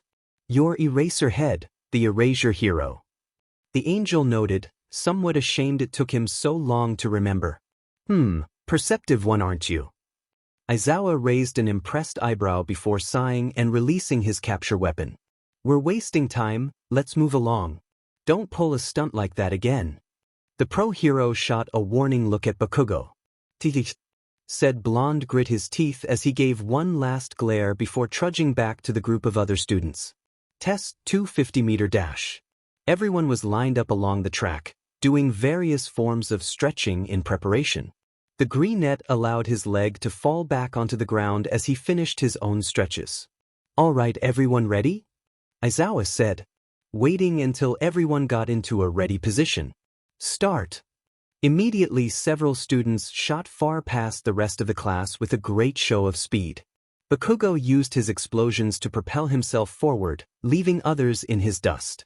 Aoyama flew backward with the help of his naval laser. Tenya surged forward with the help of the engines within his legs. Even Mina seemed to somehow keep up with the boys despite their advantage. But none were nearly as fast as Izuku. The teen was practically a lightning bolt, being nothing more than a brief flash of green before disappearing from view altogether. By the time the other students had registered that the green net was gone, he had already crossed the finish line. What made the feat even more astounding was that his wings weren't even present. 2.03 seconds. Aizawa monotonously stated as he showed the results. Not bad, Midoriya. Thank you, sir. Izuku accepted the praise with a smile. But you're holding back. The erasure hero deadpanned unamusedly. I thought I said to give it your all. Ah, sorry, I don't want to seem like I'm showing off or anything. The angel rubbed the back of his head as he looked away. It's only showing off if you have the attitude to go along with it. Eraserhead countered easily. I don't know about you, but I think that's the least of your shortcomings. Right. Izuku agreed with a nod. Oh, and don't help anyone else. Aizawa commented causally as he turned away. I know you were thinking about it. The teen wanted to argue but knew that his teacher was absolutely right. Test 4, Grip Strength. After completing their sit-ups one by one, each student took their turns in showing off their strength. Most got a fairly average score, though others like a multi-armed teen managed to acquire a high record. When it came to Izuku's turn, he decided to take Eraserhead's advice and not hold back his strength. Gripping the device in his hand, the angel began to squeeze with increasing pressure. However, he only managed to apply about a fourth of his power before he crushed the machine in his palm. Sparks flew from the now busted device as Izuku opened his fist. Bits of metal and wire fell onto the ground below. Sorry, Aizawa-sensei. The green net sheepishly muttered. It's fine, we have plenty more. The pro hero waved off. He showed the results on his phone, displaying the numbers, 1,000 kilograms. Moving on. You are full of surprises, Midoriya. Tokoyami commented as the teen joined the group. I don't think there's been a test that you haven't come first in. Well, I don't think that'll remain the case. Izuku replied back. I've just been lucky that these tests and my quirk go so well together. For such a simple quirk, you seem to have quite the range of abilities. The shadow user hummed thoughtfully. Well, my mentor did train me for 10 months before the entrance exam. The angel revealed for the first time. And they got you in that shape? Tokoyami raised a skeptical brow. It was demanding. Izuku answered with a serious look. Very demanding. I see. Tokoyami shivered slightly at the intensity within his companion's green eyes. I'll take your word for it. Ball throw. The other tests passed in a blur for Izuku. He knew without a doubt that he outperformed everyone in almost all of them. He cleared the distance run even faster than the 50-meter dash. The greenette also managed to kick up a cloud of dust by sidestepping so quickly, much to a few of his classmates' annoyance. The only one he really didn't perform the best in was, unsurprisingly, the seated toe touch. Izuku could admit that flexibility was not his strong suit. Nor had Gabriel put an emphasis on working on the area either. Being nimble was one thing, but flexibility was something the Archangel often ignored in favor of working on other areas. Though Izuku wasn't too bothered by it, he placed somewhere in the middle, which was good enough for him. Alright, we've reached the final test. Aizawa announced as the class gathered back where they started. Just like the demonstration, you'll stand in the circle and throw the ball. Go nuts and use your quirks in whatever way you can, Just remember you can't leave the circle. One by one each student went, some sending the ball hundreds of meters while others didn't get nearly as far. As each one went, Izuku thought to himself how he would tackle this particular test. He couldn't exactly use his wings, since he'd be technically leaving the circle. The greenette briefly considered just tossing the ball as hard as he could. That idea was quickly dismissed, both from how easy it was and how little effort it really required. Everyone else was pushing themselves to their absolute limit, while he only had to apply his minimum strength. Izuku felt as though he wasn't trying nearly as hard as everyone else, which made him feel a bit guilty. If everyone else was giving it their all, it was only fair he should too. I could try parrying it, Izuku thought to himself. But there's no guarantee I'll even hit it. He mulled over for a moment before shaking his head. No, everyone is putting in the effort. That means I have to try too. Midoriya, you're up. Eraserhead called as Tokoyami stepped off the mound. With a nod, the angel stepped into the white circle, catching the baseball thrown at him with ease. Taking a few moments of how he could parry the ball, Izuku clenched his hand before throwing it in the air. He swung his other fist in a horizontal jab, aiming to send the ball flying. Only to miss it completely. What's he trying to do? Mina leaned over to whisper at Tokoyami. Am unsure. The shadow user answered, just as confused as she was. The rest of the class mirrored their sentiments, muttering confusedly about Izuku's strange actions. They watched the greenette try several more times, some beginning to laugh at how often he kept missing. Even Aizawa raised a perplexed brow as he watched the teen's actions. Midoriya, I don't know what you're doing, but hurry it up. The erasure hero grunted as greenette missed the ball once more. Sorry sir, just trying to give it my all.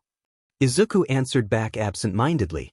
Taking a deep breath to steady himself, Izuku held the ball tightly in his hand. He'll admit he was becoming slightly frustrated with each miss. No matter how much he tried to anticipate the ball's movement, he was always a millisecond too slow. Don't predict, react. The voice of Gabriel sounded through Izuku's head. A phrase the Archangel repeated every time the teen missed a parry. Calming himself down, Izuku kept his gaze forward as he tossed the ball into the air once more. As soon as the white color appeared in the edges of his vision, the angel's arms shot forward. A loud, thundering crack could be heard as his fist made contact with the ball. Like a bullet, it was shot within human speeds into the sky. Clouds were split apart as the baseball disappeared with a final twinkle. Fair enough. Aizawa muttered with the briefest look of surprise. He turned the phone around to show the infinity symbol. Dude, that was so cool. The redhead cheered as Izuku rejoined the crowd. I guess. I messed up a bunch though. Still trying to get that one down. Izuku sheepishly replied back. Midori, you punched a ball into space. Mina deadpanned before gaining an excited look. That is easily the coolest thing I've ever seen. I agree, it was a most impressive display, regardless of how many attempts it took. Tokoyami chimed in agreement. Indeed, my friend, not as eloquent as moi but still most impressive. Aoyama added with a flourish of his hand. Thanks guys, I really appreciate it. The angel blushed from the amount of praise. He gave a kind smile, feeling a nice warmth filling his chest. Gore. Off to the side Bakugo growled. Agitation etched in his features as all the attention was given to Izuku. Fing Deku. He snarled under his breath, explosions popping off in his palms. Here are the results. Aizawa drew the attention of the class towards a large holographic board. For the greenette, it was surreal to see his name in clear bold letters at the top of the board. Even though he knew logically it was the most likely outcome, it was still a bit of shock. It was even more jarring to have several of his classmates congratulate him on his performance. Jarring, but also nice. Oh, by the way, no one is getting expelled. Aizawa revealed with a lopsided smile. That was just a ruse to draw out your full potential. What? The class collectively screamed. Hi and welcome to... The metallic head of the greeting robot was immediately blown to pieces as a single gunshot rang out. Walking past the now headless robot, A blue humanoid machine entered the large facility as though it owned the place. A set of yellow wings were on its back and its lone yellow eye scanned the halls it traveled. On its left BRST plate, in barely eligible black writing, were only two symbols. V1. The machine idly wandered the halls of the facility with no clear motive in mind. Its revolver held lazily in its hand. Occasionally a security bot or two would make itself known, telling the blue intruder to surrender. They were quickly turned into a pile of scrap and drained of whatever spare fuel they had. This cycle occurred for a few minutes before V1 eventually stopped, becoming intrigued by a set of large double doors. There was a sign cautioning something, but it was swiftly ignored by the machine as it kicked open the doors. If V1 had facial expression, it would wear one like that of a kid in a candy store. In front of it was a large circular device, several rods sticking out of the cylinder. An elaborate series of cables, wires, and other machinery connected to the device. Most of the ones that weren't outright turned off were flashing with a red light. Several bodies of other machines were strewn about on the floor or slumped over onto the terminals. Stepping into the room, V1 approached the biggest terminal, assuming it would be the one that was the most important. Without remorse, it pushed the destroyed body of a street cleaner off before carefully clicking on the screen. Welcome. Would you like to install the latest update saved for another time? Would you like a tutorial? V1 briefly considered the option before hitting cancel. It could probably figure it out on its own. Welcome to the Sharon project. Would you like to activate the gateway? Yes or no? Gateway offline, vital components are missing. Would you like to see which parts are missing? Yes or no? If V1 could sigh, it would have with how many red dots appeared on the screen, showcasing just how many pieces were needed. Though with a few more button presses, the screen lit up, showing just the locations where it could find them. With its new objective, V1 twirled its revolver and exited the room. Fetch quests weren't its favorite thing to do, but it was better than doing nothing. Besides, mankind is dead. Blood is fuel. Hell is full. And V1 was willing to bid its time if it meant it could get to the other side. Clang, clang, clang. Good Izuku, keep me off balance. Gabriel encouraged as he dodged another sword strike. Said younger Angel narrowed his eyes behind his helmet, holding judgment tightly in his hands. With a burst from his wings, he sprung forward, swinging the blade in a series of lightning quick slashes. Each missed strike only resulted in the next being even faster than the previous, further putting the Archangel on the defensive, which Izuku knew to be an act for him to better hone his skills. Ha! The greenette swung upwards before quickly twisted the weapon into a reverse grip for a sudden stab. Clang. Clever trick, but it won't work twice. Gabriel commented coolly as he deflected the incoming blade. Spinning the katana back to a standard form, Izuku tightly clenched the grip of his weapon, taking a moment to size up his mentor. The blade was held threateningly in front of him on the off chance Gabriel decided to rush him for hesitating. A lesson he quickly learned when he received an armored gauntlet to the face. Good thing whatever material his helmet was made out of absorbed most of the impact. It still hurt a lot though. Not wanting to waste any more time, the teen surged forward, elevated with the help of his majestic wings. As he descended back to the ground, Izuku brought down Judgment in an overhead arc. An attack which was easily dodged to the side by Gabriel, but Izuku was not done yet. As soon as his feet touched the ground, the greenette quickly aimed for a stab at the other armored man's chest. When said attempt was also evaded, he continued his assault with a mix of quick slashes and snake-like moves. The effort seemed to have some effect as with each passing strike Gabriel resorted to deflection rather than dodging. A grin broke out onto Izuku's face behind his helmet. Perhaps he could finally catch his mentor by surprise for once. Huh? Izuku let out a confused mutter as he suddenly found himself swordless. He had little time to think further before he was met with a fist to his armored jaw. Umph. The angel landed on his back with a painful grunt. You're holding your sword too lightly. Gabriel scolded as he expertly caught the falling blade in his hand.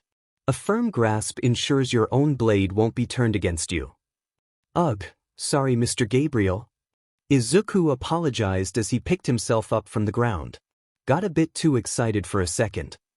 As much as I admire your enthusiasm for our spars, try to keep it contained from now on. The older angel let out a sigh. He flipped the katana around before handing it back to his student. Right. Izuku sheathed his blade, glad his helmet was able to hide his reddening face. We'll stop for now. I wish to hear how your first day of Yude was it? The Archangel asked with a note of uncertainty. Yeah. And it went pretty well. We mostly just went over orientation and stuff. Izuku answered casually. Well, we did after we took our quirk apprehension test. Another one so soon after initiation? Gabriel crossed his arms, somewhat intrigued by this news. Yeah, 8 in total actually. And apparently it was supposed to help us find out our limits so we can surpass them and become better heroes. The younger of the two explained as he took off his helmet. At least that's what Aizawa-sensei told us. You believe there was another motive? His mentor asked, picking up Izuku's clues. I can't say for certain, but I think it was also a test of our creativity and character. Izuku answered with a shrug. He seemed really mad when some people were excited about having loser quirk restrictions. And he went out of his way to praise those that completed the tests with their quirks. If what you say is true, then this Aizawa seems like a smart man. Gabriel hummed in intrigue.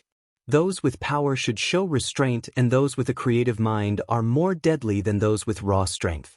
The Archangel nodded to himself in approval as he recited his pupil's words. Yeah, he kinda reminds me of you. The Greenette suddenly commented. Oh, should I be worried I'll be replaced?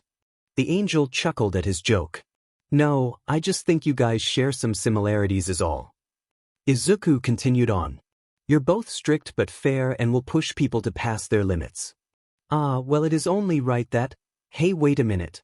Gabriel stopped mid-speech to glare down at his student. Are you trying to flatter me, so we won't resume our training? Did it work? The young angel smiled sheepishly. A good effort, but you'll need better tricks than that, my student. The Archangel laughed lightly as he patted Izuku's shoulder. So, does this mean we can keep taking our break? The Greenette asked hopefully. No. Gabriel bluntly answered. Draw your blades, it's time to turn our attention to parrying for the day. Ugh. Yurare, next day. Izuku was immensely glad for his divine physiology as he stepped off the train and began his walk towards UA. With the amount of time Gabriel's light weapon struck him in the chest, he half expected his chest to be caved in. Yet, that morning he found not even a trace of the pain that plagued him just hours prior. Izuku noted to himself that if he ever met the father that he would thank him for his foresight. Though despite being refreshed as any other day, the Greenette could not explain why he felt uneasy. There was a gnawing whisper in the back of his head, warning him of something that couldn't be deciphered. Izuku tried to block the voice out, but it only seemed to grow louder with each step he took toward UA. As he approached the front gate, the teen finally understood why he felt so on edge. There, standing with a grimace on his face and anger in his red eyes, was none other than Bakugo himself. The blonde had his hands firmly in his pocket, his rage-filled gaze glancing back and forth rapidly. He was searching for someone, and Izuku was more than certain that he was the intended target. Frankly, the young angel had half a mind to sprout his wings and avoid the literal ticking time bomb like he was the plague. Yet, the loud, mature voice in his mind told him sternly how such actions would only prolong or worse inflate Bakugo's ire. With a silent sigh to himself, Izuku schooled his expression and began walking towards the gate. Just get it over with and you can move on with your day. Izuku told himself as motivation, keeping his expression calm and his posture straight as he approached. There you are, Deku. Bakugo growled as he caught the advancing Greenette. Katsuki, good morning.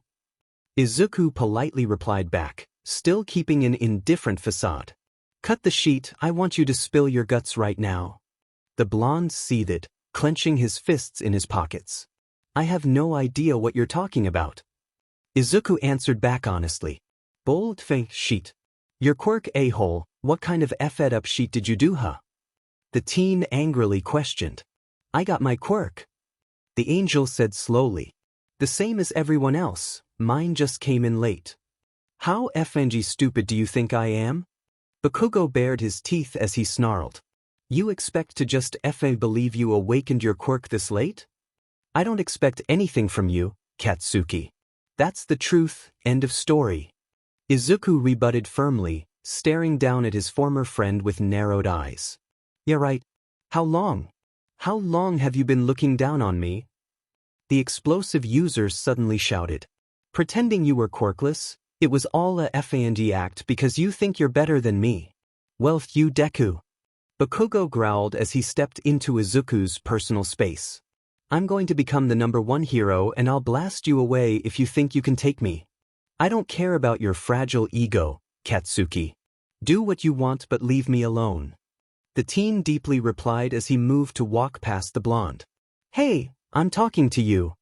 Bakugo reached out and roughly grabbed the brunette's arm. Don't you walk away from me. Katsuki. For the first time in his life Bakugo was stunned, his red eyes widening as they met Izuku's green ones. Eyes that were once filled with weakness and an underlying dullness was now full of fire. The taller teen's eyes seemed to burn with an otherworldly intensity, making the blonde feel even shorter than he already was. And his voice? Bakugo would never in his life think such a tone of steel would exit the lips of Izuku of all people. It was daunting to say the least. Let me go now. Izuku commanded with a voice of pure iron. Wordlessly and with no thought, Bakugo released his former friend. His outstretched hand hung idly in the air. Thank you. The winged teen muttered before continuing forward without so much as another word. Once the teen was out of sight, Bakugo seemingly came back to his senses. His hand quickly morphed into a shaking fist, explosions popping within. His shocked expression now went back to his usual scowl and narrowed eyes. The blonde's body trembled with barely contained rage as he stared at where Izuku was. Deku. Bakugo growled under his breath. I'll show you who's the best between us. The blonde promised as he begrudgingly began his trek to his homeroom. Class 1. By the time Izuku opened the large sliding door, he had managed to calm himself down from the confrontation. The angel liked to think that he didn't let his temper get the better of him. But he couldn't deny he was solely considering it. Bakugo's words cut far too deeply into his skin that he wanted to admit. Of course, the blonde was none the wiser to the true reason for Izuku's irritation. Because of course he didn't, Bakugo was always good at that, striking deep without even realizing it. The explosive user was none the wiser to Izuku's true origin of his quirk, but the blonde's tenacity proved to work in his favor regardless. Exposing a mental wound Izuku would rather have left to be forgotten. His attempt to take his life was not something he ever wanted to think about again. Yet, the persistence of Bakugo reminded the green-eyed teen that such a notion was foolish. That moment of weakness was going to stubbornly stay nestled in the back of his mind like a parasite, reminding Izuku that if things were slightly different, if Gabriel hadn't saved him, he'd be nothing more than a name on a tombstone. His dream, his passion for heroics, his mom, all of it would have been thrown away because Izuku was too weak. A thought that ignited a mixture of deep guilt and self-loathing within the angel's body. Midoriya. Tokoyami called out, leaning over in his seat to lightly tap Izuku's shoulder. A slight concerned look in his yellow eyes. Huh. The angel was pulled from his thoughts. Sorry Tokoyami. Got a bit lost in thought there. You had a very intense gaze, are you well? The shadow user pressed. Yeah, just ran in Katsuki this morning. Izuku sighed deeply as he ran his fingers through his hair. I see. I imagine that conversation was less than pleasant. Tokoyami nodded in understanding. Yeah, it wasn't something I would consider fun. The taller teen lightly laughed. His previous dark thoughts fading away, ironically by talking to a shadow user. Well, if you ever have any trouble you can count on me and Dark Shadow to be of assistance. Tokoyami offered casually. I appreciate it but you don't have to. Izuku blushed lightly, caught off guard by the sudden show of protectiveness. Nah man, we've got your back. Mina, who had been eavesdropping, suddenly piped in, leaning over her seat to flash Izuku a bright grin. Indubitably, we'll ensure you won't be bothered by that ruffian, Mon Ami. Aoyama chimed in, giving a majestic wink. For a moment Izuku was too stunned to speak, staring at his three other classmates with wide, shocked eyes. Was this what a real friendship looked like? Having people come to your defense despite having no personal investment? To help despite Izuku telling them they don't have to get involved in his own problems? The light, comfortable, warm feeling that the angel felt yesterday suddenly made its appearance known again, filling his beating heart with a sensation that made it somewhat hard to breathe, but in a good way. It was as though Izuku's very body was unused to the idea of having friends who actually cared about his well-being. It took a lot of willpower to not let the tears that pooled by his eyes from spilling onto his desks. "Thanks, guys," the teen croaked as he hastily wiped his eyes. That means a lot to me." Tokoyami, Aoyama, and Mina all gave their respective shows of support before turning their attention back to the front. The final bell rang along with Aizawa stepping into the classroom behind the last lingering students. Said pro-hero wasted no time in calling for the attention of his class, immediately diving into their first real day. Izuku noted that throughout the day that Unit A was pretty standard with its curriculum and class structures. They took English and math classes along with a slight variation of history that centered more around pro-heroes. Of course, the only difference was that rather than middle-aged adults teaching it was some of the most popular pro-heroes of Japan. Midnight, present Mike, Izuku was dumbfounded how Yude could afford so many heroes. By the time lunch rolled around, the Greenette had all but forgotten his little spat with Bakugo back at the front gate. Though right now he was facing an even worse problem, finding a table to sit at. Izuku stood hesitantly with his tray in hand, eyes scanning the vast cafeteria for any place he could sit that wasn't right next to a stranger. "Yo, Midori!" Mina called out, waving frantically at her fellow student. "Come sit with us." Said teen let out a sigh of relief, thankful for the pink-skinned girl saving him from public embarrassment. He made his way past the many tables before taking a seat next to the acid quirk user. Across from them sat Aoyama and Tokoyami, the latter of which disinterestedly ate while listening to the blonde prattle on. "So, Midori, whatcha think of you so far?" Mina asked excitedly. "Well, it's been pretty normal, but I like it. I've learned a lot so far." Izuku answered with a small shrug. Present Mike Sensei's approach to English is really unique. "Boring." The pinkette dragged out dramatically. "Ignore her, I too have enjoyed our classes so far, Midoriya." Tokoyami interjected with a deadpan look at Mina. "Personally, I find Midnight Sensei's approach to marketing to be very intriguing." "Oh, I agree, my brooding friend." Aoyama nodded in agreement.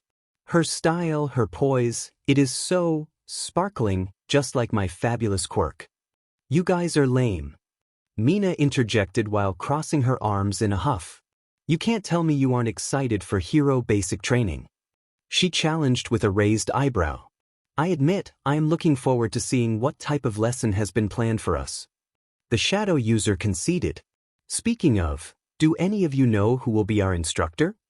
"Don't know, though from what I hear it's supposed to be a big-shot hero." Mina shrugged casually. "Oh, my, how wonderful." Aoyama gleefully clapped his hands. "Though I expect nothing less for the perfection that is Class 1A. Am I wrong in assuming that it's perfect because you're in it, Aoyama?" Tokoyami rhetorically asked. "Why, of course not, Manami. It proves you have a good feathered head on your shoulders." The naval laser user replied vainly. "It's actually not feathers." Tokoyami answered but was ignored. Yeah, we get it. You're amazing, Your Majesty." Mina playfully rolled her eyes. "Get a load of this guy, Midori?" She softly elbowed said teen in his side. "I admire Aoyama's self-confidence, he just needs to tone it down a bit." Izuku lightly chuckled. And like that, the angel was drawn into the friendly banter all throughout lunch. Jokes were made, they laughed, and they learned a bit more about one another. Izuku hadn't even realized that he had been smiling the whole time. With each exchange he found himself becoming more and more relaxed around his three new classmates. No, that wasn't right, his three new friends. "Hey man, just call me Mina. That goes for you to Prince Charming and Edgelord." The pink-skinned told him when he referred to her as Ashido. "We're friends, and I think friends should call each other by their first names." or have a nickname, I will also accept a nickname. But none of this Ishido business, got it? Ah yes, of course, I mean Mina. Izuku quickly corrected himself. As you command, Monami. Aoyama lightly laughed. Edgelord. Tokoyami gave a confused look. When the bell rang signaling the end of lunch, the 4 students made their way back to their homeroom. The acid quirk user enthusiastically ranted about her excitement for the upcoming training they had. Occasionally one of the boys would chime in, though they were content with letting their friend continue her tirade. It was only until they had made it back to Class 1A did she quiet down, though she still excitedly bounced in her seat. Mina said it was a recognizable hero. I wonder who it could be? Izuku idly wondered to himself, though he didn't have to wait long as a loud, joyful voice came from the other side of the door. I am. The door was gently pulled open before All Might himself stepped into the room, coming through the door like a regular person. It didn't take long for the class to erupt into confused and excited whispers, though Izuku was not among them. Don't get him wrong, the angel perfectly understood why his fellow classmates would be so enthusiastic. The number 1 hero even went out of his way to wear his old costume. A sight that would have had the old Izuku squealing in happiness but now evoked no such reaction. All Might's our teacher? The greenette briefly wore a look of surprise before it faded. Wonder how this will turn out? Welcome to Hero Basic Training. Here you will hone your skills and learn the fundamentals of what it means to be a hero. The buff man struck a pose for emphasis. This class will be one of the most important throughout your stay at U.A. So be sure to give it your all. Dude, this is so cool. I know, right? We get to learn under All Might himself. I wonder what he'll have us do today. There's no time to waste. Today we begin your first lesson. All Might pulled a card from his costume showing only 2 words. Combat training. Finally. We're getting to the good stuff. Bakugo smirked, leaning forward in interest. Though we can't have you fight crime in uniforms. So, I think you'll need these. With a flourish of his hand, the hero pointed to a series of cabinets against the wall. No hero is complete without their costume.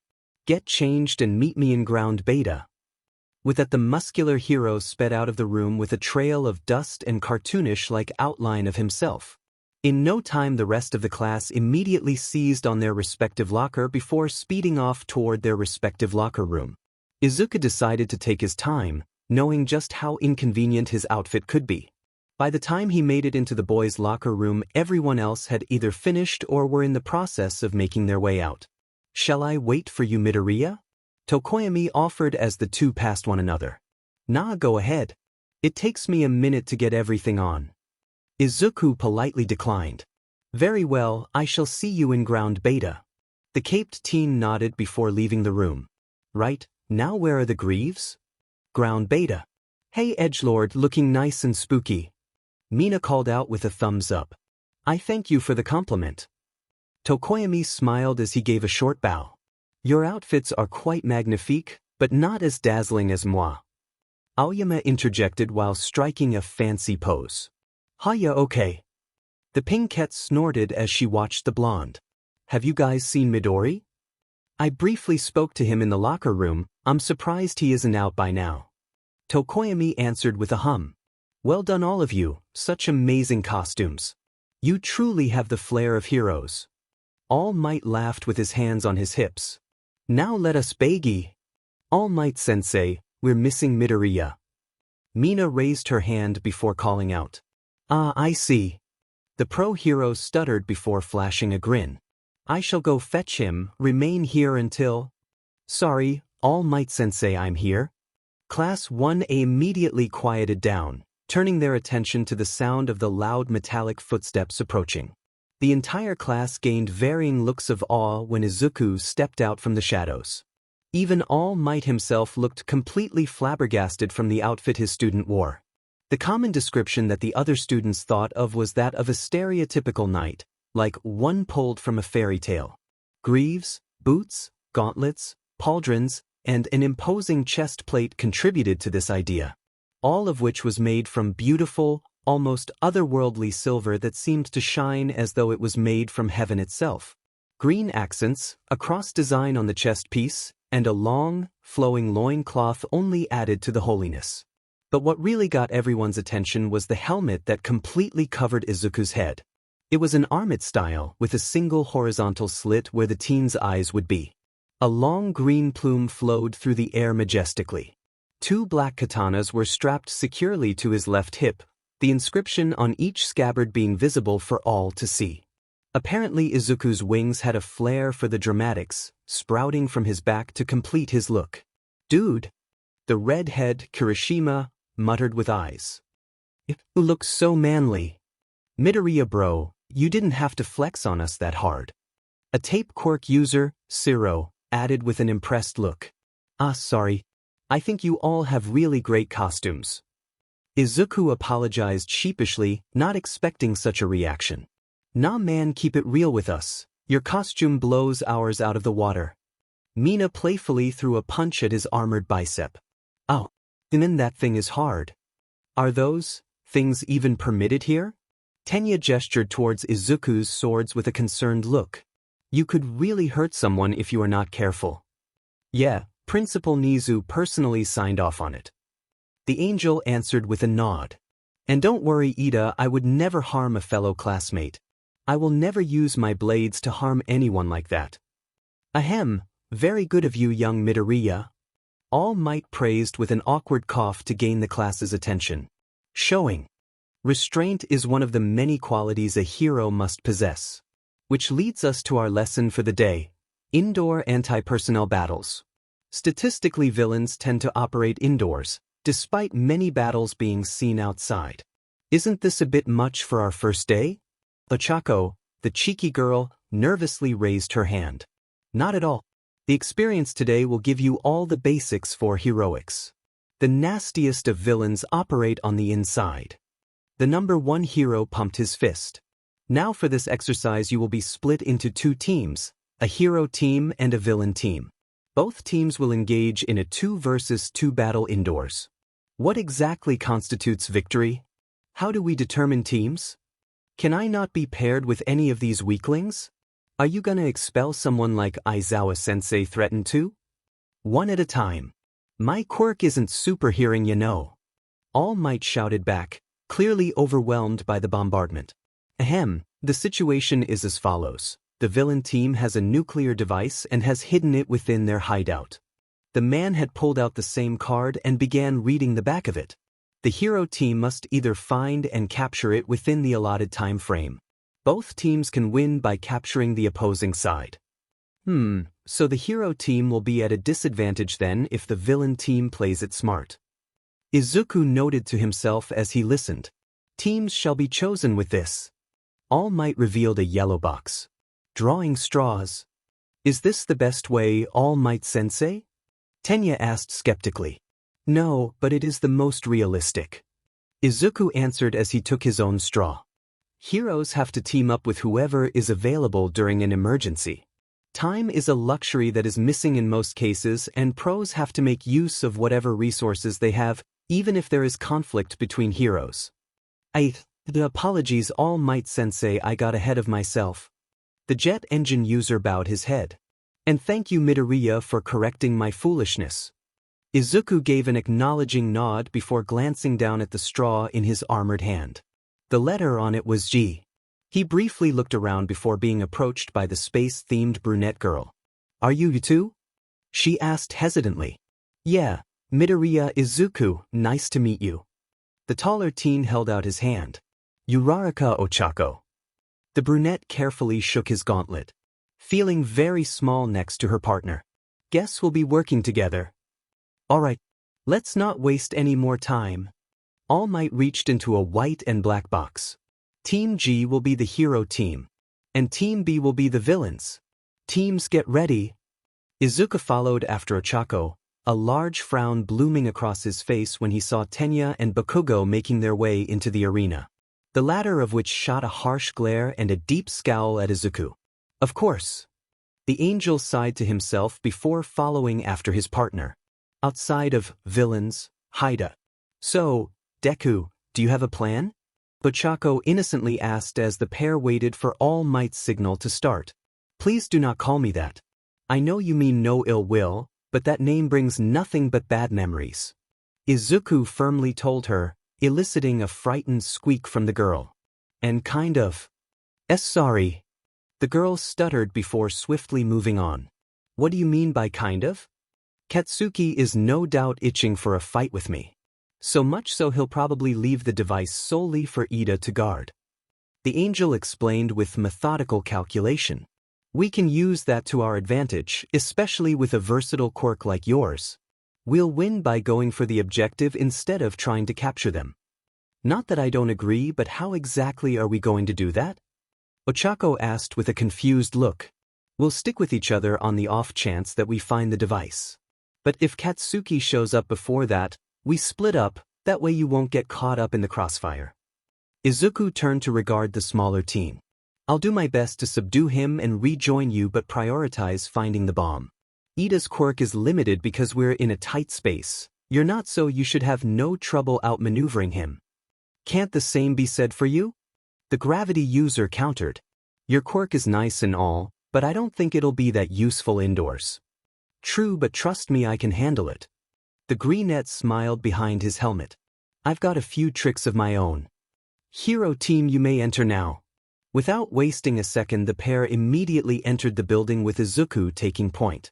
Together they scoured the entirety of the first floor, looking for any traces of the opposing team. When none was found, they moved up to the second floor to repeat the process. Though this time they were almost immediately interrupted. Deku! He's coming, you know what to do. Izuku said as he felt the floor tremble. Ochako gave a nod before racing back towards the stairway, leaving Izuku in the hallway alone. The angel kept his posture squared, his eyes narrowing as he waited patiently for Bakugo to approach. He didn't have to wait long as the blonde let off another explosion that sent him spiraling towards his target. There you are, UF dash! Bakugo shouted, throwing his right hand in a punch as he rapidly approached. You always lead with a right hook. Izuku said disappointedly. The angel easily dodged to the side, avoiding the wild blow. He quickly countered with a swift knee to Bakugo's stomach. A pained grunt escaped the blonde's mouth, the force causing him to pause for a brief moment. Die! When he regained his composure, he quickly turned around, aiming an explosion at Izuku's armored chest. What Bakugo didn't expect was for his wrist to be firmly grabbed and pointed harmlessly at the wall. The greenette followed up with a sharp jab, sending his opponent crashing through the opposite wall. Be careful. You don't know where Ida or Uraraka are. The taller teen scolded as he waited for the blonde to pick himself back up. I don't give a f about them. All I care about is making sure you know your place.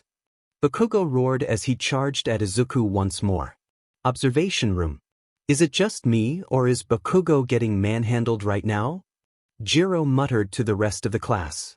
No, Bakugo is definitely getting knocked around by Midoriya. Tsuyu bluntly said what most others were thinking. I don't think he's doing that bad. Kirishima tried to defend the blonde. Dude, come on, look at the screen. Sero nodded just as Izuku delivered another punch to Bakugo's chest. He's getting his butt handed to him. It's interesting. Momo, the ponytailed girl, hummed. Thoughtfully. Midoriya has every disadvantage against him, yet he maintains such control. What do you mean, Yaoyorozu? Sato curiously inquired. Bakugo's quirk is vastly more powerful and is not limited by space compared to Midoriya's. The black-haired girl explained. But Midoriya still has the upper hand despite these drawbacks. I mean, Midori is a pretty in-shape guy even without his quirk. Mina reminded the rest of the class.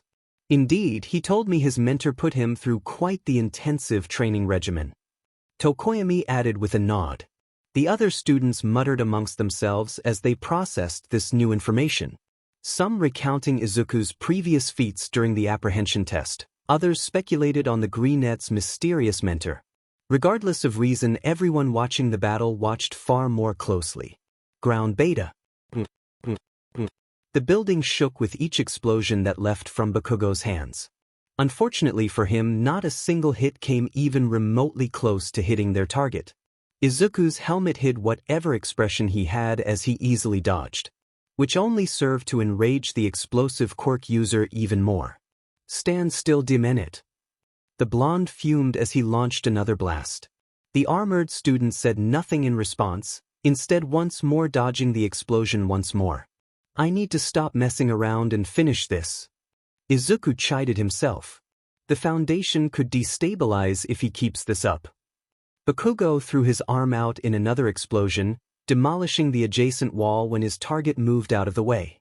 However, rather than simply dodging and creating space, Izuku burst forward in a blur of silver and green. Before Bakugo could even register the other teen's movements, an armored gauntlet was shoved into his face. The resulting force was enough to send the blonde bouncing off the concrete. Izuku quickly followed up with a hard knee to Bakugo's defenseless midsection. The latter coughed up a glob of spit as his stomach met the former's armor. The young angel did not waste any time subduing his opponent. Grabbing a fistful of blonde hair, Izuku forcefully brought Bakugo's face to the floor. The tile split into a spider web of cracks, a loud crunching noise following soon after. Like a puppet with its strings cut, the explosive user's body immediately fell limp with the impact. Alternating his hold, the greenette grabbed Bakugo's shoulder and turned his prone body onto its side.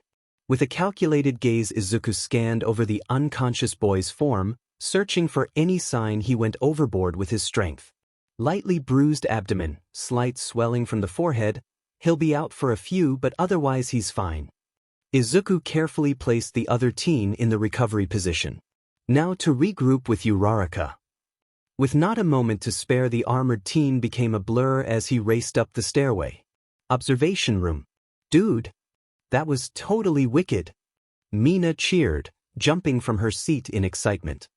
He was like bam, bam, bam, and then Bakugo was down. Incredible, Midoriya's skill is truly on a completely different level. Momo muttered in pure amazement. What kind of training taught him that? 'Cause sign me up. Ojiro, the tail quirk user, grinned energetically. I do not know the extent, but it appears whoever taught Midoriya certainly knows how to take someone down. Tokoyami added casually. Take down? Dude, he completely wrecked him. A small purple-haired teen named Mineta snorted. Glad I'm not on the receiving end of that. Kaminari, a blonde boy, sighed in relief as he witnessed the display. Speak for yourself, I want to go against Midoriya even more. Kirishima banged his hardened fists together. If he can take down someone as manly as Bakugo, he must be really strong. Or you'd get manhandled even faster than the blonde jerk-off. The earphone jack user muttered, causing a few other students to snicker. Ground beta. Within a short amount of time, Izuku was able to pick up his teammate's trail with the help of the clues she left behind. An open door here, a footprint there, and more were able to lead the teen up to the 4th floor of the building. Hovering down the hallway, Izuku spotted Ochako with her back pressed against the wall. Occasionally, the brunette would sneak a glance into the open doorway before immediately ducking her head. Uraraka, Izuku whispered as he approached. To her credit, the gravity user only jumped slightly before turning her attention to the boy. Izuku, over here. She motioned for him to come closer. I found the bomb and you were right. Ida is guarding it all alone. He's got in the back of the room. All right, we'll stick with the original plan, no reason to deviate now. The armored angel nodded as he took in the information. I'll draw his attention and keep him occupied. Go for the bomb no matter what. I'll do everything I can to slow him down. Right. Ochako nodded back determinedly. Without another word, both teens moved with Izuku taking the lead and Ochako following behind. The latter quickly broke off to hide behind a pillar while the former made his precedence known by walking into the center of the room. Give up, villain, you're backed into a corner without any support. The greenette said with a faux hero voice. Behind his helmet, a smile threatened to break through. Being dramatic was always funny to Izuku. I may be without my partner, but I am more than confident that I can keep with you, hero. Tenya, unsurprisingly, also added his words with a dramatic flair. Your speed cannot outpace justice. Then I shall blind justice with a cloud of villainy. The rays of truth shall shine through your darkness. Not unless the storm of evil is everlasting. HRD. A low snort broke the banter between the two. Uraraka. Izuku disappointedly sighed. I'm sorry, it's just too funny. The brunette snickered from a few pillars away from the bomb. Ha, got you now. Tenya's engines flared to life as he aimed for Ochako's hiding spot. Engine boost. With a loud booming sound, Tenya's form surged forward in a great show of speed. Ochako let out a surprised yelp at the rapidly approaching boy. Thinking quickly, she used her quirk on herself, causing her to float toward the ceiling. No, you don't. Izuku shouted as he raced after the glasses wearer. In no time the angel managed to catch up to the speedster, shoulder-checking his opponent into a pillar. Izuku continued his assault with a raised fist aimed for Tenya's midsection, though the strike never connected. The engine quirk user could feel the wind of Izuku's punch as he shot to the side. A long fissure split up the pillar, cracking the concrete and sending chunks of stones onto the floor. Uraraka the bomb. The greenette reminded with a shout. Without waiting for a reply, Izuku continued his pressure against his fellow classmate. Each passing strike only served to put Tenya on the defensive more. Though he was able to avoid being struck, Tenya soon found himself receiving a few light jabs. The attacks might have been quick, but they were more than enough to cause grunts of pain. By that point Izuku had managed to corral his opponent to the opposite end of where the bomb was. Ochako had deactivated her quirk and raced towards the bomb, something that Tenya noticed. Gritting his teeth in determination, the engine quirk user jumped backward onto the wall. Using his quirk, the glasses wearer propelled himself, flying even faster through the air than he was used to. Unfortunately for him, Izuku was both prepared and far faster than Tenya anticipated. The greenette used his wings to spring into the air. Like a serpent striking its prey, the angel's hand shot out and grabbed the other teen's leg mid-flight. With a great show of power, Izuku pulled and swung Tenya downward. RD. The glasses teen grunted as he impacted the tiled floor with a loud crack. Good attempt, but you need to be more decisive. The greenette landed over the fallen student, ensuring he wouldn't get back up. I got it. Ochako cheered as she touched the papier-mâché prop. The hero team wins. All Might's booming voice sounded. A well-executed plan. Tenya complimented from his spot on the ground. Your teamwork was impeccable. You did good yourself, considering you didn't have a teammate. Izuku commented while offering his armored hand. Like you said, heroes don't control who they work with. They can only make the best of what they have. The brunette smiled as he took Izuku's hand. The latter easily pulled the shorter teen to his feet. Hey, yeah, I did. The angel chuckled, flattered by his classmate taking his advice so seriously. You still did great, Tenya. Ochako complimented with a double thumbs up. Thank you, Ochako. Our battle today has certainly taught me a lot. Tenya bowed gratefully. I believe it is time to... Do you? Immediately the trio turned to the loud, enraged voice of the previously unconscious blonde. Standing in the doorway stood Bakugo, breathing heavily and looking fairly winded. Though despite the exhaustion in his posture, the pure anger in his eyes demonstrated that he did not care. UBSRD. We're not done yet. The blonde fumed as his palms lit up with small explosions. You won't get a lucky hit like that again. Training's over, Katsuki. Izuku crossed his arms as he stared down at the agitated quirk user. You want to fight? Wait until next time. But I'm going to show you here and now why I'm going to be number one and why you're just a useless Deku. Bakugo seethed with pure rage. And I'm telling you I'm not interested. Leave me alone. The greenette flatly denied with a low tone. You want to be the greatest hero? Fine, challenge whoever you want, but I have no interest in being a part of your quest to satiate your ego. You think you're such hot shit, huh? Now that you got a quirk and managed to somehow cheat your way to the top of a few useless events. Well, you're not. The explosive user ranted. You're nothing but effing Deku. You'll never be better than me. You'll never be a hero. Bakugo reached down and grabbed the pins of his grenade gauntlets. Katsuki, don't. That magnitude of an explosion will level the entire building. Izuku shouted, his body tensing significantly. Then I guess you better use that lame but quirk of yours to dodge. If you can. The blonde taunted before pulling the pins with a maniacal grin. Before Izuku could even register what was happening, his body began to move on its own. The beginning of Bakugo's explosion emerged in a growing orange light. Faster than he had ever moved before, the angel grabbed Tenya by his collar. Using all of his speed, the greenette raced towards Ochako. By that time the blast had grown in size, reaching more than halfway towards the trio. With no other option, Izuku pulled Tenya in front of him before pushing him into the gravity quirk user. Both teens had surprised looks on their faces as they crashed through the window and began to plummet towards the ground. Thankfully, Ochako immediately acted, using her quirk to stop both of them from hitting the pavement unharmed.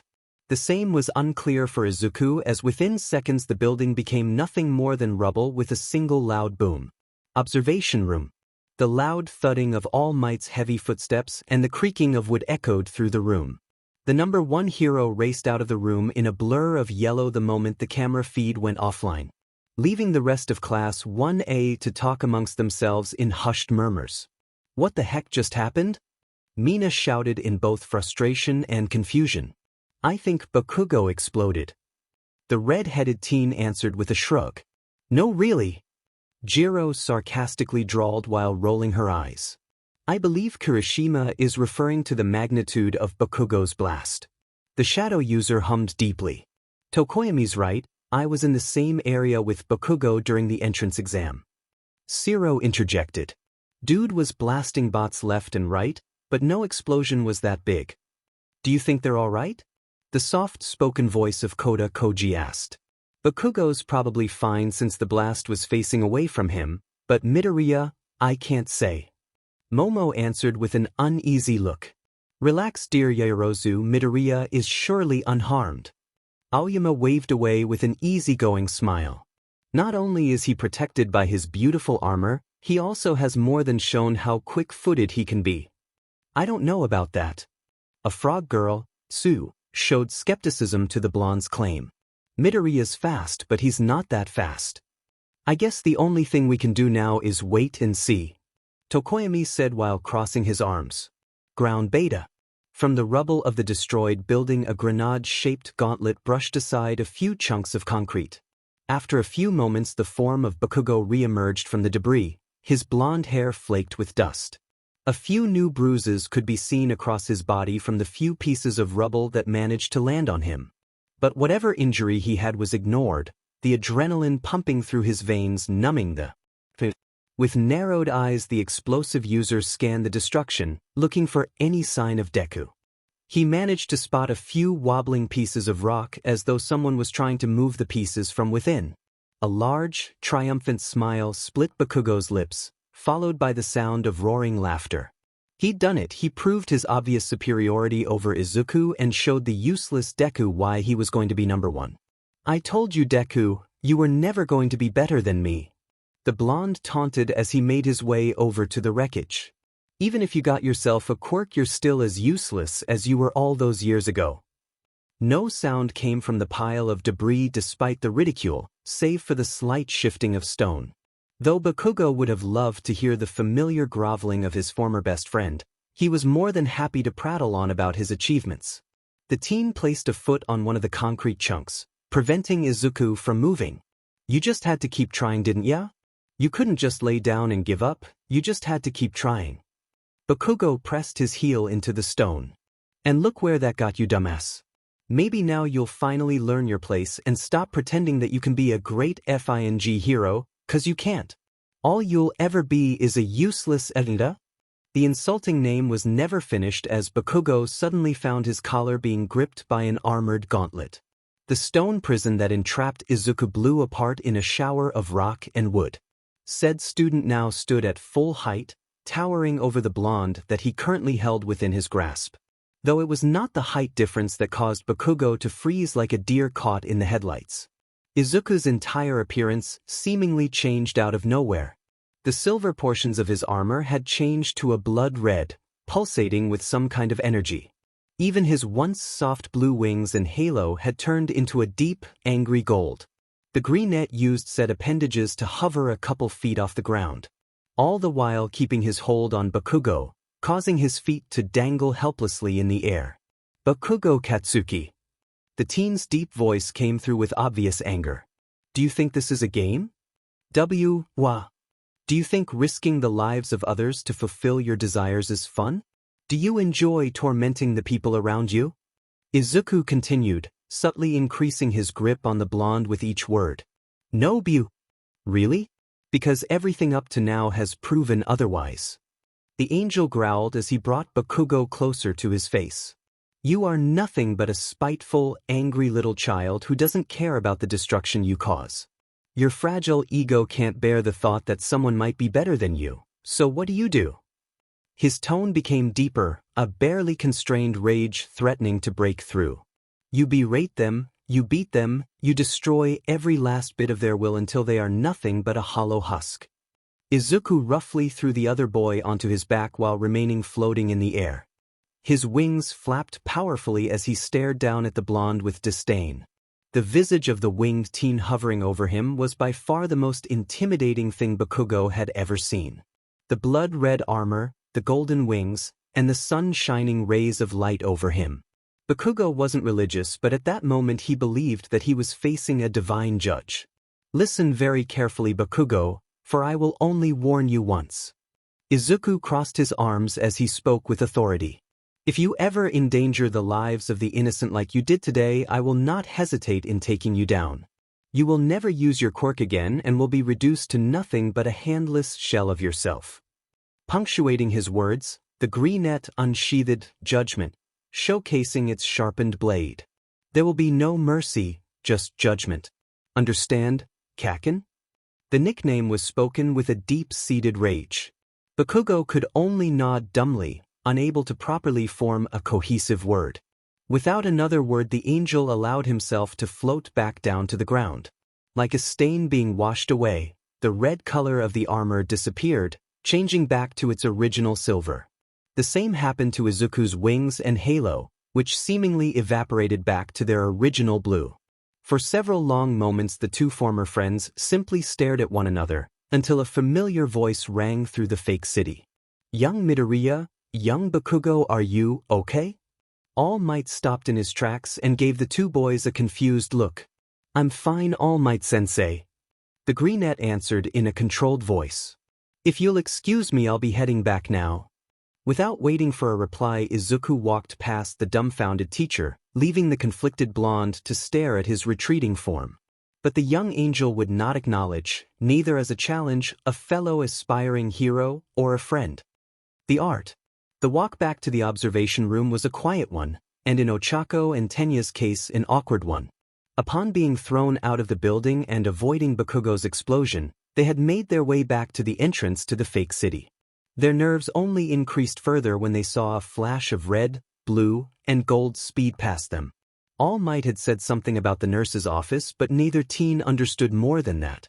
The pair waited anxiously for what felt like hours, waiting to see the damage that Izuku had sustained. They expected to see the mangled body of their fellow student to be on a stretcher with only the faintest traces of life. His armor broken into pieces, allowing for the injuries sustained by Bakugo to be seen to the world. What neither of the two expected was to see Izuku walking towards them with not a scratch on him. Tenya and Ochako's bodies had visibly sagged in relief before they quickly rushed over to greet their fellow student. However, upon getting closer, both teens gained a wary look in their eyes, along with their expressions dropping into a neutral frown. Immediately they could tell something was off with Izuku. His posture was far too stiff to be normal. It was a complete contrast to his normal, otherwise relaxed form. His armored fists were clenched at his sides, shaking every so slightly as though he was trying to refrain from punching a wall. Even his footsteps felt far heavier, each step creating a loud banging sound as metal met stone. It didn't take a genius to see that Izuku Midoriya was set off. What little confidence Tenya and Ochako had in asking about the matter was instantly dissolved when Izuku brushed past them without a word. It was at that moment did the duo realize that it would probably be best to keep their questions to themselves. No matter how awkward the walk back was. Thankfully for them, in a matter of minutes the trio found themselves stepping inside the observation room, upon which they were immediately bombarded with overwhelming chatter from their curious classmates. "Whoa! Hey guys!" Mina beamed, waving excitedly as they entered. "Didn't expect to see you back so soon.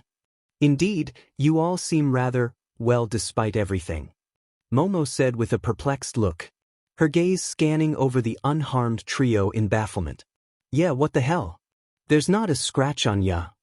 Zero chimed in along with several others who had similar comments. It was mostly thanks to Midoriya and Uraraka's quick thinking. Tenya nodded towards the other two teens. "I owe them my life for their bravery." The former remained motionless while the latter gained a light red hue to her bubbly cheeks. "I really didn't do much," Ochako sheepishly uttered, glancing at her shoes. "I just stopped us from falling. It was Midoriya that got us out of there in time." "Speaking of Midoriya, how are you uninjured?" Momo suddenly inquired, noticing not even a smidge on his armor. "We all saw you take Bakugo's blast head-on. It is very strange, even with your proven abilities," Shoji added, leaning forward on his arms curiously. "Karo. Yeah, I honestly didn't believe Oyama you'd be fine. See you bluntly. I told you Midoriya was more quick-footed than you all realized," Oyama boasted smugly. "Sometimes my genius can be mistaken for arrogance. It's okay, I forgive all of you." He crosses his arms while leaning back in his seat, radiating with a "I told you so" aura. Yeah, we get it, you're perfect." Jiro sighed exasperatedly with a roll of her eyes. "Seriously though, how are you still standing after that? I mean, Bakugo's in but he's still got, like, a really strong quirk." Izuku said nothing in response, merely casting a quick glance towards the earphone jack user. Without a word he made his way over towards the back of the room, taking a seat next to Tokoyami. The armored teen's silence quickly created an awkward air within the room that was felt by all of its occupants. No one could claim that they truly knew Izuku, but they all could gather that his response was highly unusual. He was anything if not polite to his classmates, even if he didn't engage in conversation with the vast majority of them, though none were more concerned than his recently acquired friends. Tokoyami understood the tranquility that silence offered, but the air around Izuku indicated anything but peace. The shadow user could practically feel the tension surrounding his friend like a stench that could not be removed. His shoulders were too tense, and his hands fluctuated between clenched and unclenched. A complete contrast to the relatively laid-back but still confident mannerisms Izuku usually displayed. A point that even Aoyama and Mina picked up on as well despite knowing their fellow green-haired friend for less time than Tokoyami. The former lost his smug grin, replaced by a small frown that did not match his flamboyant nature. Similarly, Mina's bubbly energy dropped significantly, a concerned look in her eyes as she observed Izuku. Her gut was telling her that her friend was definitely upset, something that bothered the pink-haired girl greatly. A brief look was shared between the three teens before they nodded to each other resolutely, solidifying their unspoken plan to confront Izuku about his abnormal behavior. Ahem. An awkward cough brought the class's attention towards All Might, who had re-entered the room. Some noticed that Bakugo was nowhere in sight. Well, that was a rather interesting display. The pro-hero's smile wavered slightly before it was instantly corrected. "Now then, why don't we discuss the results of the battle? Who do you think was MVP?" There was a brief murmur among the class before Momo's voice broke through with a raised hand. "All Might Sensei, I believe Uraraka was the MVP," she stated with the utmost confidence, much to the confusion of the rest of the class. "Really, we just watched Midoriya tank a building-leveling explosion and you go with her." Zero blinked dumbly as he jabbed his finger in Ochako's direction. "No offense by the way," he quickly added. No, it's okay, I agree." The gravity user waved away before casting a perplexed look at the other girl. "I don't really understand why." "It's simple really, you followed the plan to the letter and made excellent use of your quirk regardless of limitations," Momo explained as though it were the most obvious thing in the world. Bakugo acted irrationally by choosing to fight Midoriya instead of sticking with Ida to defend the device or form a coherent strategy. A low murmur of agreements arose from the rest of the class. Speaking of Ida, while he made do with the circumstances well enough, he could have done better than confronting Midoriya like that. The black-haired girl continued her explanation. And while Midoriya did come up with a well-thought-out plan, he could have easily worked around Bakugo rather than simply accepting it as an unavoidable factor. There was a brief lapse in silence as the other students pondered on the creation user's analysis. While no one could find anything factually wrong with the basement, a vast majority still believed that Izuku deserved the title. After all, it was he who not only took down Bakugo but also immobilized Tenya so Ochako could win the match. Though whatever objections anyone had were quickly silenced when Izuku himself suddenly spoke. "She's right." The angel grunted in a controlled tone, his arms crossed over his armored chest. "I played around and didn't make sure Bakugo was down for good." Though no one could see it, his eyes burned with a fiery resolve. "I will not make the same mistake again." "Ah, yes, ahem, well said, young Yaoyorozu." All Might stuttered before flashing an approving smile coupled with a thumbs up. "And entirely correct too. Well done, now let's continue on with the class." The number 1 hero drew the next set of teams, who began making their way down to the fake city. While the rest of the class moved their attention back to the screen, Izuku's focus lay elsewhere. Normally he would have thoroughly enjoyed observing and taking notes of his fellow classmates' quirks. Yet, no matter how hard he tried to suppress it, Izuku could not help but feel an overwhelming anger at Bakugo. And his actions. Even by the blonde standards, he very clearly crossed a fine line. The bullying and jealousy was one thing, but actively endearing the lives of their fellow aspiring heroes was too much for the angel. Though he was absolutely furious in the moment, the angel held a deeper rage that he barely contained. Izuku had never felt the desire to inflict torment on someone more than he had at that moment. The sheer audacity to risk a life over something as trivial as proving one's superiority, it was enough to make the Greenette's blood boil. Izuku wanted to believe that he was incapable of feeling this rage, that he didn't hate Bakugo despite everything. But that would be a lie. Izuku had never felt such an emotion towards the blonde. Even at his absolute worst, the teen never came close to such a feeling. It only served to make the teen feel even more agitated than he already was, both at Bakugo and himself. He knew he should be above such emotions. Heroes and angels did not sink into the red abyss.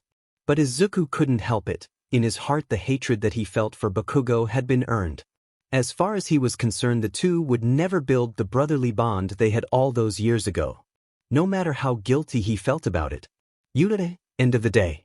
The rest of the day passed in a blur for Izuku. He could hardly remember the classes following hero basic training. The angel had not seen his former childhood friend, which was probably for the best, all things considered. While the rage he felt had simmered to a small flicker from its blazing inferno, Izuku truly didn't know what he would do. Not that he could attack the blonde unprovoked, but with the amount of anger flowing through him, who knows what would be possible. When the final bell rang, Izuku sluggishly and carelessly threw his supplies into his backpack with a resigned sigh. Truthfully, the angel wanted to skip out on training today, so that he could wallow in his emotions. But Izuku knew that his mentor would not accept such a feeble reason, something that the more rational side of Izuku agreed with. Slinging his backpack over his shoulders, the Greenette began to leave the classroom, mentally preparing himself for the demanding experience that was Gabriel's training. Maybe I can convince Mr. Gabriel to let me cut down some machines today. The teen hummed to himself. The thought of taking his anger out on the metallic foes elevated Izuku's mood ever so slightly. "Yo, Midori. You got a minute?" The voice of Mina broke Izuku from his thoughts. Curiously, he turned around, only to be met with the sight of said Pinkette, Tokoyami, and Aoyama standing next to his desk. Each of them wore a look of concern unlike their unique expressions they wore. Mina's lips, which were usually stretched into an energetic grin, sharply pointed downwards in a deep frown. The brooding but still laid-back air that surrounded Tokoyami now radiated with palpable worry. Even Aoyama's endearing, prideful smirk had been replaced with a thin line across his lips. For a brief moment Izuku was too stunned to speak or move, staring with a perplexed expression at the trio. The angel didn't understand why his friends were looking at him in such a way. He showed he was unharmed by Bakugo's blast, so why were they looking at him with such concern? Are you sure? Izuku turned around to face the other teens. So, what's up? He asked with a note of confusion. Look, are you... This is hard to say. The acid quirk user trailed off, awkwardly rubbing the back of her head as she stuttered. I believe what Mina is trying to say is that we have some concerns. Tokoyami stepped up, placing a comforting hand on the girl's shoulder. Ever since your battle you've seemed distant. Izuku's eyes widened for a split second as the reason for his friend's expressions became clear. Had he really been so affected by Bakugo's actions? It's nothing. The greenette muttered as he looked away. Forgive me, my friend, but I find that hard to believe. The shadow user continued, clearly unconvinced. Yeah dude, you can talk to us. Mina added with a nod of agreement. We want to help. Izuku stayed silent for a brief moment before letting out a deep sigh. I appreciate you guys trying to help, but this isn't something that you can fix so easily. He replied with an uncharacteristic melancholy. Can you at least tell us what's wrong? The acid quirk user pushed with a pleading look in her eyes. Whatever it is, it's clearly bothering you. Let us help. It's not that I don't want to tell you. It's just complicated. Izuku revealed with a long exhale. His hands raking through his green locks. Me and Bakugo, we have a lot of history together. We've known each other since we were kids, how we were once inseparable like brothers. The angel let out a hollow chuckle. The trio of teens chose to remain quiet, listening with rapt interest. But things changed, we both changed I suppose, and we just drifted apart. Although now I'm realizing just how far that rift actually is. Izuku finished in a tone mixed with sorrow and a slight amount of anger. Maybe one day I'll tell you guys the full story about us, but for now all I ask is for patience. The greenette finished with an apologetic look. Boo! We understand, Midoriya. Aoyama, who had been silent up till now, cut off Mina with an uncharacteristic understanding. We all have our own secrets that we wish to keep to ourselves. The blonde boy gave a firm pat to his friend's shoulder. Tell us whenever you are ready and not a moment before. We'll be here whenever you need us, that's what friends are for. No. The room was silent as Mina, Tokoyami, and Izuku stared at the naval quirk user with bewildered expressions. Truthfully, none of them expected such a mature, well-articulated response from Aoyama. Not that it was a bad thing, it was just simply surprising to hear from the otherwise vainful teen. Yeah, I suppose they are. After the moment of silence, Izuku responded with a small smile. Thank you, all of you. I really do appreciate it. Izuku gave a grateful nod to the trio. Yeah, no problem, Midori. The pinkette grinned back while giving a thumbs up. Also, what the hell, since when were you good with words? Ah, mon ami, I always was this eloquent. It's just that you're realizing it now. Aoyama replied with his typical prideful smirk. PFTT, yeah okay. Mina snorted with a playful roll of her eyes. It was very well articulated. Have you considered doing poetry? Tokoyami mused inquisitively. Before any of them realized it, the heavy atmosphere faded into the background like a dispersing mist. As the group made their way out of the enormous school, their conversation mirrored that of the idle chatter during lunch. Aimless talks about pro-heroes coupled with remarks about the various forms of homework they were assigned. Even a few jokes were made against one another, mostly Mina against the boys. It was almost enough to get Izuku to forget about the rage that stirred within him like a dormant volcano. That was until they parted ways and Izuku was alone with his thoughts once again. The cybergrind. By the time Izuku appeared within the dull void of the cybergrind once more, what little bliss he acquired had evaporated into nothingness.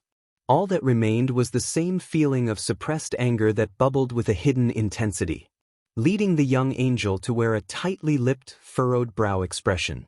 Of course, it was quickly concealed by adorning his armor in preparation for the day's training. Good, you're properly armed.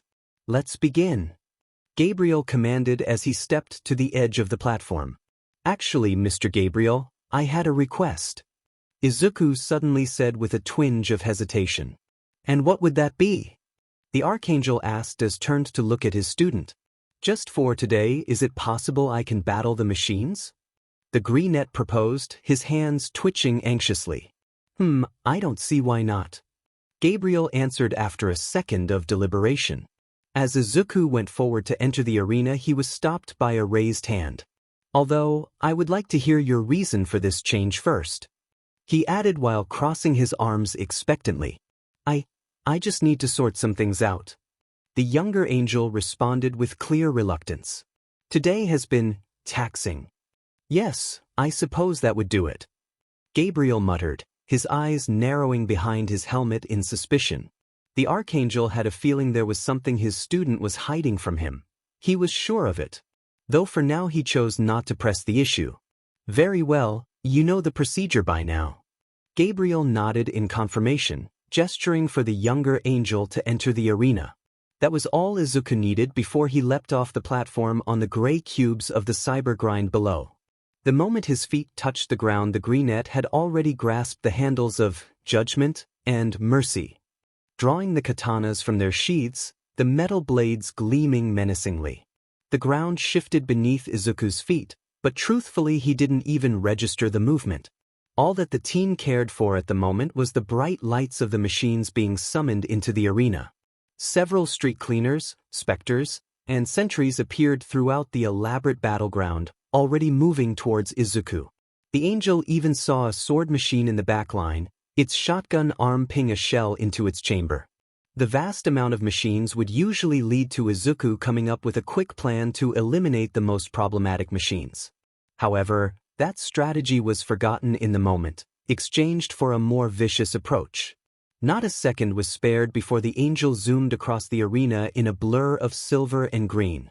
The street cleaner that was in his path couldn't even raise its flamethrower before its spilt head, torso, and legs all became separate pieces.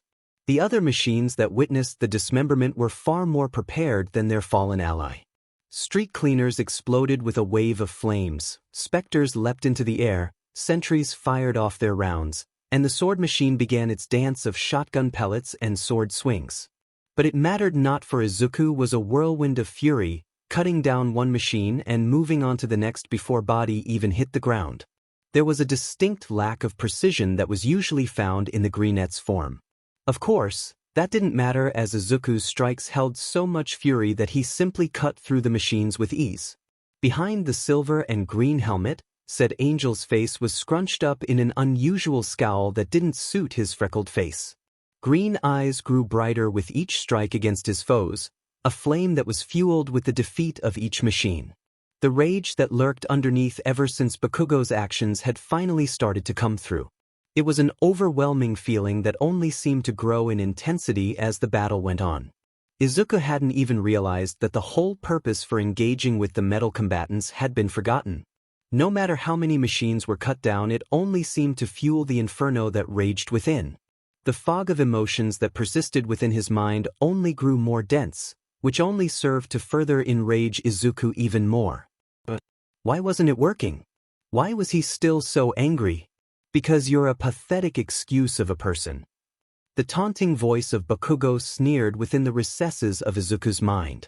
The angel's grip on his weapons subconsciously tightened, his knuckles turning white underneath his gauntlets. A specter charged at Izuku from behind, its robotic arms stretched out ready to grab its unaware opponent. Before the machine could process it, Izuku quickly turned around and raised Mercy. In a series of quick slashes, the outstretched limbs were severed from their owner, its head following soon after. The separate pieces and its body fell to the ground with a loud bang. Shut up.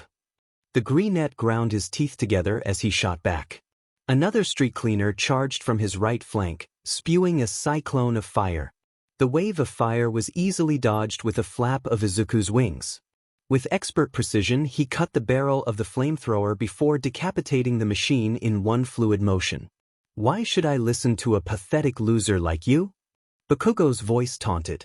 Always getting in everyone's way, making life harder for those around you. I said shut up. Izuku barked within his mind, his anger rising. A sentry set itself up on a ledge at the end of the arena, its claws digging into the ground before it turned its head towards Izuku. Said Angel let out an annoyed grunt as the pink laser appeared on his armored chest, a loud banging sound following soon after. Swirling the blade in his left hand to a reverse grip, Izuku deflected the bullet with skillful accuracy. A loud clanging sound was heard as the projectile's trajectory was suddenly changed. The shot ricocheted off the wall into the fuel tank of a street cleaner, creating a sizable explosion that rendered the machine to nothing more than bits of metal and wires. You know I'm right. You're nothing but a quirkless loser. The illusion spat with unbridled disdain. A useless FANG weakling who thinks he can be a hero. Gore! Izuku growled lowly as he shot towards the sentry with inhuman speed, slicing its barrel head from its body. With a harsh kick he sent the body flying into the void, turning back to his remaining metal opponents once the hunk of metal was no longer in sight. You're a effing disgrace. Be quiet! The greenette shouted as he threw judgment with a great amount of force. The katana sailed through the air before it impaled a charging specter in its chassis, pinning the machine to the wall. Robotic limbs attempted to dislodge the blade, but its efforts were in vain. All it could do was helplessly struggle. Though it didn't have to for long, as with a single, powerful punch of his armored gauntlet Izuku crushed its head. The wall cracked under the unrestrained blow, its power fueled furthered by the teen's rising rage. You could have avoided all of this if you just learned your place.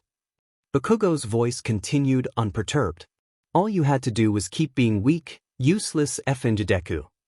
The remaining Spectre and Street Cleaner charged at him from opposite sides, all while the last sentry took aim from its perch. Another loud bang echoed as the sniper machine fired from its barrel-shaped head. Meanwhile, the remaining humanoid robots simultaneously charged, with the Spectre leaping into the air and the Street Cleaner surged forward while pointing its flamethrower. Despite the vast factors stacked against him, Izuku remained immobile, clutching his remaining katana tightly. In a split second the young angel quickly turned around to face his metallic foes, his free swordless arm ped back, and his armored fist clenched. There was a loud, tink sound of metal on metal as Izuku parried the projectile. Faster than it left the barrel, the bullet shot back towards the anchored sentry. The projectile re-entered the barrel, slicing through it and the rest of the machine's body like a hot knife going through butter. The now two halves of the machine toppled onto the ground with a loud thud. But Izuku was not done just yet. In the same motion he shot into the air with a powerful flap of his ethereal wings. His hand intercepted the airborne robot, seizing the machine by its metal throat with an unyielding grip. With a flick of his wrist the angular-shaped head twisted at an unnatural angle, causing the Spectre to spasm from the damage. Glancing down, Izuku could see the Street Cleaner standing under him, waiting for his descent. Mercilessly, the team threw the body of the Spectre down onto the Street Cleaner. Predictably, the latter dodged the makeshift projectile, moving swiftly to the side. However, it did not anticipate Izuku immediately following behind the flung body. Before it could register how close its opponent was, the Street Cleaner already had mercy plunged through its head. The holy weapon easily punctured the metal, cutting through the machine's insides as it was pushed deeper. It was only when the robot dropped to its knees did Izuku roughly rip the katana from its motionless body. But no, you just had to try and prove yourself. Bakugo's voice growled incessantly in Izuku's ear. Just because you can't accept that I'm better than you, that I'll always be better than you. I said shut up. Izuku shot back, clutching his helmet in frustration. The voice was more than enough of a distraction to allow the sword machine to close the distance. A round shotgun pellets was fired, striking Izuku in his chest plate, painfully causing him to stagger back from the sudden blow. But the greater machine was not done as it followed up with several elaborate slashes with its chainsaw sword. Though he was able to defend against some, the greenette's volatile emotional state allowed for the machine to land several strikes. Izuku could feel his anger rising, both from the voice in his head and now the throbbing pain caused by the sword machine. Gripping mercy tightly in his hands, he returned to the offensive, weaving his own pattern of slashes and stabs. Metal scrapped against metal as the two blades met blow for blow. Occasionally the flow was disrupted by an unexpected attack, such as a shotgun blast or Izuku using his wings to gain an aerial advantage. But the vicious dance between the two combatants would continue regardless. "You should have taken my advice a lot sooner," the voice whispered, filled with an insurmountable amount of cruelty. "Maybe if you ended your pathetic life sooner you might have done something useful, for once."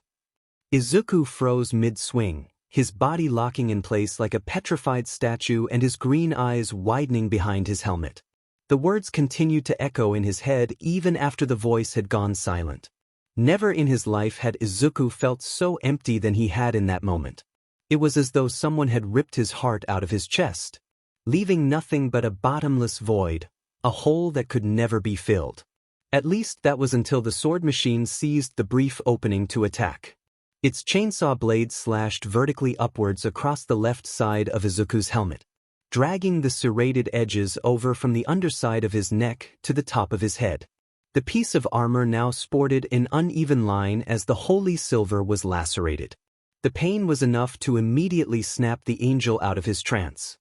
He gave a loud howl of pain, his free hand coming to clutch his now burning face. For the briefest moment Izuku felt as though he was 4 years old again, shaking in fear as the pain pulsated relentlessly. That was until the emotion was replaced by an incomprehensible amount of rage. The silver portions of his armor shifted to a blood red along with his wings and halo became a fierce gold. The hand that clutched his face dropped into a clenched fist, the pain subsiding as Izuku's fury took over. Like a flickering light the greenette dashed forward, faster than the sword machine could ever react. "Rag!" Izuku let out a savage war cry as he approached. With a single powerful strike from Mercy, the teen cut the serrated sword in half, its many pieces flying through the air. Swirling the blade in a reverse grip, Izuku stabbed the weapon into the machine's left leg, pining it in place. Now immobile, the sword machine chose to raise its shotgun arm, pointing its 2 barrels directly at Izuku's face. But it would never fire another shot as an armored gauntlet shot out and grabbed the arm. The metal of the arm creaked and bent easily under the pressure of the angel's newfound strength. Only once was the projectile-firing limb useless did Izuku allow for it to fall limply to the side. The greenette followed up with a sharp kick to the machine's right knee, the leg bent inward causing the sword machine to drop onto its remaining functional limb. Now standing above the kneeling robot, Izuku stared into its mismatched eyes. The menacing aura that surrounded the young angel was palpable. Clenching his gauntlets, Izuku brought his arm up and delivered a harsh punch across the machine's head. The process was repeated with the other hand, a steady rhythm forming as each fist was alternated after each jab. Before long the tempo and force of the beatdown had escalated to what could only be described as overkill. If the punch didn't dent the rectangular head, then the sheer power forced the sword machine to drop lower in SBMson. Had the machine been anything else it might have begged for mercy. But Izuku was all out of mercy, his wraith not yet satiated. Several moments of the brutal beating left the machine with a barely functioning head. Its aqua-blue eyes flickered as it tried to stay online, hell-bent on destroying its opponent despite the circumstances. A powerful right jab directly through the robot's rectangular head shut down whatever functionality it had left, causing its body to drop to the floor lifelessly. However, that did not stop Izuku. The teen continued to strike the unmoving body, sending bits of metal and wires flying with every strike. He was only stopped when the arm he raised to deliver another punch was firmly grabbed by a gold and white gauntlet. "Izuku, that's enough," Gabriel ordered with a hard tone. His grip slackened ever so slightly after the young angel lost some of the tension in his body. "I'm going to release you now," the archangel said calmly, letting go of his student's arms slowly. The fog of rage that clouded Izuku's mind began to fade away, leaving a dull throbbing in his head. His armor and wings responded to the change in emotion, the red and gold melting away back to the original silver and green. With his mind now clear, Izuku slowly surveyed the arena, becoming shocked at the sight of the brutalized bodies of the machines. Glancing down, his breath caught in his throat as he stared at the mangled head of the sword machine. Warily, the angel's gaze moved towards his hands, with only a single thought running through his mind. Did I do all this? Izuku felt a heavy weight settle at the bottom of his stomach. Had he really allowed his anger to consume him? Did he always carry this type of hatred inside of him? Was he always capable of such brutality? Now, why don't you tell me what this is really about? Gabriel suggested, half-ordered as he crossed his arms. It's nothing. Izuku muttered as he looked away from his mentor. You were in rage form, that is not merely nothing, Izuku. The elder angel rebutted firmly. Whatever ails you must be impacting you greatly. It is my responsibility as your teacher to ensure you are prepared both physically and mentally. So, I ask again, what is wrong? Izuku struggled, feeling frustration at himself for being unable to speak. I had an incident at school today. It involved Bakugo. Your former childhood friend? Gabriel asked for confirmation. Yeah, we had a mock battle today and we were on opposite sides. The Greenette began lowly. We fought against one another. I knew he would want to. Always going on about how much he wants to prove he's better than me. Gabriel remained silent, nodding as he listened intently to his student's words. But I won. I proved that I was stronger, that I could be just as good of a hero as him. Izuku continued with a sharp edge in his voice. But he just couldn't accept that even after the battle was over, he put the lives of others at risk, all because of his fragile ego. And this is what sparks your anger? Gabriel summarized with a calmness to his voice.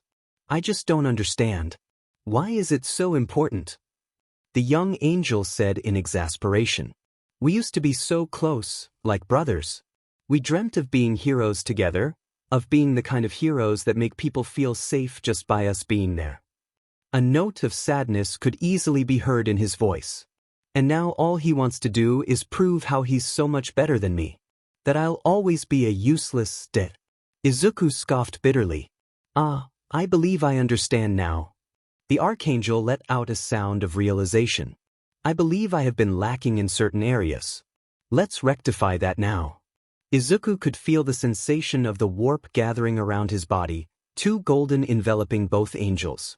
When the light cleared from his vision, the Greenette knew that he was in the temple on the moon. He found himself sitting in the front row pew, Judgment and Mercy laying on the bench at his side. Looking up, he saw Gabriel standing at the altar, in his hand an old book with a plain cross on the cover. It didn't take Izuku more than a second to realize that it was the Bible. You know, I understand your plight more than you'd realize. Gabriel began in a gentle, sympathetic voice.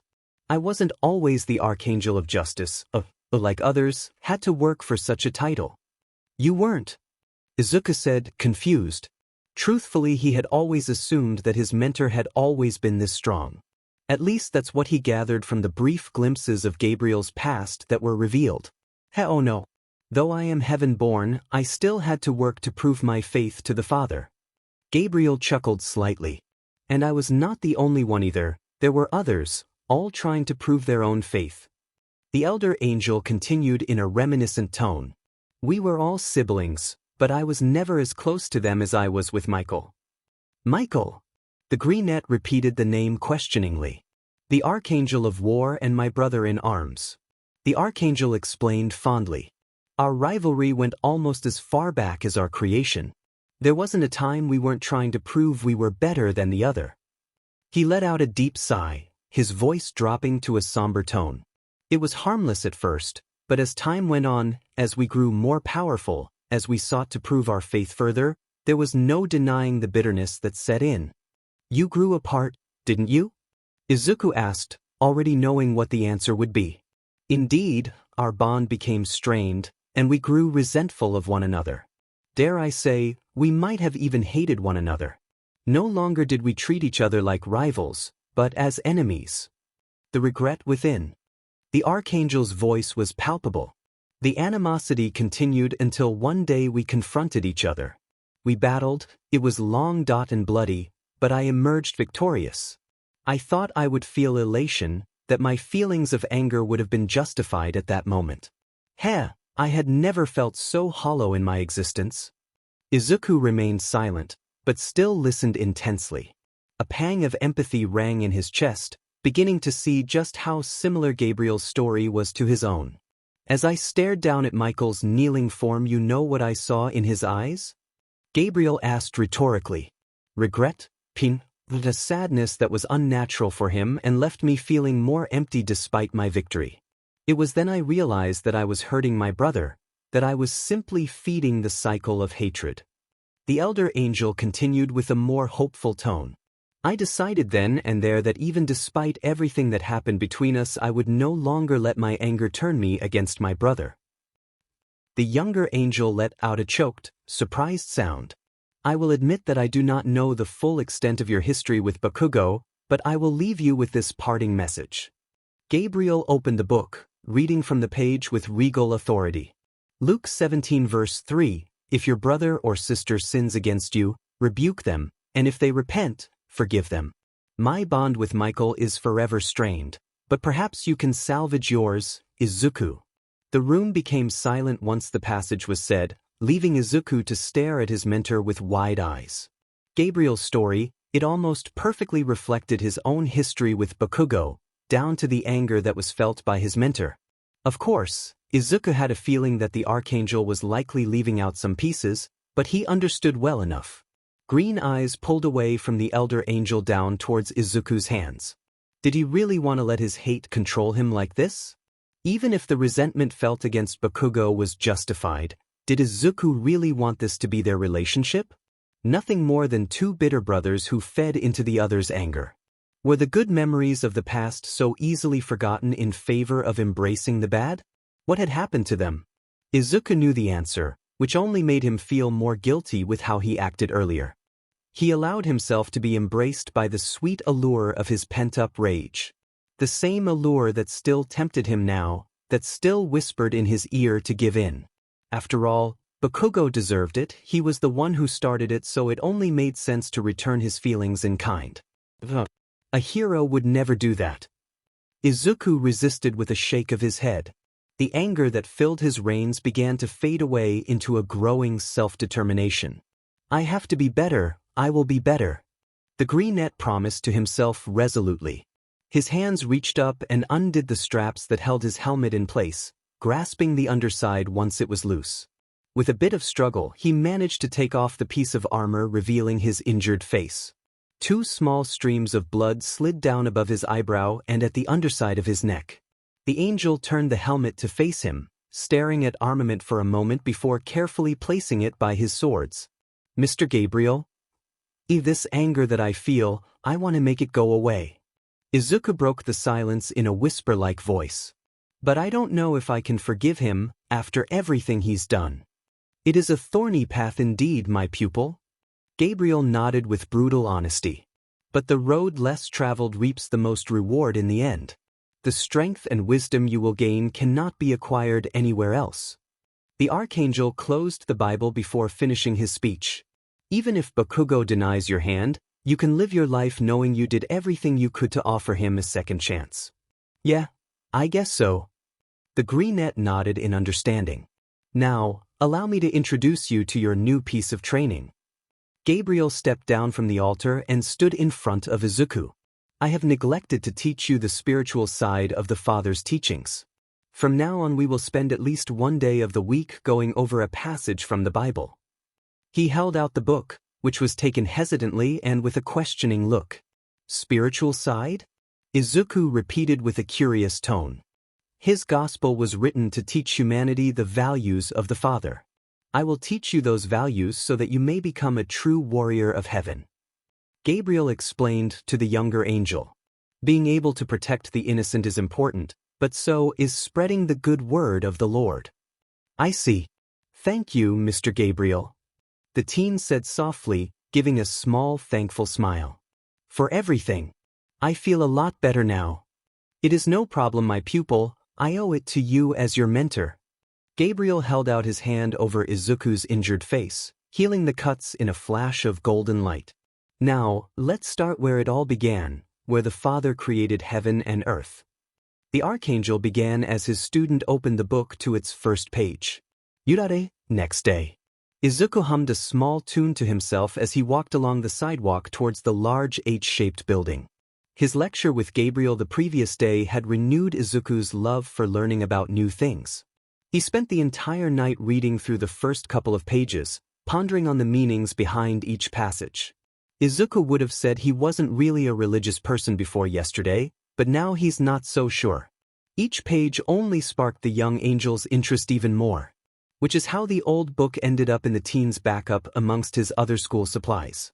Izuku intended to read through it a bit more when he had some downtime between classes. Honestly, he was looking forward to next week's lecture. The thought left Izuku in a pleasant mood, feeling a deep serenity as he continued his walk. The feeling came to an abrupt halt as he came closer to the gate. Standing there, grumpily as Izuku has come to expect, was none other than Aizawa. Midoriya. The pro-hero greeted. "Come with me, we've got something important to take care of this morning." He gestured to follow with a nod. Wordlessly, Izuku trailed behind the tired-looking man, crossing through the vast courtyard into the building. The pair traveled down a series of corridors and hallways before eventually stopping at a plain door. The sign above it read, "Principal Nizu." From that alone Izuku could figure why he was here. When Aizawa opened the door and both of them stepped inside, the greenette was greeted to an expected sight. Ochako and Tenya both stood off to the side, looking somewhat uncomfortable as they awkwardly shuffled on their feet. Nizu sat behind a large wooden desk, his eerie smile present on his unknown animal face. Across from the amalgamated mammal was none other than Bakugo. The blonde held an uncharacteristic SBM's air to him, his head bowed down, avoiding eye contact with everyone in the room. "All right, we're all here." Aizawa shut the door and strode to stand at Nizu's side, his dry eyes glaring down the blonde. Izuku remained standing in the back, away from everyone else. "Sensei, why are we here?" Ochako hesitantly spoke up. Is this about what happened yesterday?" "Yes, you're all here to confirm the details about the incident during your hero basic training class." Aizawa confirmed gruffly. "So that we can give an accurate punishment for Bakugo." "That's right, Aizawa." Nizu clapped his paws in delight. "I'm simply going to ask you all some questions, then you can be on your merry way." Izuku shared a brief look with the other two students before they turned back and gave a nod of approval. "Excellent. Now describe Bakugo's behavior during the mock battle." The principal began calmly. "Non-compliant, uncouth, volatile, and completely unbecoming of a hero." Tenya answered swiftly while adjusting his glasses. "Pretty mean and loud." Ochako added in much more simple terms. "Aggressive even for him." Izuku carefully chose his words, casting a quick glance at Bakugo who seemed to shrink from the answers.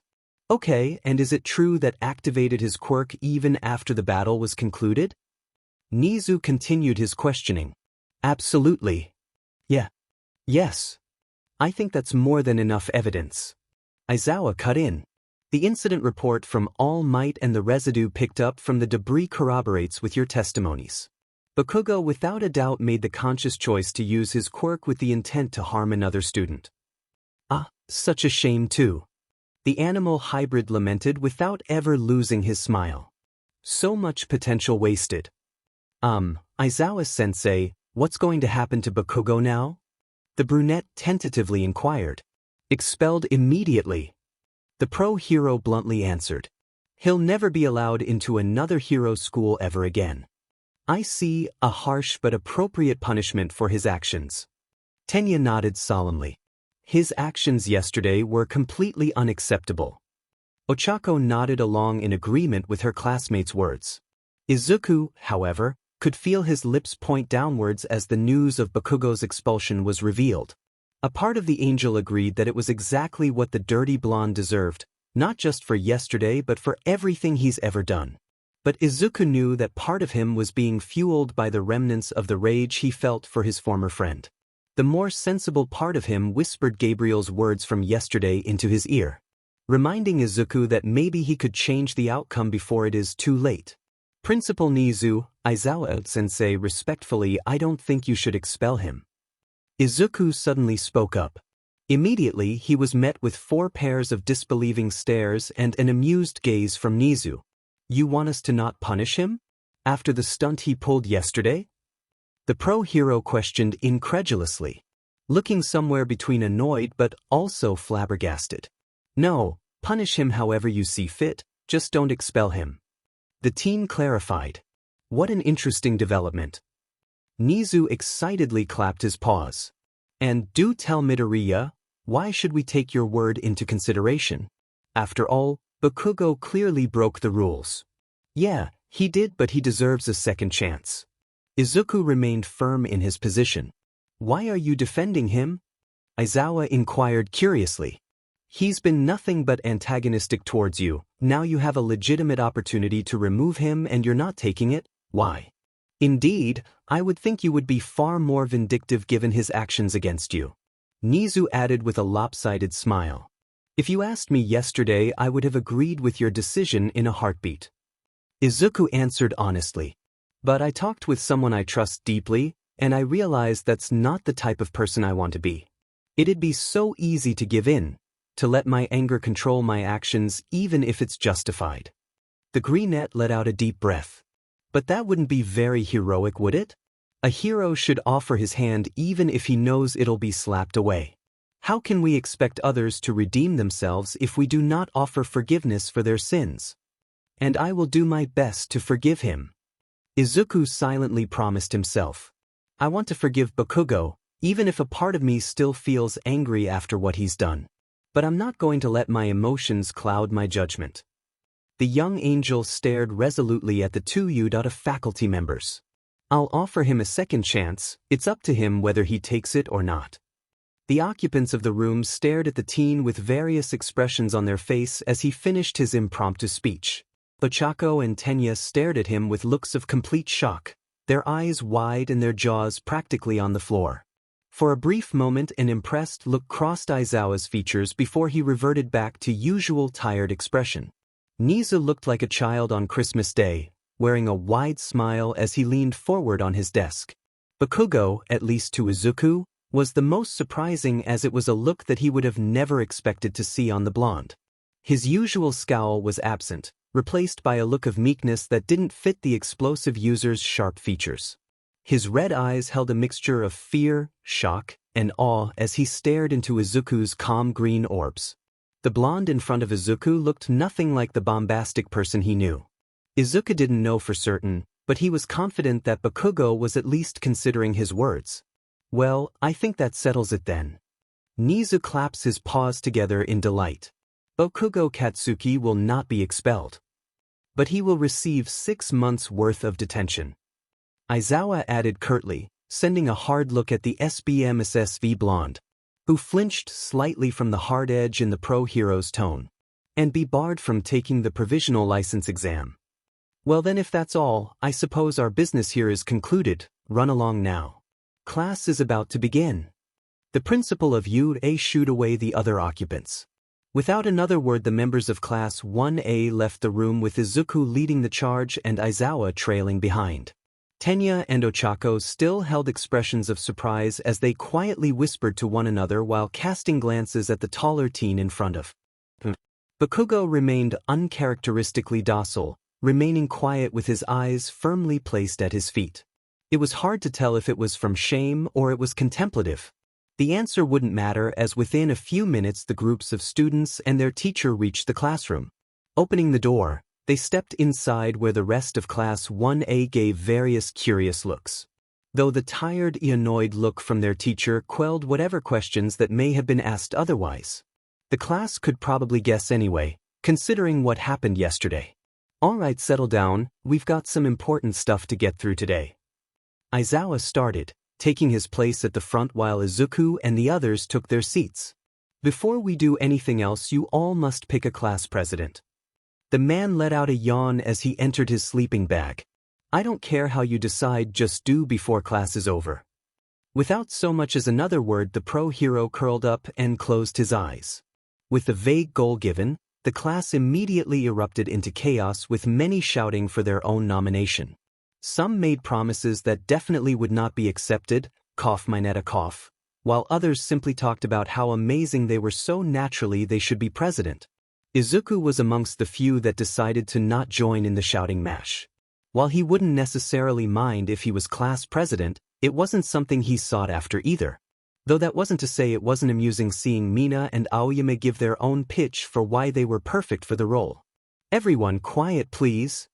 Tenya stood from his seat, waving his arms frantically. Miraculously, the rest of the class seemed to listen as their attention was turned towards the glass's wearer. As it is the duty of heroes to serve the people, it will be the people who decide who is fit to be our president. I propose the motion for a vote to take place. Whoever amasses the most votes will become the class president, the second most shall become vice president. "But Ida, we all barely know each other." Tsuyu pointed out. "Yeah man, besides won't everyone just vote for themselves then?"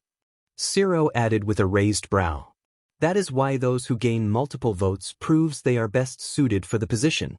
They have earned the trust of others and by extension have shown they are worthy to lead."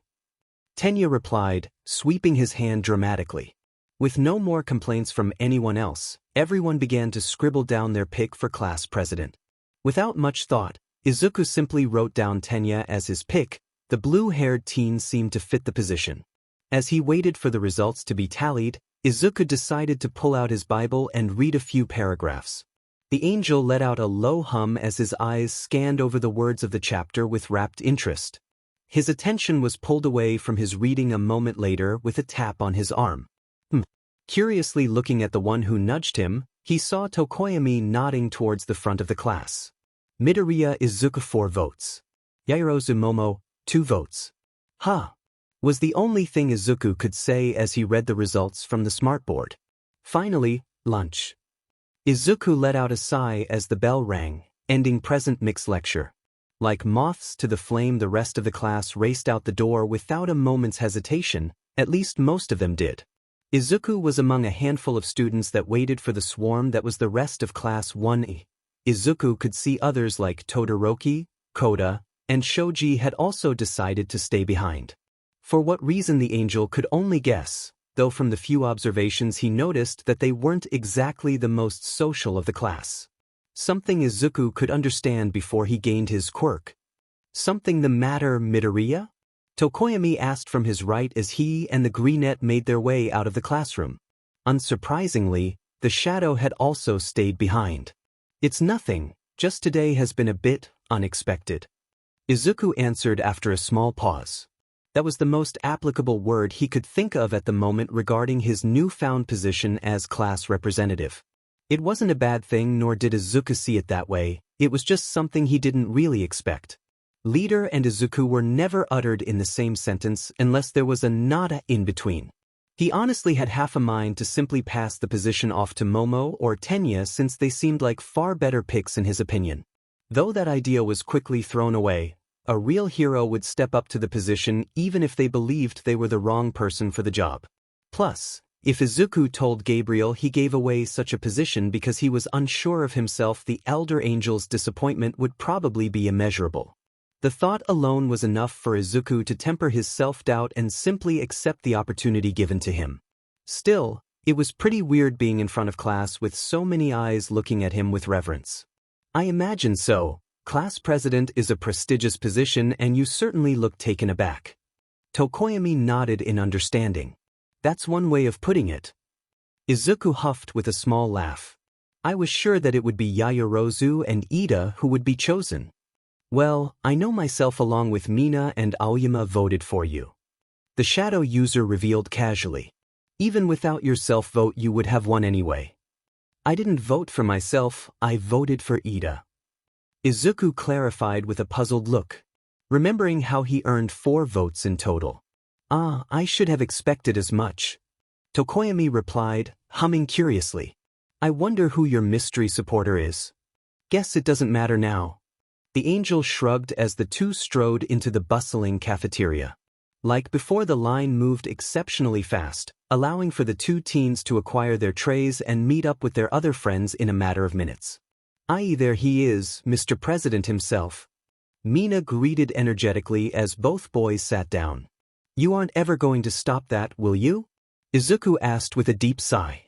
The pink-skinned girl had been teasing him about his new status the moment it was announced. Nope. The girl smiled unapologetically. Hey, if you're the prez, does that make us your secret security guards? She asked while giggling. Not even a day and I already loathe the position. The greenette muttered, pinching the brim of his nose. Better you than anyone else, mon ami. Aoyama attempted to soothe. Besides, it's not like that much is expected of you. All you have to do is be very proactive, have the best grades, and be up to date on all school affairs. The blonde rested his grinning face on his hand as he finished. Really inspiring stuff there. Izuku deadpanned. Though not incorrect, a class president is held to a much higher standard. Tokoyami interjected after swallowing a mouthful of food. Though considering your performance since the first day, I'd say you are better suited than anyone. You have ranked first in both the entrance exam and the quirk apprehension test.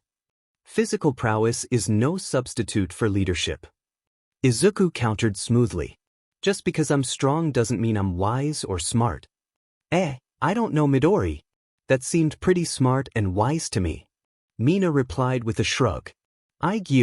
Before Izuku could refute, he felt a tapping sensation on his shoulder, causing him to turn and come face to face with an orange-haired, teal-eyed girl. His green eyes widened a fraction when he spotted Ibra standing behind her. Her hands clasped elegantly in front of her. Izuku swore he saw a flicker of realization cross her features. Excuse me, are you Midoriya? She asked without missing a beat. I'm sorry, I don't believe we met. The young angel answered back politely. Alright, sorry. My name is Kendo Itsuka. The redhead introduced herself before gesturing to the vine-haired girl behind her. And this is Shiozaki. We met at the entrance exam. Izuku cut off and quickly clarified. It's nice to see that you made it. Only because of your actions. Our paths crossing was nothing but a miracle. The Lord truly did favor me that day. Ibra bowed slightly in gratitude. May he bless you for your righteous actions, Midoriya.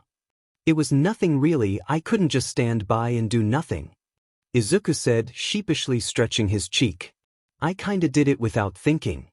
Regardless of the consciousness of your decision, your intention was pure as could be. If not for your intervention, we would not be having this conversation. The Vine Quirk user rebutted firmly. Let me guess, Midori here helped you too? Mina asked rhetorically with a wide grin. Me too. Ibra pet her head in confusion. Yep, me and Prince Charming here also got some A+ assists from our prez here. I don't think there was a person he hadn't helped out in some way. The pinkette smirked while jabbing her thumb at Aoyama. Man Midori, are there any other cute girls you saved, or are me and Shiozaki here just that special? The girl teased, laughing at the bright red hue that blossomed across Izuku's face. I don't. Izuku stuttered for the first time in what felt like forever ago. Catching up aside, I wanted to introduce myself as president of Class 1B. Your sister class in the hero course. Itsuka cut in, saving the greenette from further embarrassment. It's a pleasure to meet you, she said as she held out her hand. Likewise, Kendo. The teen stood up to reciprocate the handshake. Not to sound so forward, but would it be okay if we could exchange numbers? The redhead asked, earning some dramatic oohs from Mina and Aoyama, which caused Tokoyami to roll his eyes. And not like that, I just figured we could communicate, for class president stuff. Itsuka quickly clarified with a wave of her hand. Oh yeah. Izuku blinked dumbly before fishing out his phone from his pocket and handing it to the girl. You've never done this before, have you? Itsuka noted after saving her information and handing the boy his phone. Am I that obvious? The teen chuckled sheepishly. Not really, I only just noticed right now. The redhead shrugged casually. I'm not trying to insult you or anything, just something I noticed. You wouldn't be saying that if you knew what Midori could do. Mina interjected with a playful scoff. The other two boys present nodded along with her statement. He was first in the entrance exam after all.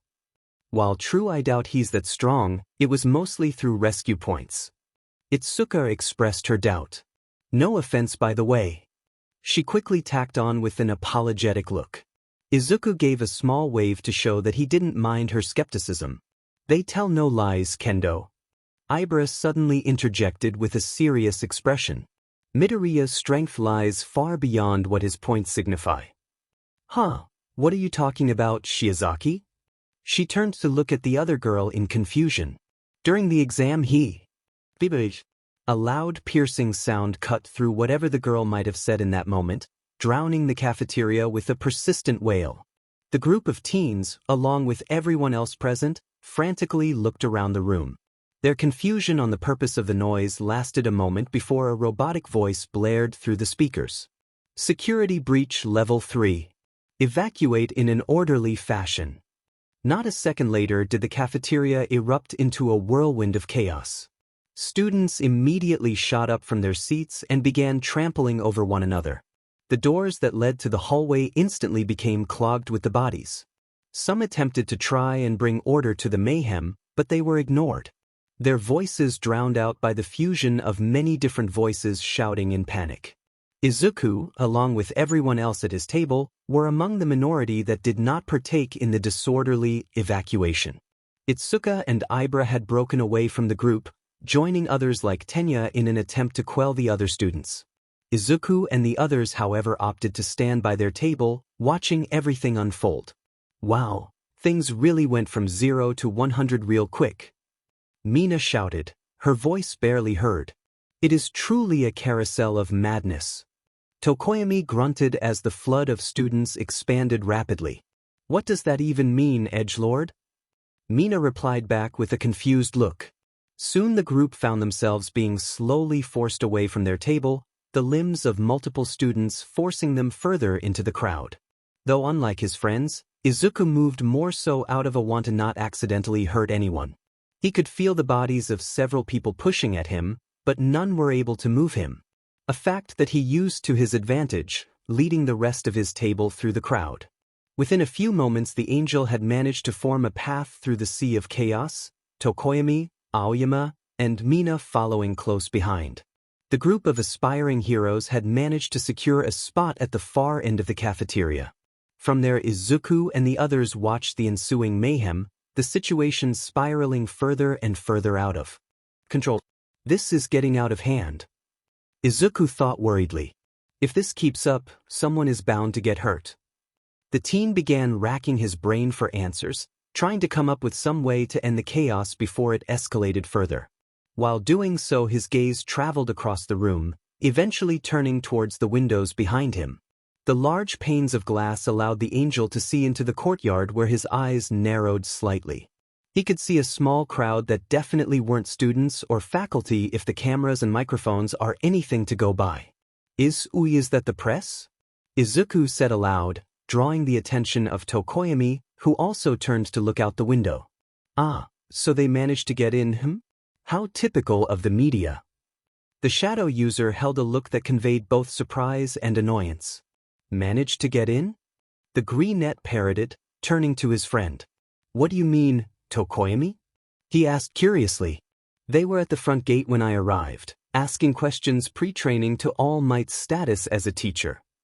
Tokoyami answered with a shrug. Looks like they managed to worm their way in like the parasites they are. So, all of this is because of the press then. Izuku muttered to himself. Level 3 means that someone infiltrated the grounds. Guess we know who the culprit is now. The disappointment he felt was only matched by the impressiveness that such a spectacle was caused by something so minor. Shaking his head, blue wings and halo appeared, causing Mina and Tokoyami to jump back in surprise. I'll be right back. The angel plainly stated before flying upward so that he was hovering above the mass of students. Ahem. Clearing his throat, Izuku took a deep breath before letting out a deafening shout that shook the room. Silence! Like a light switch being flipped, the insistent noise of the other students instantly ceased into quietness. All eyes in the room instantly locked onto the hovering teen, with looks ranging from shock and awe to intimidated. On the outside the greenette remained confident and calm, though on the inside Izuku was somewhat surprised how well that worked. Calm yourselves, it's just the press. With how quiet it was, Izuku was able to speak normally and still be heard by everyone. Now, start acting the heroes you're aspiring to be and calmly follow the evacuation procedure. He ordered sternly, leaving no room for argument. As if by divine intervention itself, the sound of muffled police sirens could be heard coming from the windows to the cafeteria.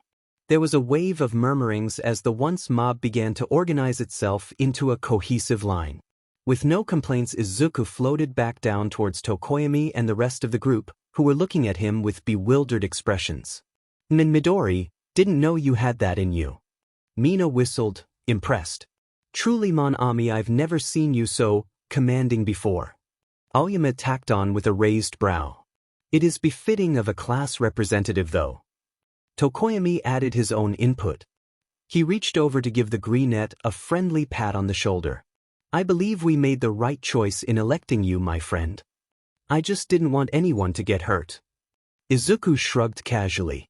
The group joining the line of the students that formed. Well, with how you handled that, looks like you don't need us as bodyguards. Mina joked. Hey, maybe we should start calling ourselves the cabinet since you're the prez. Do you think she has an off button?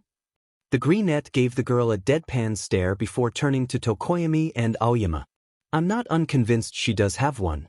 It's just a matter of finding it. The flamboyant blonde replied back with a smirk. He received a light smack to the back of his head for his comment, causing the other two to laugh. The sound continued as the group bantered with one another as they traversed the halls back to their homeroom. All of them oblivious to the lanky figure that scurried into the shadows, in the opposite direction of the crowd. Yurare, next day.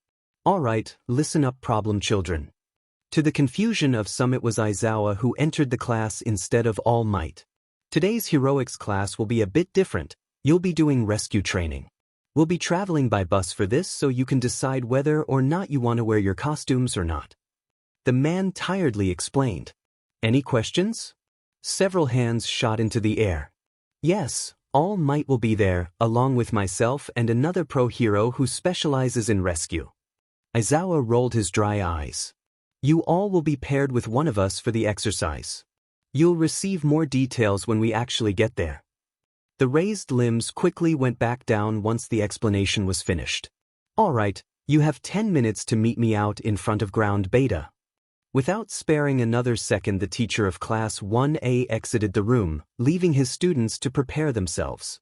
Izuku, like pretty much everyone else, made his way over to his locker to gather his armor and swords. The angel had gotten used to his armaments that going without them would make him naked. Even if the scenario was not combat-related, Izuku would feel a lot more comfortable having his armor on. As he strapped his greaves and gauntlets to their respective limbs, his gaze was drawn to the last piece of his set. The silver helmet stared back into his green eyes, the single line across the left side standing out like a sore thumb. Gabriel had offered to fix the damage, but Izuku declined his offer. The angel saw the stain as a reminder to the promise he made and as a warning for himself. Never again would he allow himself to fall into the temptations of his rage. No, he would be better. With a resolute nod to himself, Izuku grabbed the helmet and placed it over his head, pulling the straps to secure it tightly. Checking over himself, the teen made sure Judgment and Mercy were securely fastened to his left side. Likewise, he also checked his right hip, where his Bible was currently strapped to. A modification that Izuku added recently so that he could carry the tome even into battle, much to Gabriel's approval. Once he finished his self-examination, Izuku followed after his classmates. The sound of his footsteps echoed as he exited the locker room. He quickly linked up with Tokoyami, Aoyama, and Mina, who waited patiently for their friend. I don't think I'll ever get used to seeing your outfit, Midori. Mina said. The group traversed the halls. It's like you're pulled straight out of a fairy tale. Where did you even come up with it? Designed for it? I modeled it after my mentor's own armor. Izuku answered. I think his is a lot cooler than mine. Is this perhaps the same mentor who trained you? The shadow user asked, remembering a similar answer during their first day. Yeah, and still does to this day. The greenette further revealed. He's the one who gave me my blades. Jesus dude, he must be a really experienced hero if he set you up with all that. Mina said while gesturing to Izuku.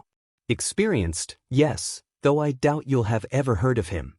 Izuku answered hesitantly. He was unsure of whether he was sharing too much or not. Note to self, ask Mr. Gabriel what I can and can't say about being an angel. The teen mentally noted. So mysterious, but I do love a good mystery. Aoyama interjected with a sly smile. Thankfully, before Izuku was pressed further, the group found themselves arriving at Ground Beta. Parked at the entrance to the city was a bus, the kind that one would take at the airport or while on a tour. The teen was pulled from his thoughts when he met the expectant gaze of Aizawa, who motioned for him to join the teacher up front. Momo was already standing next to the man, her arms behind her back politely. Breaking away from his group of friends, Izuku joined the pro-hero and fellow classmate up front. All right, listen up everyone. Izuku's voice cut through the idly conversations. There's no seating arrangement, so sit wherever or with whoever you want. Form a single line so we can get everyone on as quickly as possible. Issuing the commands felt strange to Izuku, even more so when the rest of the class actually listened to him. If he was being honest, the teen was still fairly unsure of what was expected from him as class president. Though if the barely concealed approval within Aizawa's eyes were anything to go by, it seems like he was doing an all-right job so far. With the angel's instructions, the entirety of Class 1A boarded the bus within a few minutes, everyone comfortably seated next to their preferred classmate. Even though he was among the last to board, Izuku still found himself sitting up front. He was across from Aizawa and Momo with Tokoyami seated at his side. Mina and Aoyama were diagonal to the two, the former leaning against the railing. As the ride progressed, Izuku had pulled his Bible from his side, hoping to read through a few pages before they arrived. The conversations of the rest of the class faded into the background as the angel quickly became engrossed in his reading. Pardon my interruption, but I did not know you were religious, Midoriya. Tokoyami suddenly commented. I wasn't really until recently. Izuku answered without looking. He closed the book before strapping it back to his hip. It really suits the whole Holy Night vibe you got going on. Mina teased with a smile. I think it's manly as hell. Kirishima interjected, joining in on the conversation. Midoriya bro, you gotta tell me who made that armor of yours. I too am curious about its origin. Momo added, tapping her chin thoughtfully. I wonder what sort of metal it is composed of. I would love to tell you, but I actually don't know. Izuku shrugged nonchalantly. As to who made it, all I know is that his name is Samuel. Sounds weird. Jiro joined in. I think it sounds pretty cool. The red-haired teen countered. Has a real tough guy sound to it. Considering Midoriya's substantial strength, I'm inclined to believe that just might be the case. Aoyama agreed with Kirishima. I think you mean OP as hell. Kaminari sounded from the middle of the bus. Like seriously, how are you so strong with such a basic quirk? He asked with clear jealousy, Mineta nodding along with his words. You're probably drowning in chicks, aren't you? The purple gremlin pointed an accusatory finger at the greenette, his unamused expression hidden behind his helmet. You lucky bastard. If he is, it's definitely not because of his quirk, you creep. Jiro scowled, her jacks ready to strike the small teen. Yeah, I mean just look at Bakugo and Todoroki. Mina added while jabbing her thumb in the direction of said boys. Karo, but Bakugo's so unhinged, I think Todoroki is a better choice. Tsuyu casually voiced her thoughts. The F you say, Frogger? Said blonde fixed the girl with an annoyed look. The reply wasn't as intense as the rest of the class were expecting. See? I mean that's pretty much a given though. Kaminari said. We've known Bakugo for less than 3 days and we already know his personality is the equivalent of flaming crap. Shut the f up, Pikachu. I'll blow your face off if you say that again. Bakugo growled as he gave the teen a murderous look. All right, calm down. Izuku intervened, sounding much like a mother scolding her children. Bakugo, stop taking the bait, they're just trying to rile you up. Kaminari, Azui, stop antagonizing him. The explosive user grunted while the other two nodded. Jiro, don't use your jacks on Mineta, unless he continues to be a creep. Then you have my permission to keep him quiet. said girl smirked evilly while the purple-haired teen gulped nervously. Excellently handled, my friend. Tokoyami praised. Huh, guess we might have to start calling you mom now, Midori. Mina giggled at how the greenette handled the situation. I can and will abuse my power to ban that if I have to. Izuku deadpanned. As vice president, I motion to veto your decision. Momo quickly interjected. By the father, not you too, Yayorozu. The angel groaned as dragged his hand across his armored face. The creation user merely giggled in response, high-fiving Mina's pink hand. We're here, stop messing around. Aizawa cut in, sparing the greenette from further teasing. The bus came to a stop outside of a large dome-shaped building, rivaling the main U.A building in size. Izuku really wondered just how much U.A's budget was to fund so many large-scale buildings. The inquiry was filled away for later as the class approached the door, where a person wearing a puffy spacesuit stood. A space-themed hero, and Aizawa-sensei said their specialty is rescue. Izuku pondered, realization dawning on him a second later. That must make them. Oh my god. It's the space-theme hero, 13. Ochako squealed in excitement. Her eyes practically shining with stars in them. Well, least I know who's her favorite hero now. Izuku chuckled to himself. Finding the brunettes fangirling adorable. Always nice to meet a fan. The pro-hero waved politely before turning around and gesturing for the class to follow. But we can get to autographs later, why don't we head inside? Stepping through the large entrance, most of Class 1A were blown away by the sheer scale of what was inside the dome-shaped building. From the top of the staircase where they stood, the group of students could see that every inch of available space was used. It had a similar layout to that of an amusement park like Disney or Universal Studios. The space was divided by several biomes of disasters, all of them unique from one another. Whoa, this place is even bigger on the inside. Siro said in amazement. Other students voiced their agreement. While the others admired the scenery, Izuku couldn't help but turn his attention towards 13 and Aizawa. The former was currently whispering something into the latter's ear, causing a scowl to appear a second later. Though he did his best not to eavesdrop, the angel was able to pick up the words, all might, and unable, from the conversation. Izuku didn't need to be a genius to put two and two together. All right, problem children, stop gawking and listen up. Aizawa gruffly shut down the murmurings. Before we begin with today's exercise, I'd like to say one thing, or two, or a more than three. 13 awkwardly began. Ahem, welcome to the Unforeseen Simulation Joint, or USJ for short. Here you will learn the fundamentals of rescue operations. 13 began her explanation. I had this place designed for every disaster in mind, floods, landslides, fires, you name it, and it's here.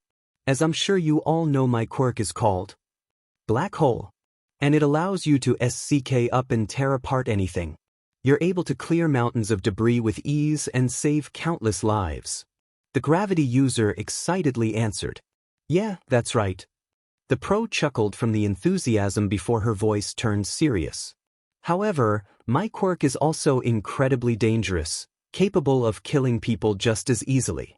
The mood instantly shifted from that single sentence alone, the excited energy tampering down significantly. While most of the other students looked uneasy, Izuku maintained a calm appearance. Ever since his training with Gabriel, Izuku understood that his strength could easily be used to kill a person. If the machines in the cybergrind were easily torn apart, then there was no question he could just as easily do the same to a human. I'm sure the same can be said for many of you here. The pro-hero continued seriously. Quirks restrictions might exist, but all it takes is one wrong move for people to die. That's why here you will learn how to use your quirks to save lives and help others. She gestured to the many disaster biomes. Sometimes it takes more than stopping a villain to save lives, so get out and go beyond. Plus Ultra. The class finished with a loud cheer. Today is going to be a long day. The erasure hero yawned tiredly. Let's start with... Izuku's body instantly became rigid, earning him a few concerned looks from his classmates, as an unfamiliar sensation blew against him. It was like a particularly strong gust of wind had struck him, and a cold one at that. The lights to the building flickered ominously further, pushing the uneasy feeling that spread throughout his body. His hand unconsciously wrapped around the grip of mercy. The angel's suspicion was shared by Aizawa, who lost his tired posture and became alert. The pro-hero's gaze traveled down to the center of the building where a water fountain stood. There a dark purple mist had mysteriously formed, though that was not the most concerning part. Several dozen people emerged from the fog, staring up at the group of students like starving beasts. "Stick together now," Aizawa commanded harshly. 13 protect the students, we're under attack. Under attack? What? By who? Villains. Izuku answered bluntly, unsheathing mercy quickly. Villains? They can't really be dumb enough to attack a hero school.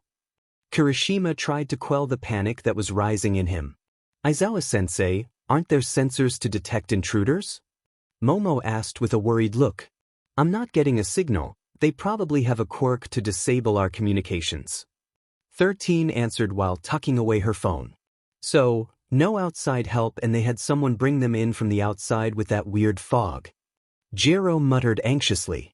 An isolated area with no ability to call for backup. They're not as stupid as we thought if they managed to enact this surprise attack. Todoroki added in a monotone voice. Which probably means they have a plan. Izuku finished, gripping his katana tightly. We need to fall back now. Midoriya's right, 13 start evacuating the students. Aizawa ordered, walking towards the front of the stairs.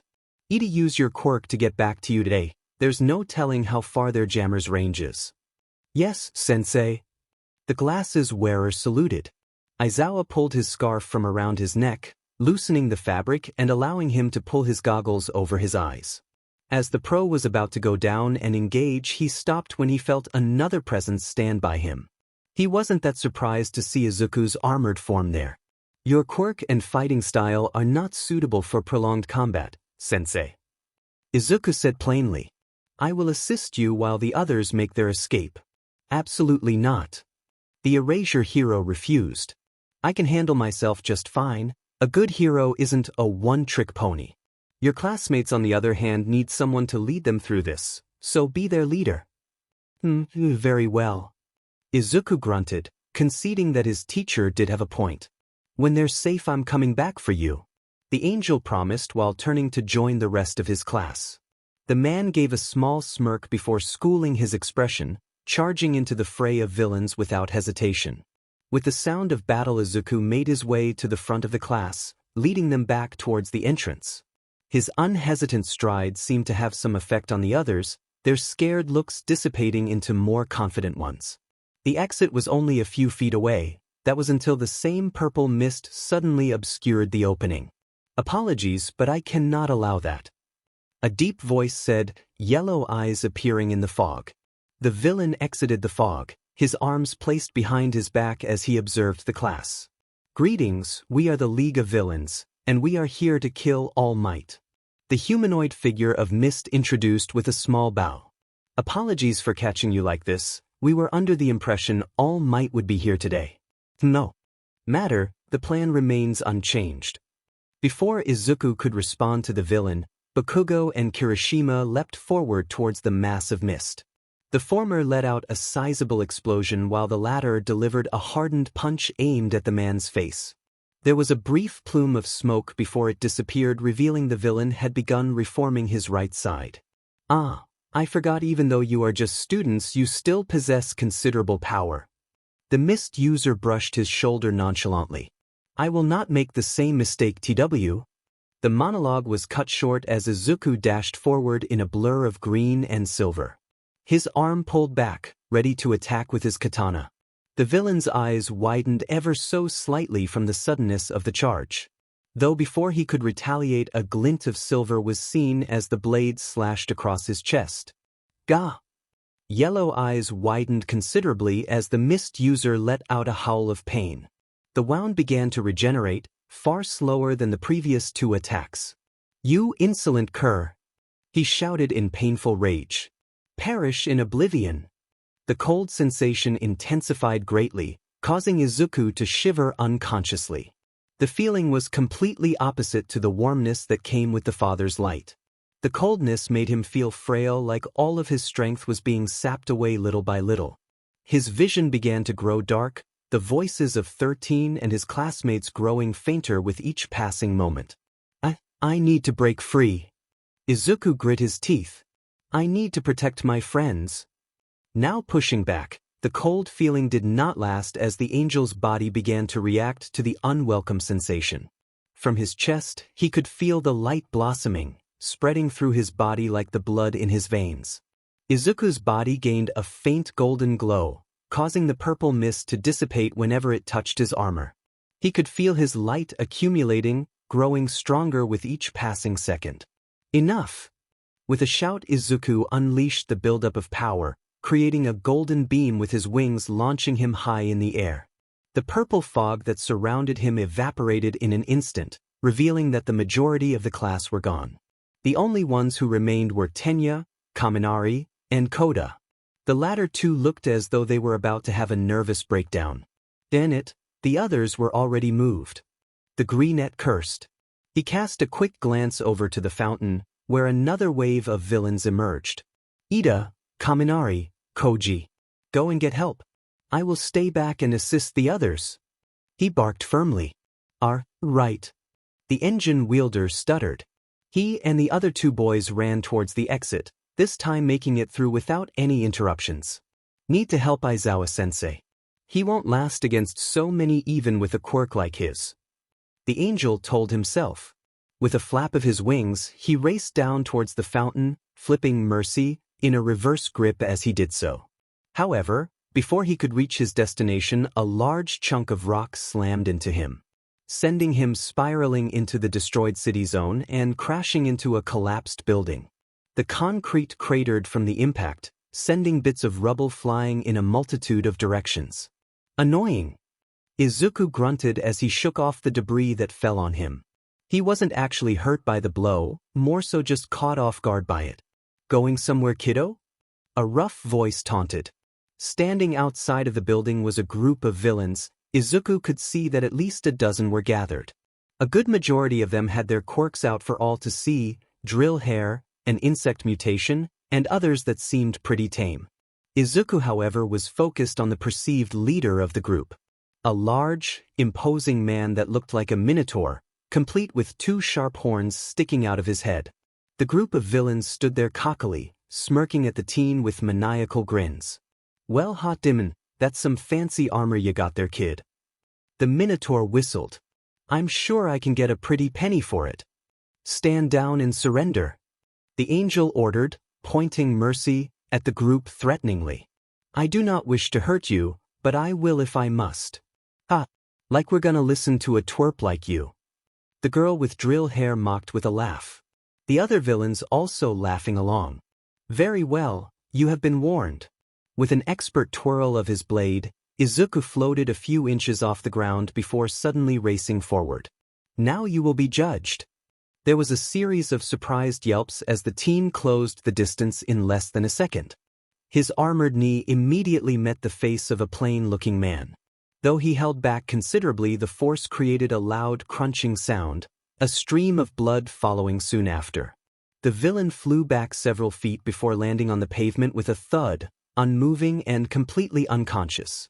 Flipping his blade back to a standard grip, Izuku quickly sidestepped the claw-wielding villain with ease.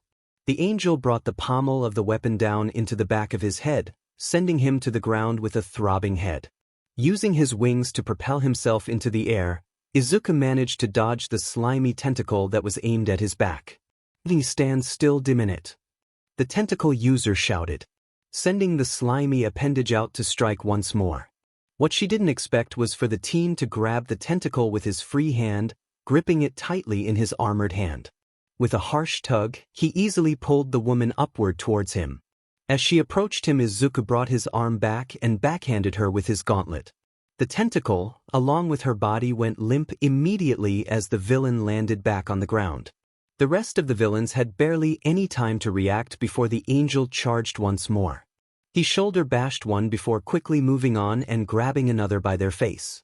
He used their body as a battering ram, bulldozing through several other villains.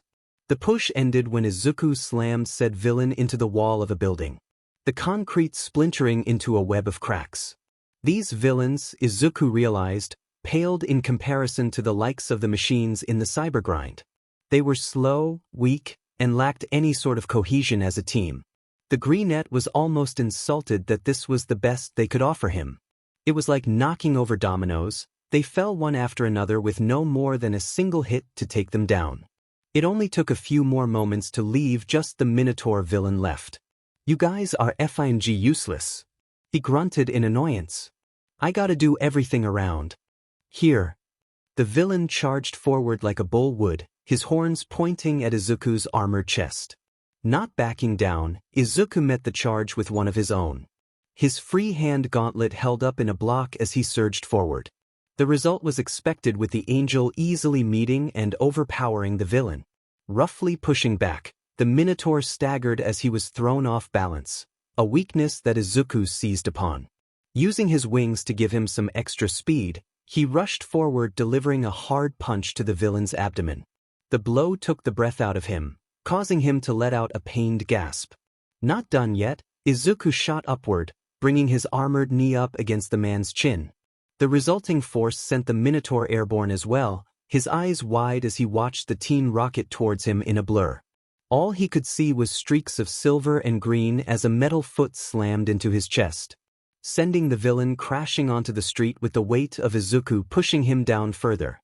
The man said in a daze, his vision clearing just in time to see the same metal foot approaching his face. Oh sure. The Minotaur's face was further pushed into the pavement with a sickening crunch. Pulling his boot away, Izuku could see that he clearly broke the villain's nose. Though other than that he appeared to be alright, apart from being out cold. Consider your sins cleansed, for now. Izuku remarked to the unconscious group of villains. Now to get back to Aizawa-sensei. With a powerful flap, the Greenette sent himself high into the air before racing back towards the fountain. From his position, Izuku could see that his teacher was still fighting off the wave of villains, though his movements were clearly a lot slower. Without wasting a second, he flew down to aid the pro hero, sweeping a villain off their feet and punching them into their comrades. Aizawa-sensei, are you all right? Izuku asked worriedly, blocking a glass shard that was sent towards him. I'm fine, problem child. The hero huffed tiredly. I thought I told you to watch over the others. He brought his capture weapon around the arm of a villain holding a knife, flipping them over his shoulder a second later. There were complications. The angel grunted, cutting the strand of web that was stuck to his greaves. I sent Ida, Koda, and Kaminari to get help. Backup should be here soon. Got it. Aizawa shouted back in understanding. The teacher and student continued their fight against the swarm of villains, beginning to wear down their numbers. Aizawa's unpredictableness combined with Izuku's aggression and power made for a devastating combination. The former would depower those with his quirk, allowing for the latter to easily swoop in and incapacitate them. Izuku covered Aizawa's back with inhuman fierceness, taking out any who tried to go for a sneak attack. You're one tough boss, Eraserhead. A raspy voice croaked. Said hero turned his attention to the approaching lanky man, hands adorning his body including over the top half of his face. Not one for the theatrics of hero work, Aizawa raced forward towards the man. He guessed that this must be the leader of the whole operation, considering how calm he was being. The pro hero brought his capture weapon up and sent it towards the villain, wrapping the fabric around his arm tightly. The man reached and grabbed Aizawa's approaching elbow. Your quirk is really the villain sked. But I've got a special item that'll even things up. From the corner of his eye, Izuku spotted a large, dark figure standing menacingly over his teacher. It was big as All Might himself, with bulging muscles the size of a person's head. It had a beak-like mouth, and its brain could be seen with the naked eye. Its eyes were wide open, the bloodshot pupils staring murderously down at Aizawa. The sight of the creature caused Izuku to freeze in place, his heart clenching painfully in his chest. Though its appearance was unsettling, there was something else about it that made Izuku's skin crawl.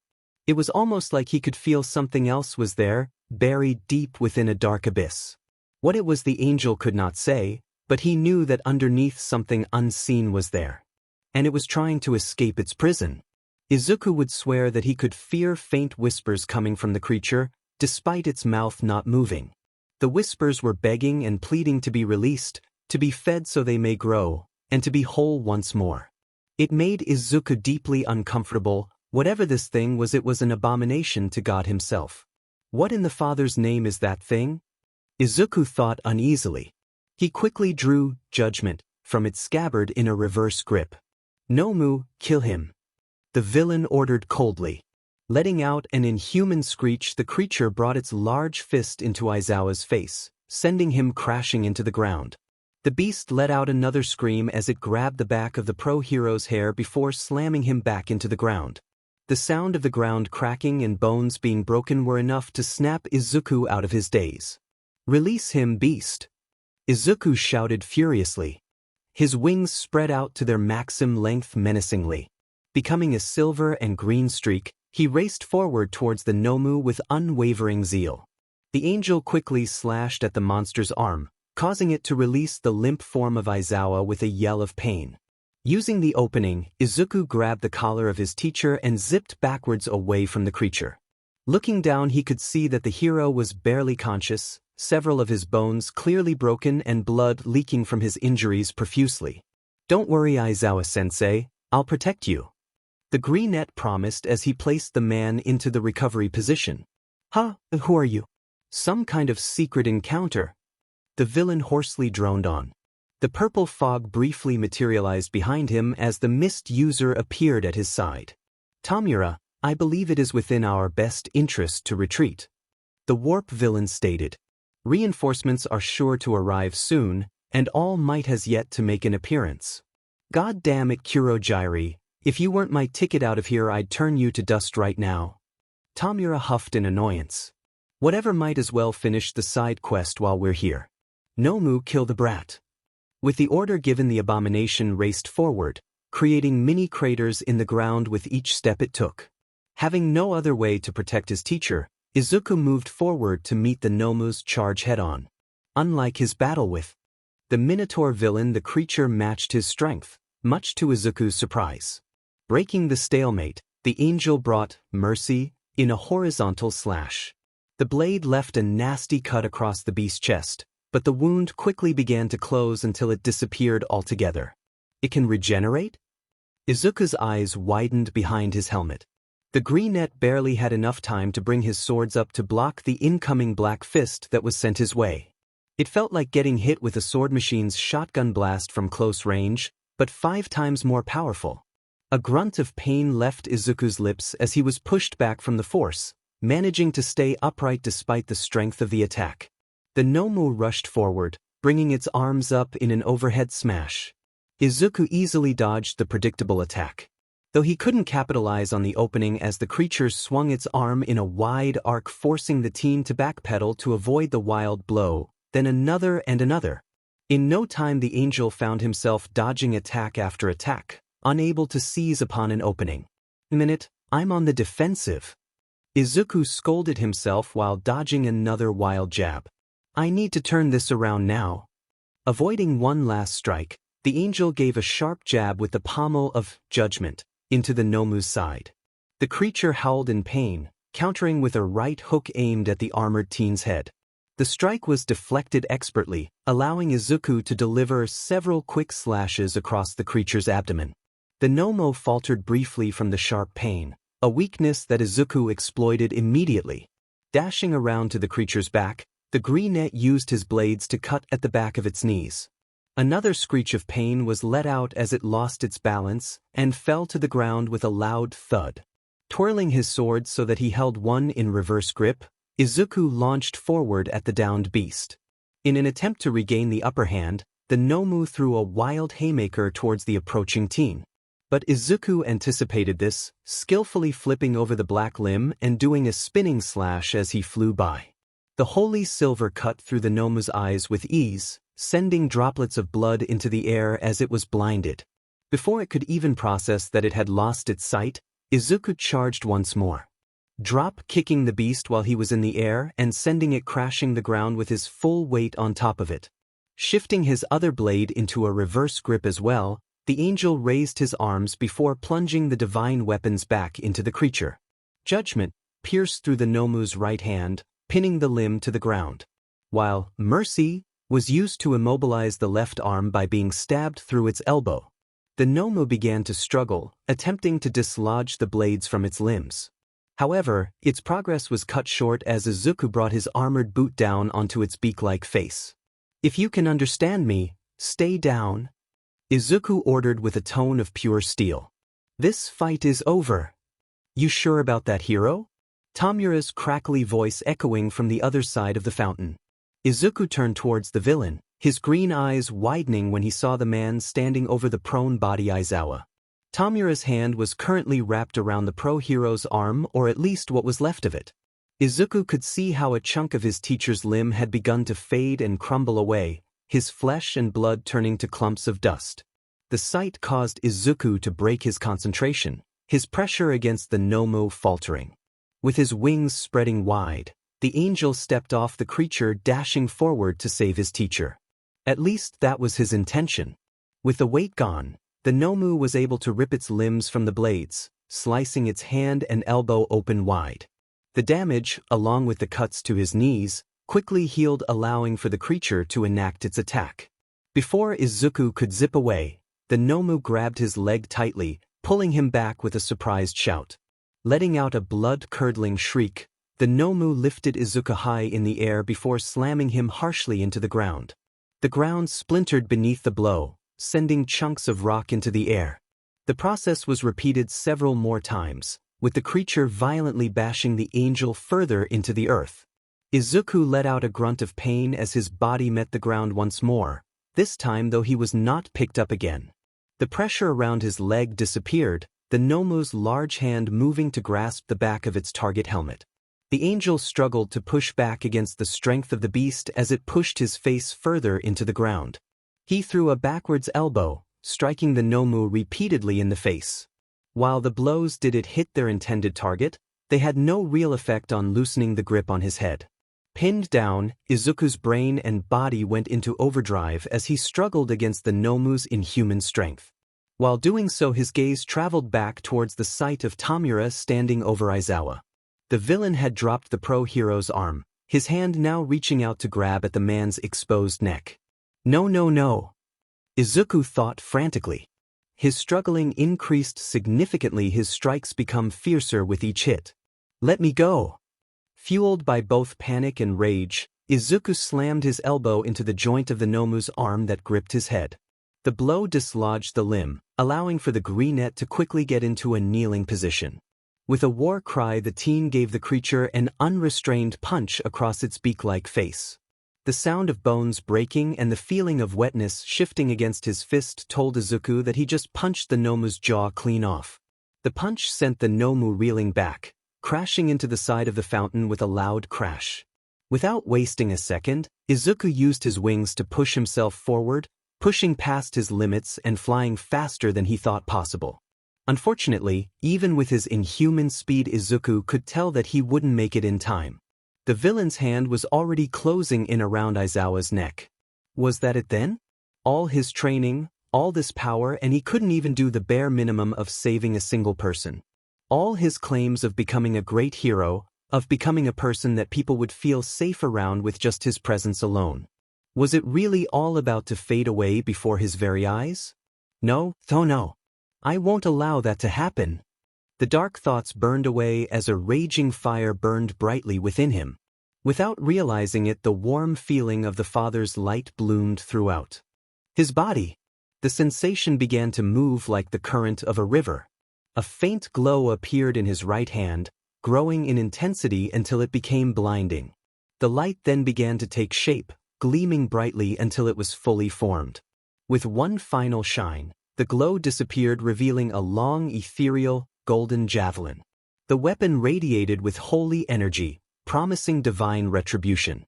Izuku didn't have time to admire the fact that he managed to use his light for the first time.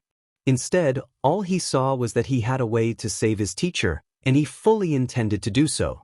Rearing his arm back as he continued to fly forward, the angel let out a ruthless shout as he threw the javelin forcefully. Face judgment, villain. The divine weapon soared through the air like a comet traveling through the void of space. It became a thin line of light, reaching its intended target in no time. Tamura didn't even have the time to turn towards the teen before he was struck by the javelin. The holy weapon easily pierced into his shoulder, sending him tumbling back a few feet. However, it was not the force of the blow that caused Tamura to let out a terrifying screech. As the holy javelin was embedded into his shoulder, the lanky man was filled with a burning sensation unlike any he's ever felt before. It felt as though his very soul was on fire, his very sins being purged from his body. The longer the weapon was stuck in his body, the worse the feeling became, until eventually every part of his body felt like it was being set alight. The villain's hand immediately went to grab the javelin, but that proved to only make his pain even worse. It felt as though he just touched a piece of hot metal, the skin of his hands sizzling from the heat. He even attempted to use his quirk, wrapping all 5 fingers tightly around the ethereal weapon. But to his surprise, the javelin remained, and he received an even harsher burn for his attempt. Gah! What the F is this? Tamura yelled, writhing on the ground in pain. You effing hacker. You're effing cheating. With a trembling body, the villain pushed himself onto his knees, pointing at Izuku with a shaky finger. Nomu, kill him. Kill him right now. With Aizawa now out of immediate danger, Izuku was able to turn his focus back to the charging monstrosity. As he sidestepped the Nomu's wild fists, the angel could see that its jaw still hadn't regenerated. Something that caused his eyes to raise from behind his helmet in realization. So, it has a limit to what it can take? Izuku ducked before launching a hard uppercut into its midsection. Then let's break that limit. Ramping up his aggression, the greenette began delivering blow after blow, no longer holding himself back. If this creature could take a hit, Izuku was more than willing to keep going until it couldn't take it anymore. A punch to the chest cracked its ribs, a kick to its knee dislocated the bone, and a strike to its joint broke its arm.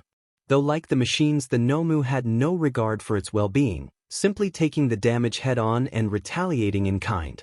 It managed to get in its own attacks, punching the angel several times with its enormous fists. While painful, Izuku powered through, not relenting his aggression for even a moment. For every attack it managed to land, Izuku delivered 3 times the amount of hits back at the creature.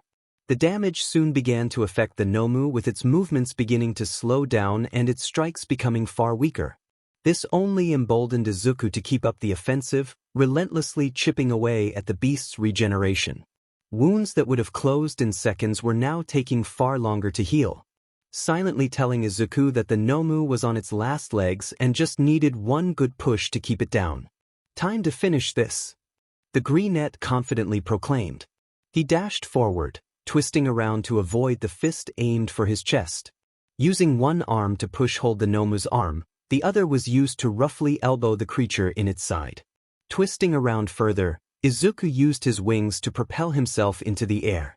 He continued the combo with a sharp knee to the underside of its face, followed by a kick with his other leg.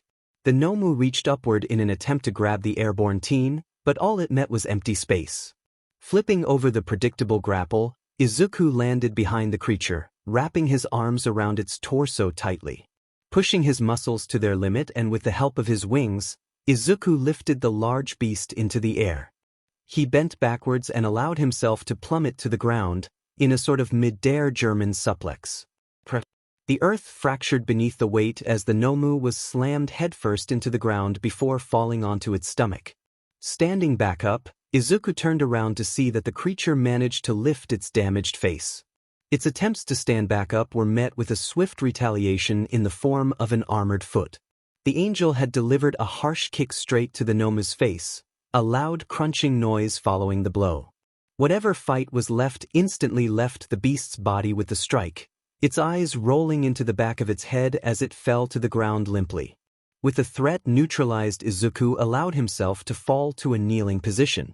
The adrenaline wearing off and the all-too-familiar sensation of soreness racking every part of his body. I did it? Izuku laughed even though he was out of breath. The full weight of what he just accomplished setting in. I won, and I used my light too. Mr. Gabriel is gonna love to hear this. No. You FNG cheat. How did you beat Nomu? Tamura ranted childishly. The javelin had disappeared, leaving behind a large black hole through his shoulder. It was made to beat All Might, so how? How did you do it? Ben. 2 loud gunshots were heard, the bullets piercing through the villain's abdomen and other shoulder. The noise drew the attention of the remaining villain forces and Izuku back towards the USJS entrance. Standing there was every member of the U.A staff, even some that Izuku hadn't had the chance to meet yet. He could present Mike, Midnight, even Nizu himself were all present, ready to engage the intruders at a moment's notice. Leading the charge was none other than All Might himself, who, for the first time in Izuku's life, wasn't wearing his usual smile. Everything is fine now. The number 1 hero bellowed. Because I am here. Ripping off his tie, the man leapt forward towards the rest of the remaining villains, the other faculty following suit. It was almost comical how easily the rest of the villains were defeated, with All Might blitzing through the majority of them in only a few seconds. With the tide being shifted in the hero's favor, Tamura could let out an angry growl. As the purple mist surrounded, the Decay user sent one last murderous glance towards the kneeling angel. But Izuku was not intimidated, staring directly back with a similar air of ferocity. It would not be the last time he would battle Tamura, he was sure of it. Young Midoriya, are you all right? All Might appeared before the teen, placing a comforting hand on his shoulder. I'm fine, All Might sensei. He answered, pulling himself to his feet with a small grunt. You need to worry about Aizawa sensei. And everyone else, I don't know if they're injured or not, but Whoa, calm yourself, young Midoriya. The number 1 hero cut off his rambling. Shota and 13 were the only ones in critical condition and they are currently being treated right now. The man gave a smile. Your classmates are unharmed minus a few minor injuries. All thanks to you, my boy. What? But I wasn't there to protect them. Izuku rebutted in confusion. You are but one man, young Midoriya. You can't be everywhere at once. All Might firmly stated. Besides, thanks to your orders, young Ida, Kaminari, and Koji were able to get us for help. The pro hero gave a firm pat on his armored shoulder. You did good, young Midoriya, you were a real hero today. Though he couldn't see it, All Might could tell that the teen was smiling behind his helmet. A real hero indeed. The man smiled sadly, guilt behind his eyes as he watched Izuku walk away to help with the cleanup process. The pro hero contemplated whether he should say something, but he couldn't find the courage to. With a sigh, All Might turned around and picked up the prone body of the Nomu, one final thought lingering in his mind. I will make things right with you, young Midoriya. I swear it.